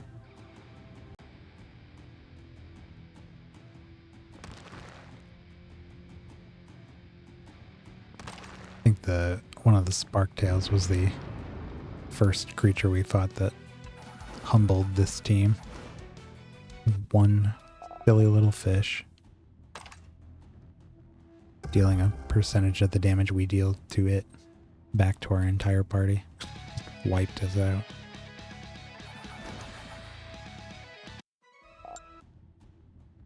But that's why we have these on-death resurrections now. A damn fish.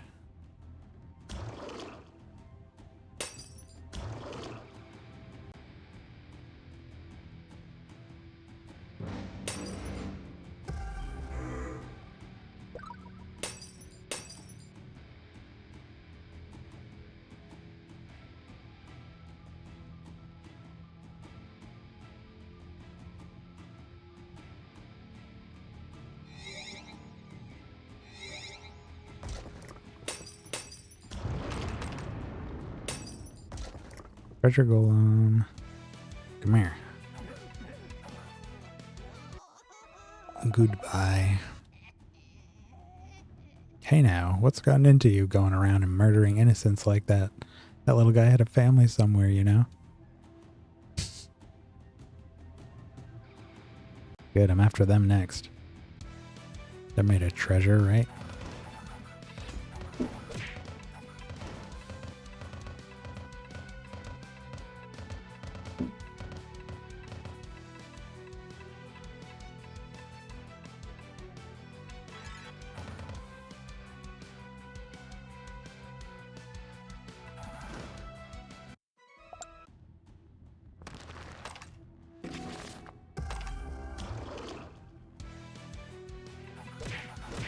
Ouch.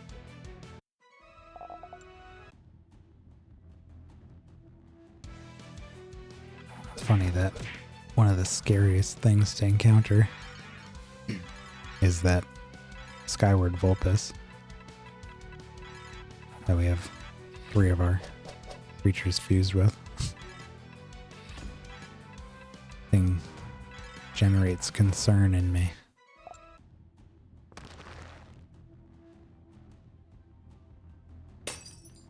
Casting damaging spells. before we do.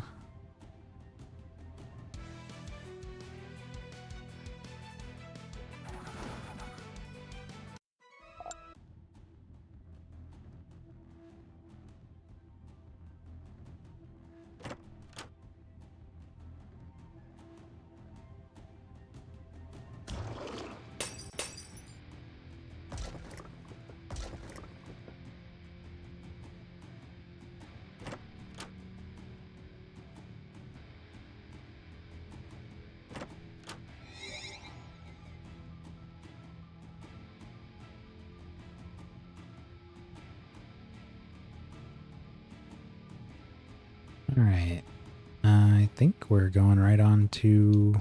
Oh, we have a project to turn in. I would have just gone to the next one, but let's turn that in. Pilgrimage. Oh. Forgot I started that. Well, completed a prophecy. Hunt missions, raid missions, forage. Hunt, raid, and forage.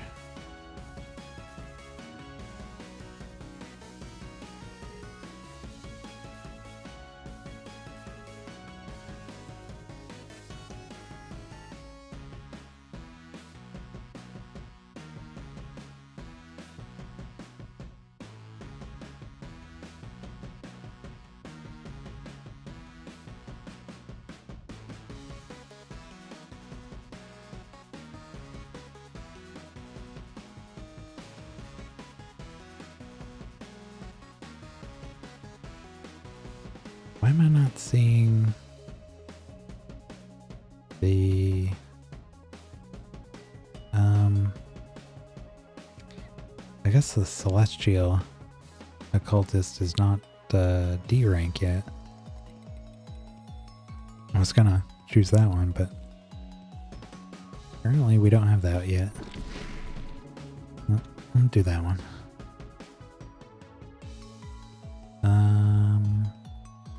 Yeah. Less defense, less speed, less healing, strong against sorcery, reflect damage taken, Phobos.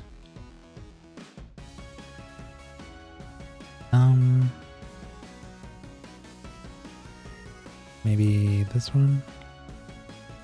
Less defense, extra speed, less indirect damage, less damage taken. It doesn't sound too bad.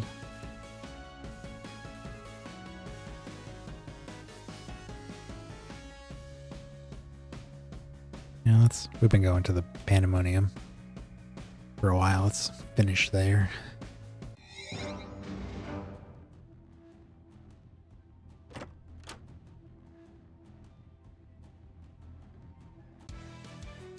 They're fused with Efreets.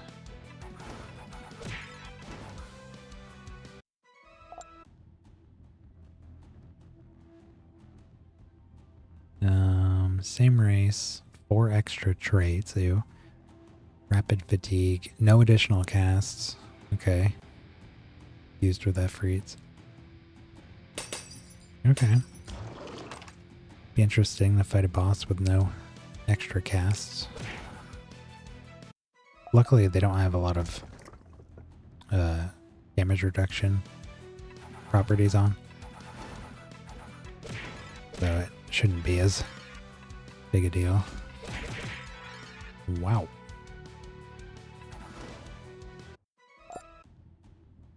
Ooh, there's a... I hate this. Luckily, the Sparktail I'm most afraid of is not here. I don't think. No. Still might wipe the party. No? Okay.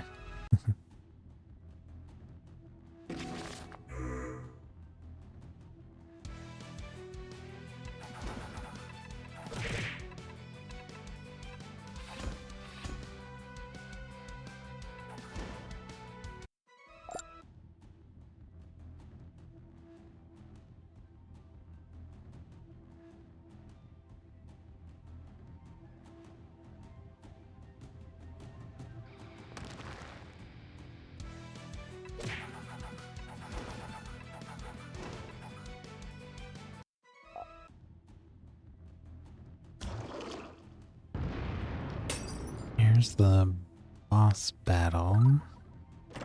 I guess we'll wait until we clear everything else.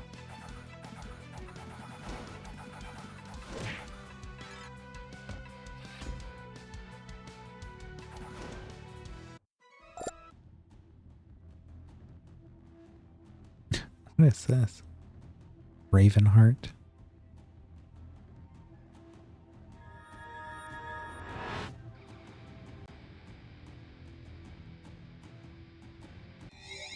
Notoriety. Cerebus Master.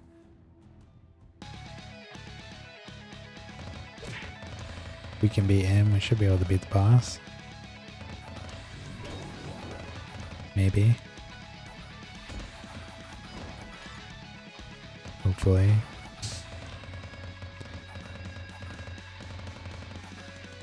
We're all just summoning or casting tons of spells here. It's over.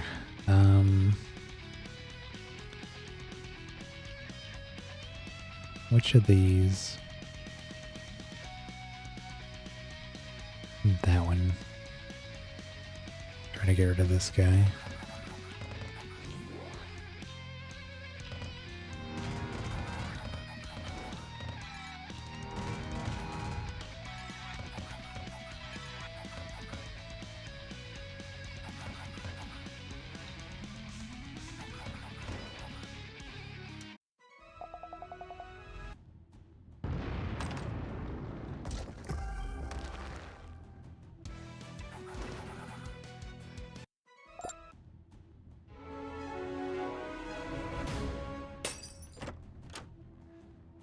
Dr. Pickle Zero.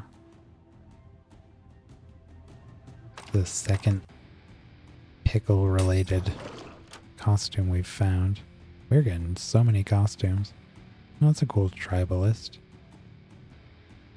I like that.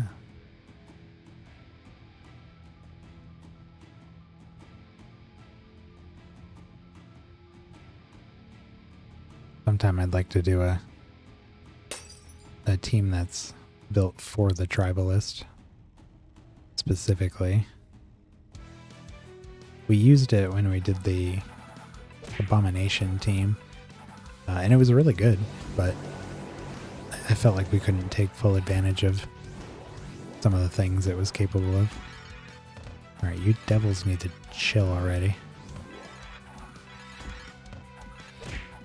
Stop.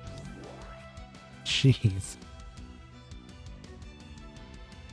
Ay, ay, ay.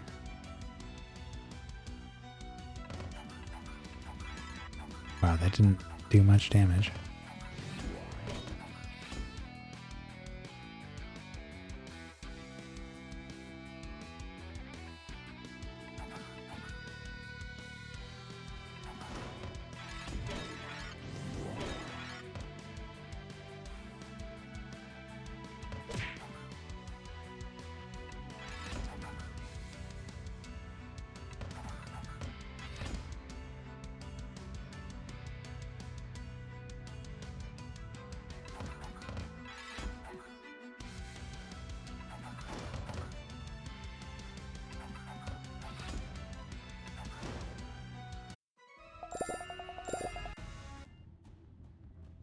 The second time tonight, devils were giving me trouble.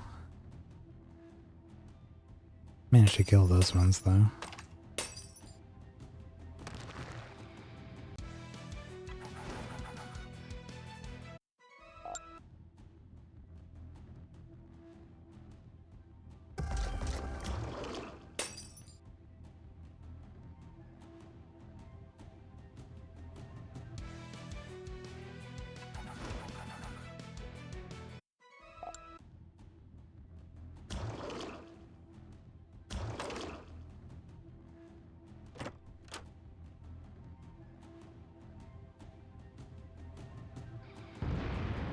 Ooh.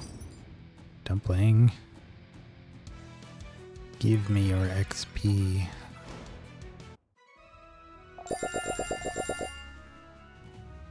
Is that 9 levels?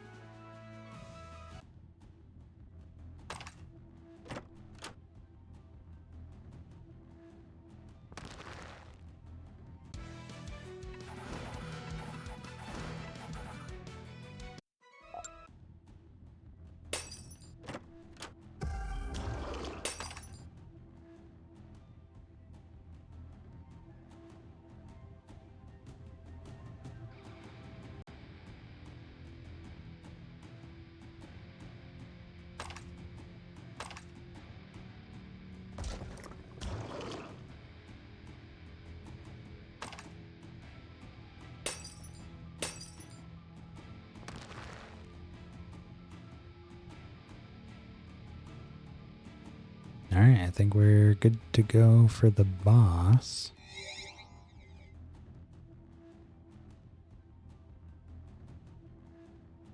Oh no.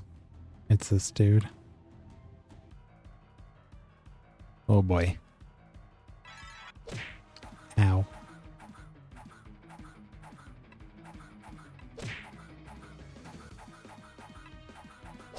Well, at least they're exploding from the bombs. They get free turns, but... Jeez. Oh, there. Debuffs wore off.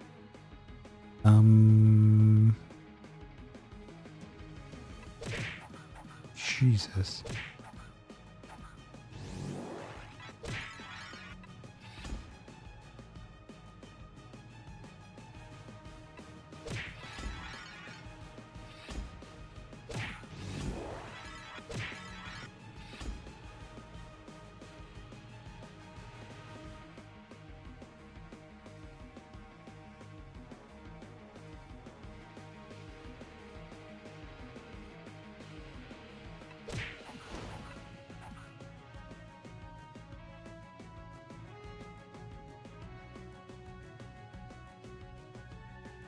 Oh, invisible. Shelled.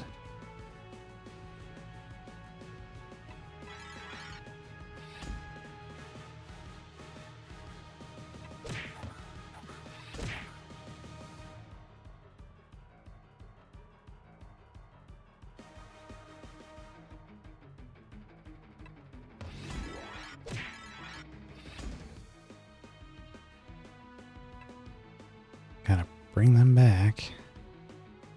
I need to just orbital strike them to death. That did not work. Oof. No charges left.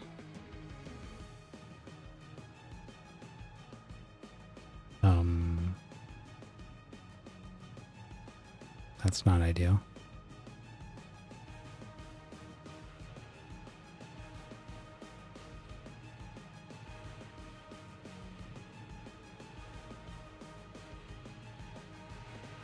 Repelling.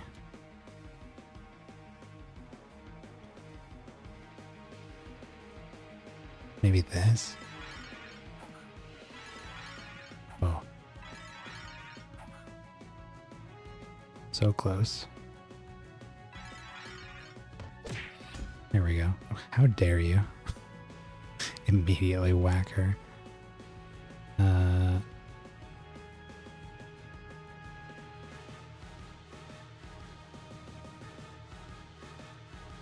I guess we should unseal again. Get our orbital strikes. There we go.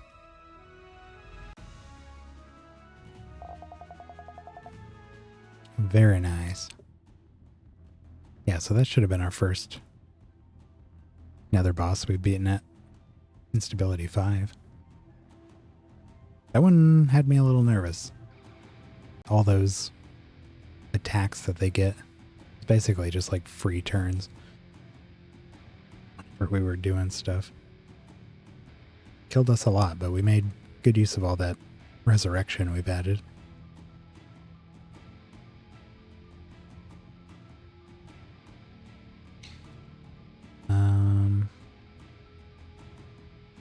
Aspect plush. Oh. Schoolgirl and werewolf. Wow. And all these. Sleeping wisp. Hero of light. Couple of plants. Talif's phylactery.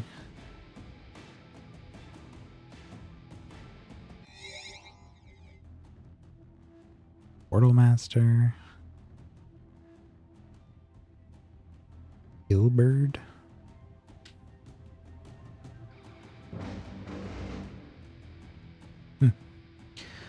Okay, let's get out of here and wrap up.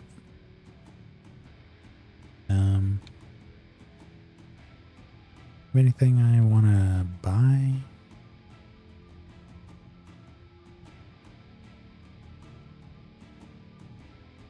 Not really. Well, actually, some of this might be cool for the castle.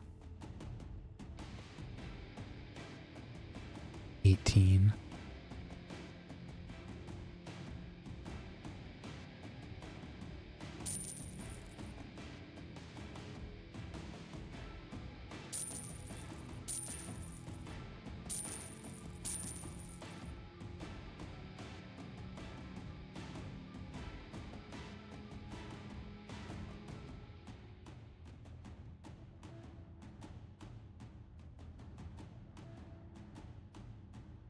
Yeah, I'll just leave it at 5.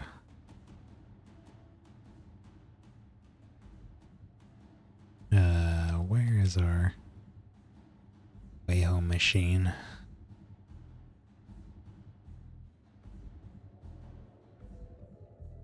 Top right.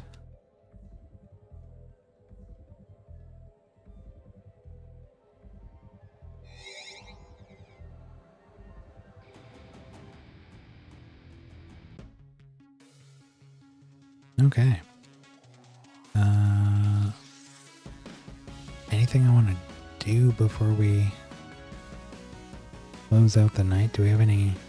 Wow, there's no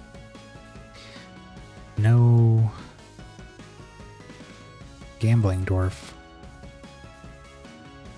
challenges for the prophecies. Usually I'll do those last, but don't have any here.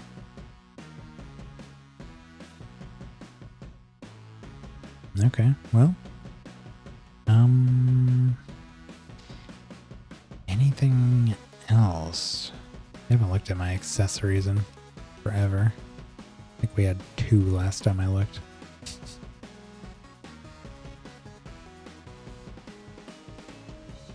I have a lot now.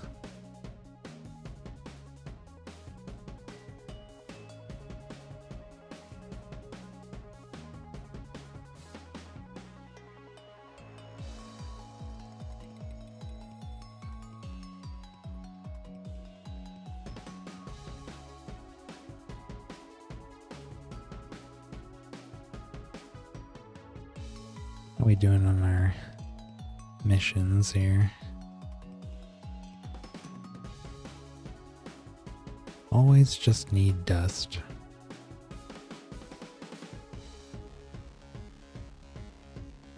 No, this one's a ways off.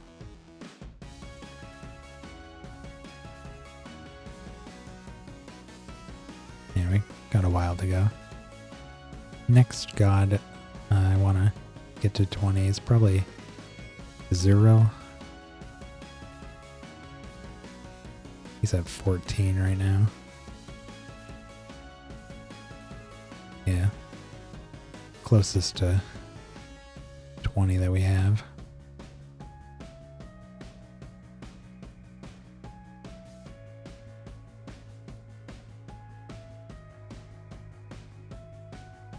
And I think I already did this, but I'll do it anyways.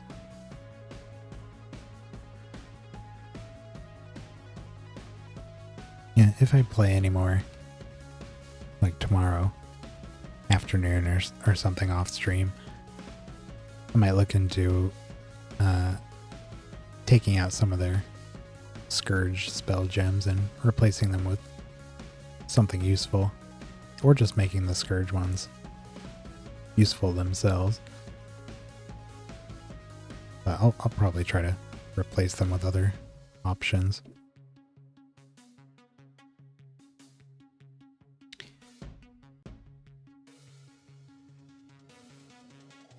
I feel like there was another trait that we could potentially drop, but maybe not.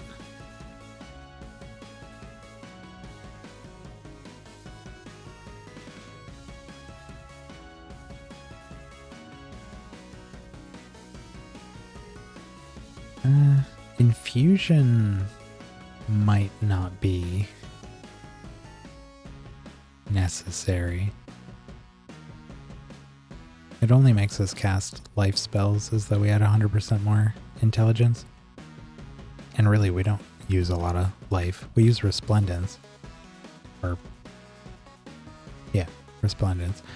But we rarely deal damage with that. I just like it because we get the extra health, max health, and heals off of it. But we could drop that if there's another thing that helps us resurrect.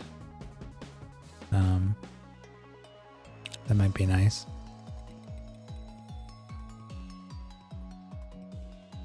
Or something else. Maybe we're gonna be okay with what we have now. Could maybe try to get that one that... Oh, we have that. The one that gives us rebirth on 3 of our creatures. We could switch those. Put that on here instead.